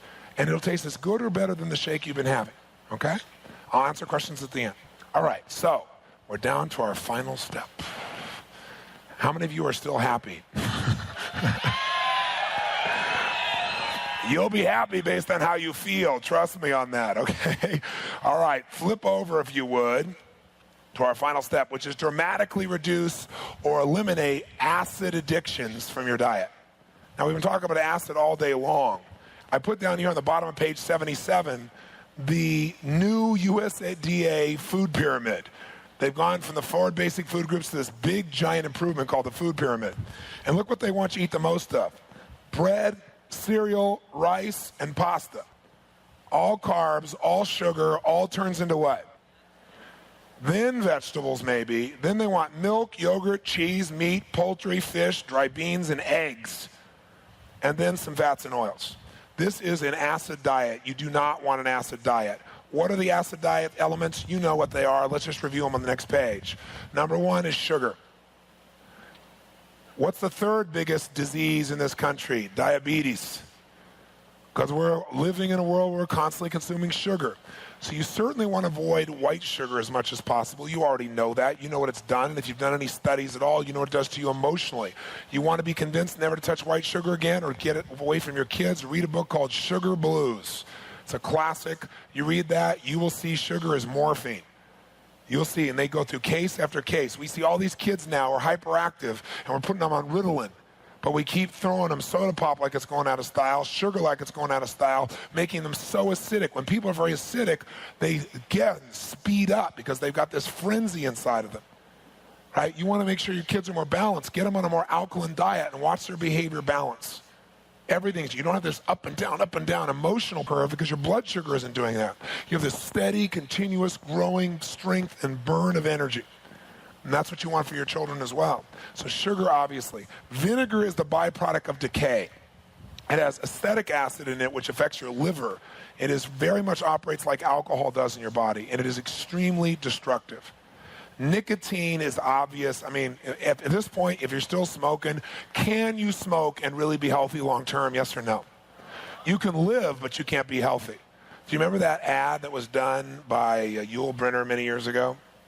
He's dying of emphysema, and he always fought and said cigarettes don't matter because he was always so young and robust, even when he was older, and he started wilting away, and he shows his face wilting away and everything else, and he comes on, and he just comes on real simple, and he says, "Don't smoke, or you'll be joining me." Very dramatic. You can't smoke cigarettes and be healthy. And why would you? Because you can't control your fingers? The only reason you're smoking is try to meet which needs? Which of the 6 needs? Quick. Come on, which of the 6 needs? Certainty, you can relax because when you take a deep breath of a cigarette, you cause yourself to relax. The second way is a way of connecting with yourself because you're stressed and everything else, so now you go off and you do this, and it's like giving yourself something, so you feel like you're giving yourself a gift. Thirdly, at one stage, it may have been significance. Unless now it's defiance that makes you significant because most people don't look very highly on cigarette smoking. But originally, people did. It was cool. And there are stages of our culture now where it's very cool. I'll tell you what, in the African-American community, you don't see anywhere near the amount of cigarette smoking as you do in the white community. You know why? Because down in, for example, in New York City, in Harlem, there were a group of mothers there that got really upset, and they began to publish the statistics of what happened from this, and they described this in billboards and in television and everything else within their community about this is the white man trying to kill off the black race. And when they saw it as being a race issue, that someone was taking advantage of the cigarette smoking amongst African Americans went through the floor, young African Americans. And it still is. It's nowhere near what it is amongst whites. Nowhere near. Now here's what really blows my mind. Cigarette smoking, horrible. Cigar smoking, cool. Now, is that mind-boggling? What is the deal with smoking a cigar? What need are we meeting here? Significance, it's become a symbol of being a big shot. It was, in the 20s, and then disappeared. It was thought of you were stupid if you smoked a cigar. But about 5-7 years ago, right, it came back. Like things recycle, like you see these 30s and 40s swing clubs coming out, right? So it became a symbol. And people like Arnold Schwarzenegger, who was a friend of mine, a great guy, they all want to be unique. If you've been to my CE seminar, my one-day business seminar, you know that achievers' number one value in life is to be unique. They'll do anything to avoid being one of the pack. So Arnold will go buy a Hummer before anybody else did and convert it. Now Hummers are popular because Arnold did it. Right? People that are totally want to be unique at all costs. So now if you're smoking a cigar, you're a big shot. But the problem is cigar smoking has immense negative effects, but truthfully not as bad as cigarettes, but still horrible. And you know why? Cigarettes get their taste because they're cured in sugar. And guess what that sugar does? It becomes acid. And that acid, it's not just the tar, the nicotine that goes in your lungs, it's the acid that comes from the sugar that goes in your lungs that creates the irritation. Cigars are not cured in sugar. And so there is less of a cancer rate. But you still have all kinds of other damages that occur by smoking a cigar. But people going out and doing this thing en masse, like it's cool. And I was talking to a friend of mine that started smoking them. He's in the television business. And I said, get out of here. What the hell is this, smoking a cigar? He eats well, he does this well. Well, he said, well, I feel like my life is so organized and so centered that sometimes you just got to take a little adventure. I'd say, yeah, go hang glide. A cigar is like living on the edge. It's just a symbol of trying to be significant. It's dumb. Other acids, alcohol, we've already talked about. You don't want to drink alcohol when you're pregnant. Why? Because alcohol alters. It irritates and alters sensitive tissues in the body. It kills off brain cells. If you just feel a little bit relaxed, a little bit of high, not drunk, you've killed off 100,000 brain cells. Now, I don't know if you've ever seen, any of you, the brain, most of you probably haven't, of an alcoholic. But if you went to the university and you studied pathology, sometimes the university professor will show it to you. It doesn't look like a brain. It's staggering. It just looks like something ate it away, and it's alcohol. And the only reason you drink alcohol is either to be accepted by somebody else in a peer group who has a lower standard, or to try to make yourself feel good, which, how fast could you make yourself feel good without alcohol? How fast? Is there a state you can get with alcohol that you couldn't get without it? Yes or no? No way. It's not true. No way. And every time you mix alcohol with everything else, it destroys your ability to digest everything else. You go, yeah, but alcohol helps digestion and it thins your blood. Well, aspirin will thin your blood too. Aspirin, by the way, is a pure acid. Thinning your blood is not the answer. Cleaning out your arteries is the answer. The reason they're trying to thin your blood is because they're trying to get it through a little hole. It's getting smaller and smaller because you're full of waste and cholesterol. So once again, we're trying to put ointment on the outside of something, and the ointment in this case may not create a real irritation, but the aspirin does. So you don't want to fall into this trap of buying into a study that's promoted by someone who sells the product, right? Next is caffeine. We've come to the end here with Starbucks, haven't we, ladies and gentlemen? Starbucks. Think about it. Here's Starbucks. Here's Schultz, who's making more than $1 billion a year selling you water, cream, and caffeine. Systematically killing you, and I'm sure that's not his mindset about it. I'm sure he's a great guy. Systematically killing yourself. What is coffee? Pure, complete acid, about as acidic as you can possibly get. Caffeine is from the morphine family, by the way. It is a nerve toxin. The only reason you drink coffee is because you've been conditioned to do so and because you eat so terribly that you need the stimulation to try and pick up your energy. Now, years ago, you used to drink Joe's Black, but now you don't do that. You mocha. It's an adventure drink today. Right? It's got some special name from some special place. And of course, is it the same size it used to be either? No, like super big gulp, it's this big. So now let's take some cow mucus in and let's mix it in with some acid to burn some holes in the inside of us. And let's sit down and pay $3 for that and feel like I'm an achiever because I have mocha smocha poo poo.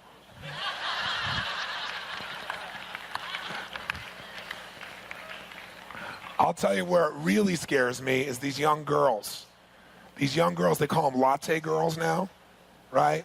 Right, you know what I'm talking about? They hang out at Starbucks, and they're young girls who are really impressionable, and they want to get boys' attention, and they want to be skinny, so they don't eat. And so what happens is their body is very acidic, and then they drink coffee on top of it so they keep their energy going and so they don't feel hungry.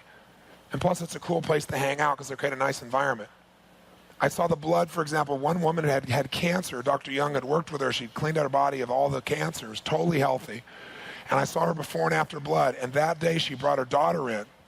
And there are patterns in the blood that you can see that are very predictable that Dr. Young has spent 15 years of his life to predict. And it's like fingerprints. Because the acids in your body, when you prick the blood through centrifugal force, when the blood comes out, the acids are the heaviest part and they come out to a specific position on the blood.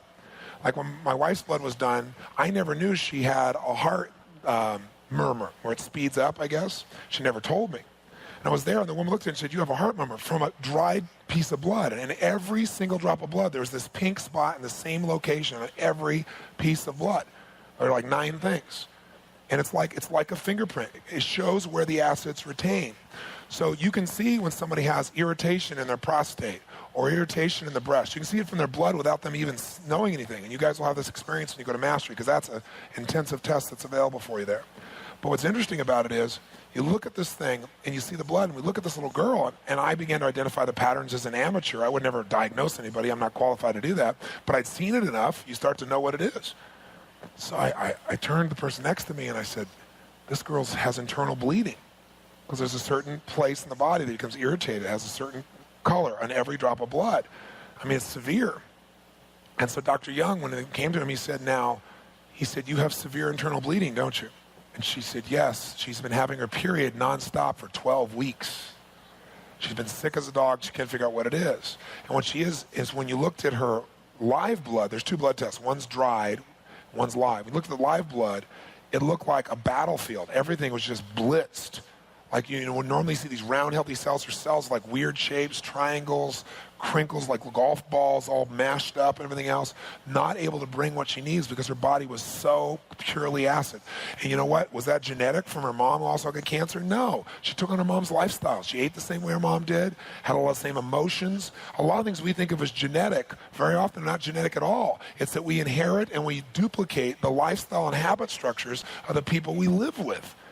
And so what's neat about it is, I don't know, I haven't seen her since then, but I know, having seen enough of the other people that Dr. Young worked with, that she'll be fine as long as she's alkalized and energized and gets it done. But she was in a very severe place at, I think 13 years old. You don't want to drink coffee.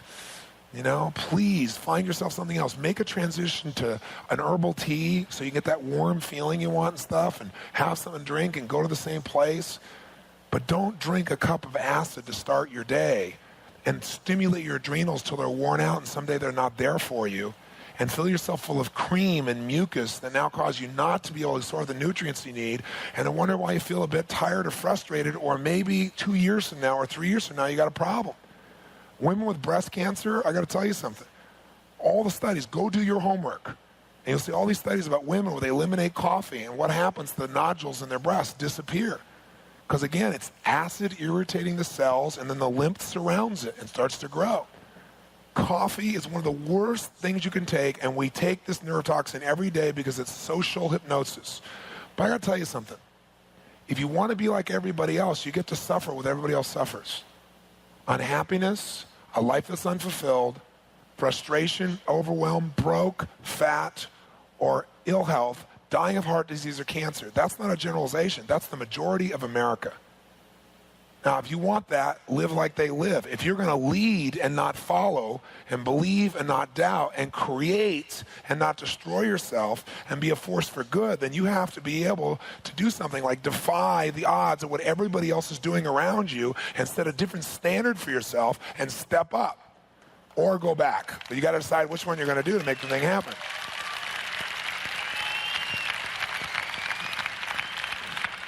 And the last one I put in here for you is drugs. And I don't think we even have to go through that. I mean, if you're saying, yeah, but I only do it a little, you're poisoning yourself. Drugs are a way to try and alter your state. They don't give you what you want. So here's our final step here, and then we'll do a little celebration. That is, here's my 10-day challenge. Put your body in peak state, in your chair. Peak state. Wake it up. All right? Here's the 10-day challenge. What I want you to do is for 10 days the following things. You do these following elements for 10 days, and you will feel the change. You do them for 30 days, you'll get the results that you really want. I'm over on page 82. Number 1, for the next 10 days, you're going to do vital breathing. Ratio 1-4-2, 3 sets for the 10 straight days. How many will do that? Absolutely. Say aye. Number 2, you're going to make sure that your primary diet, 70% of your diet is living food, live food. That means high water content food. If you're not sure whether it's water content, it's not. It's that simple. If it's processed out of it, it's not water. And you want to have 3 liters ideally of the green drink, and you can get that when you go outside if you want. Purchase some of the green drink and some pH for yourself, and do it right away. Do it tonight. Some of you are tired right now. You've been here for a long time. You haven't had a break. Before you go eat, go out there and do it. Get yourself a little tablespoon of it, drop it inside the glass, stir it up, put the pH in and drink it. Have 2 or 3 glasses of that. And you'll see immediately a difference in how you feel. Your energy will pick up. You'll be vital. You're giving yourself the vitality, the electrical charges that you really need for your system.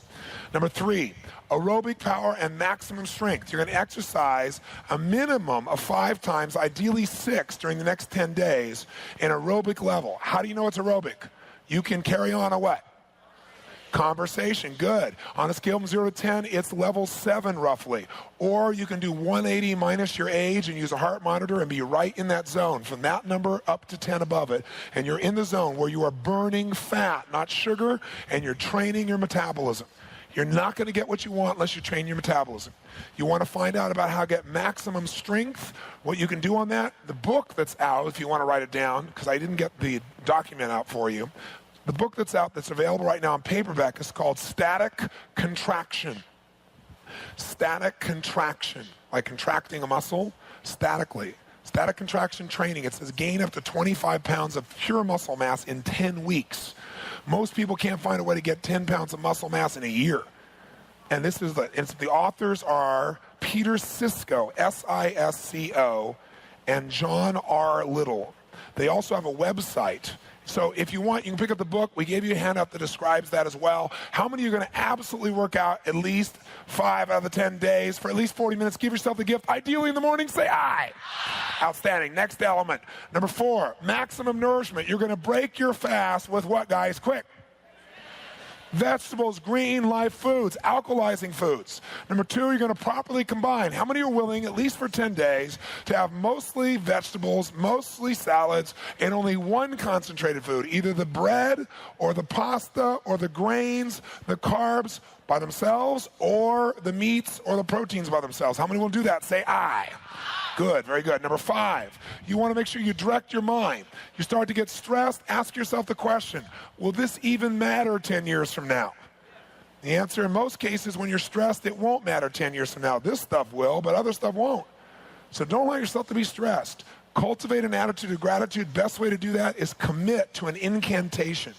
Something as simple as every day and every way I'm feeling happier and happier. As 3rd grade as that sounds, go on a walk for 20 minutes and say that again and again. Do you ever get a song in your head and you can't get out of your head and it keeps playing? Well, how about getting this as your song?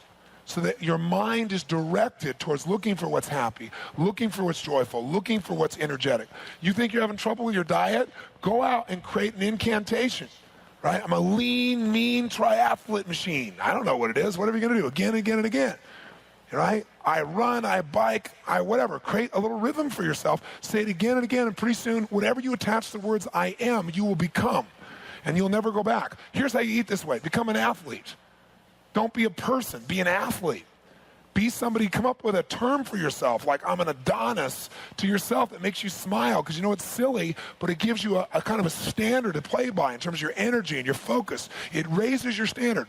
All change comes when you raise the standard, when you change your beliefs, and when you get a new strategy.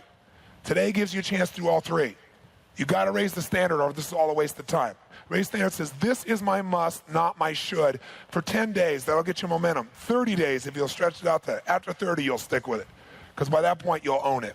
6, structural support. Get some rest, get some sun, get a massage. Find somebody who can give you this kind of support. Get Pete Agoskew's book, or get yourself to a chiropractor just for a checkup. See if you're aligned or not.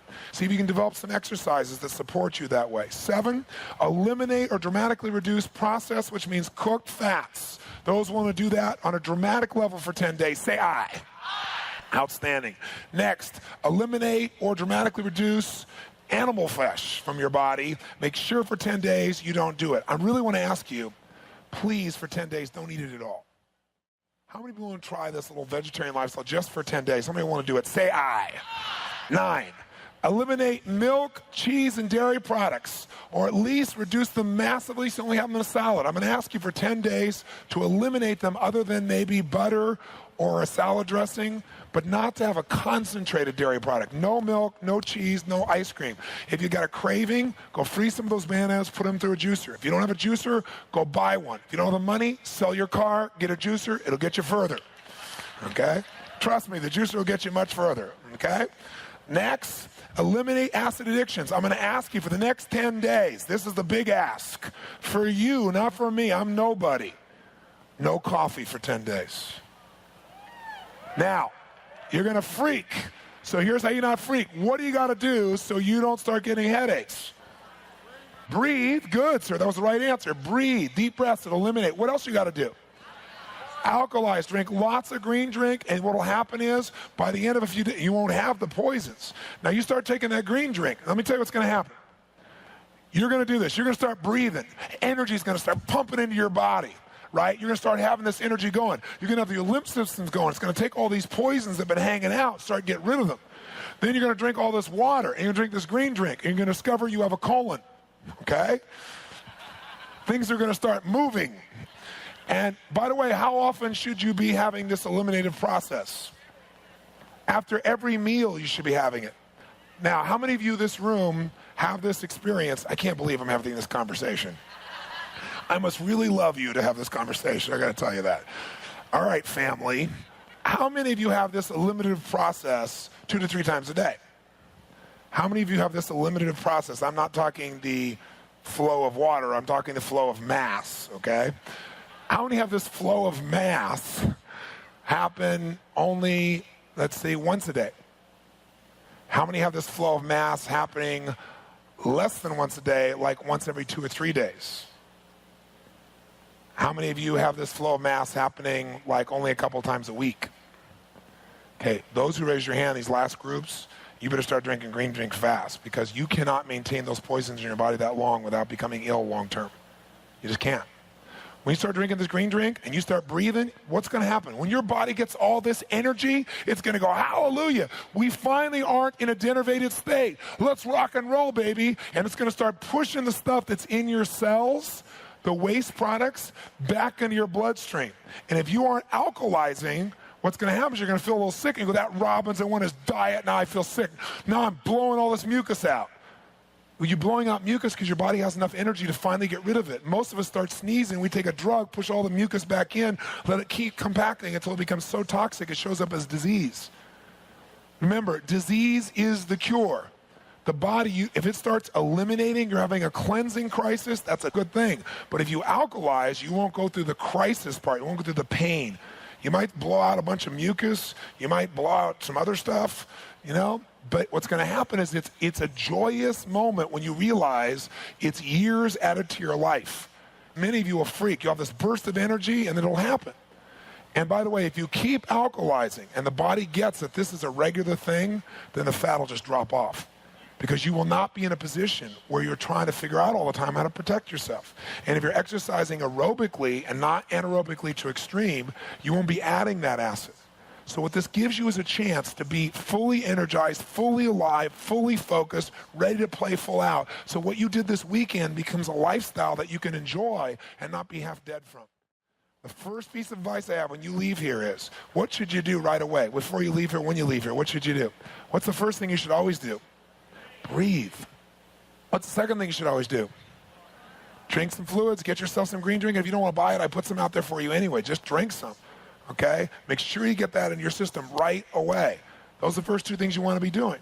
And then maybe on your way to your car, going back to your hotel, maybe really enjoy that walk. Think about what you're grateful for and start to direct your mind. Make this part of your lifestyle, and you have some great wins. My hope is you'll develop enough certainty inside yourself. You'll do this for 30, not 10 days. Because if you do, I know your life will never be the same on a level that's probably as important or more important than the whole weekend. You do this, your life will change radically. You don't do this, which is easy not to do. Because you're going to go home and you're going to be hungry and you're going to want convenience. So you really want to commit yourself, go home and do that little funny thing I said. Take all the stuff, flush it down the toilet while you play some great song and dance around it. Be outrageous. Commit an act that gives you a new identity, and then all of a sudden you'll find a new life.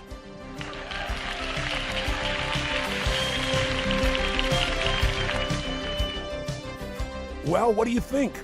Sound pretty crazy? Sound outrageous? Sound like a big stretch? That's good, because you don't want something that's too easy. People say, oh my gosh, I wish it were easier. No, wish you were better. If you listen to these tapes and you're hearing my voice right now, I really want to compliment you, because you're one of the few who do versus the many who talk. Everybody says, I want a better body. I want more energy. I want more life. I want more. I want more. I want more. This is what I want, but I'm not willing to do anything.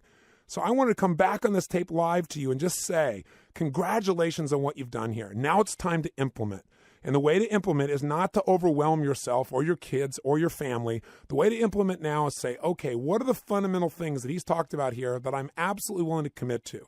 Am I absolutely willing, beyond a shadow of a doubt, to reduce the amount of, let's say, animal proteins I'm taking in my body? Am I absolutely willing to properly combine my foods? What are the things he's talked about I'm willing to do? And ideally, you'll do all of them, and you'll see the checklist in front of you for at least 10 days. Because even if you're skeptical, and I'm totally respectful if you disagree, the ultimate test is your own body. So please take the time, take my 10-day challenge, follow through on these steps, and judge by results. But don't finish here. I want you now, the thing that'll push you over the edge is listen to Dr. Robert Young, because this man is absolutely genius. All I can tell you about him is I judge him by results, not only by his intellect and by his ability to demonstrate things in a laboratory. In his nutritional consulting, the people I've sent him from all over the world, no matter how severe their challenges were, I've seen immediate changes in them. And that's why I'm so amazingly committed to getting you to know what he's about. So don't hesitate. Don't say, okay, I got all Tony's stuff now. Now it's time to learn the next level with Dr. Robert Young. So continue your action. Don't lose momentum. Step up, because you want to know it all. Remember, knowledge is power when you act upon it, but you got to know it first. I wish you all the best until I meet you in person or see you again. Remember to live with passion.